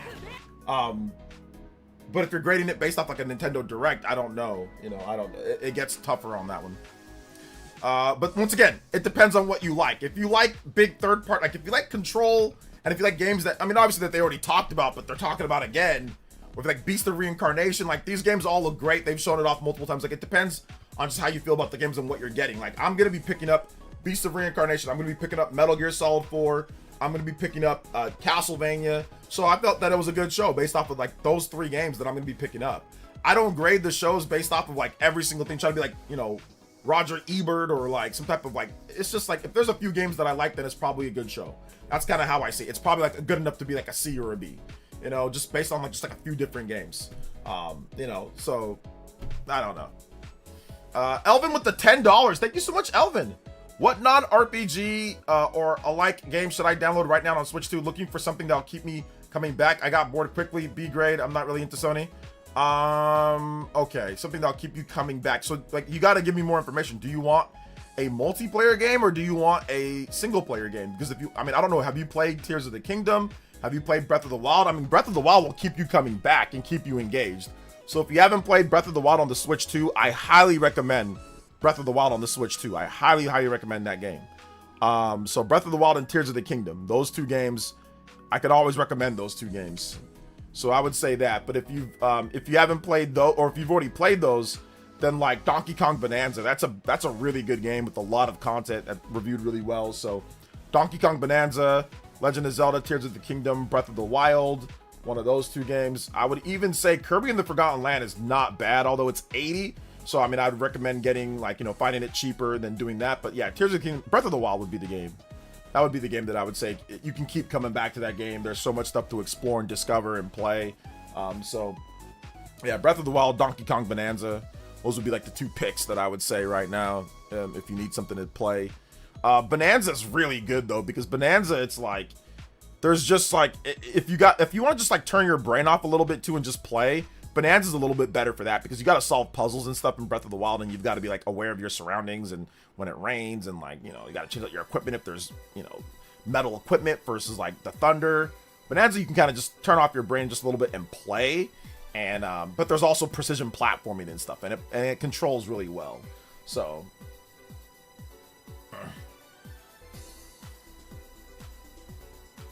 the Aura farming chicken game was fire. I don't know if that game's going to be good or not. Once it comes out, we'll see. We will see.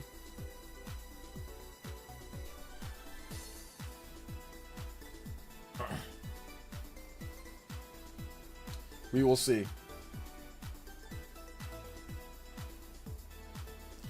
Alvin with another 5. Never finished Breath of the Wild. Never finished Tears. Fell asleep playing DK. Zelda. It is. Thanks, man. Oh, man. Fellas, DK's awesome. Yeah, just play Zelda. Play Breath of the Wild. It's at 60 FPS on Switch 2 now, too. It's at 60 FPS on that one. Most hype announcement of the show was Metal Gear Solid 4, which is a PS3 port. Yes. That was my most hype, along with Castlevania. Those two were really good, so I'm excited for those two.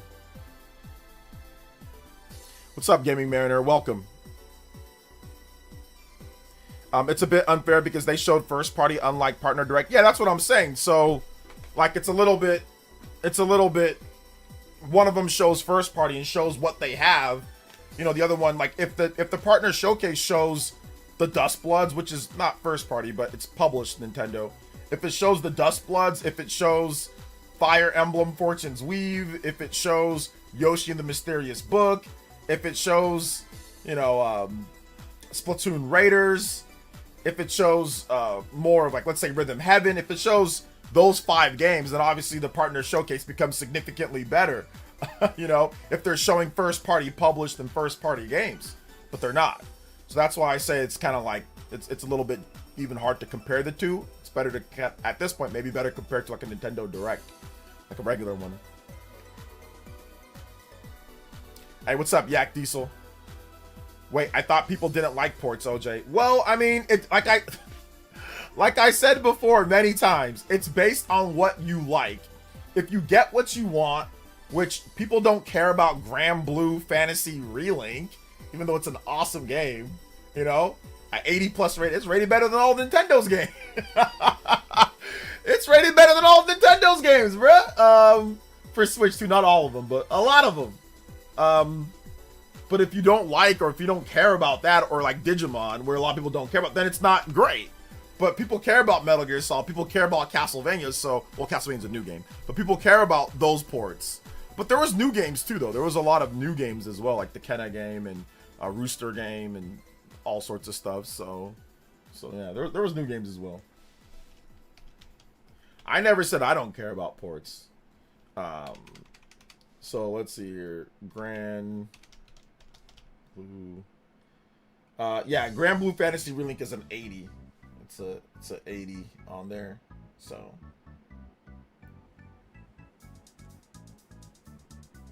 yeah, Grand Blue's awesome. It's great. It's awesome. It's a known entity, so I know that it's good. You know, I don't know if like the rev code, that rev code looks pretty cool, but it looks like you know, your Tales of Arise, or it looks like your Grand Blue, or it looks like your typical action RPG JRPG franchise, which is fine. It looked cool, but they just didn't say much. So I don't know if it's going to be good or not. It could be like Sword Art Online for all we know. It could be not good. So we have to wait and see. But it's made by veterans of JRPGs, so I'm pretty sure it'll be solid.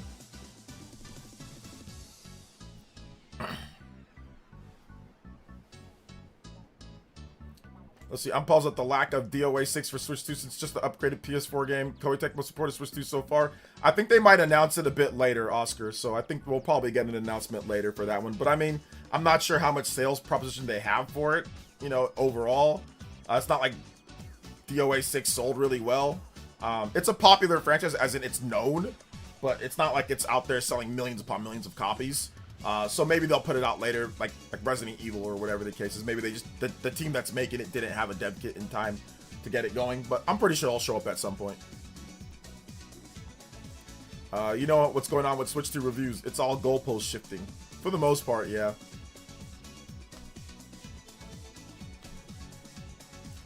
I can see Astrobot coming to Smash. You cannot see Astrobot coming to Smash because he's not. Trust me, he's not.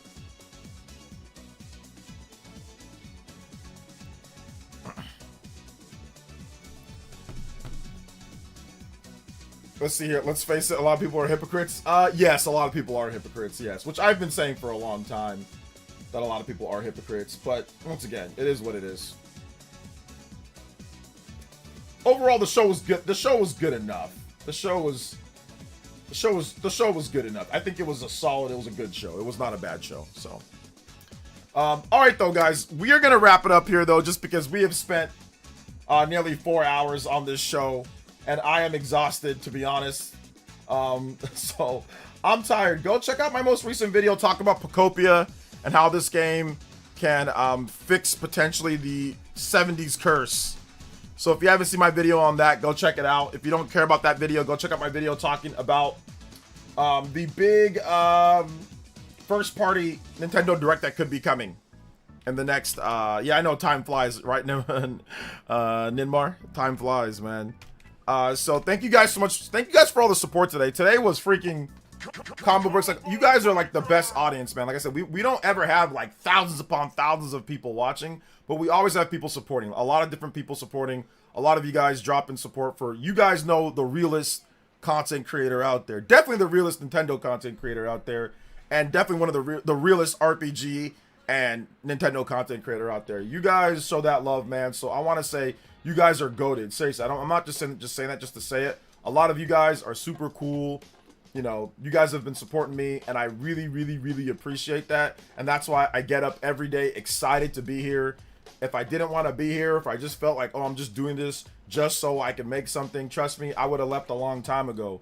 You guys are legitimately the best ever, man. You guys are like the best ever audience. A lot of you guys are friends. You guys are dope. So I really, really appreciate y'all supporting me the way that I do, because my channel, it's an anomaly. You do not see it. You do not see people with only a couple hundred subscribers doing what we do here. Or sorry, 100 live viewers doing what we do here. So thank you so much for everything. Seriously, thank you.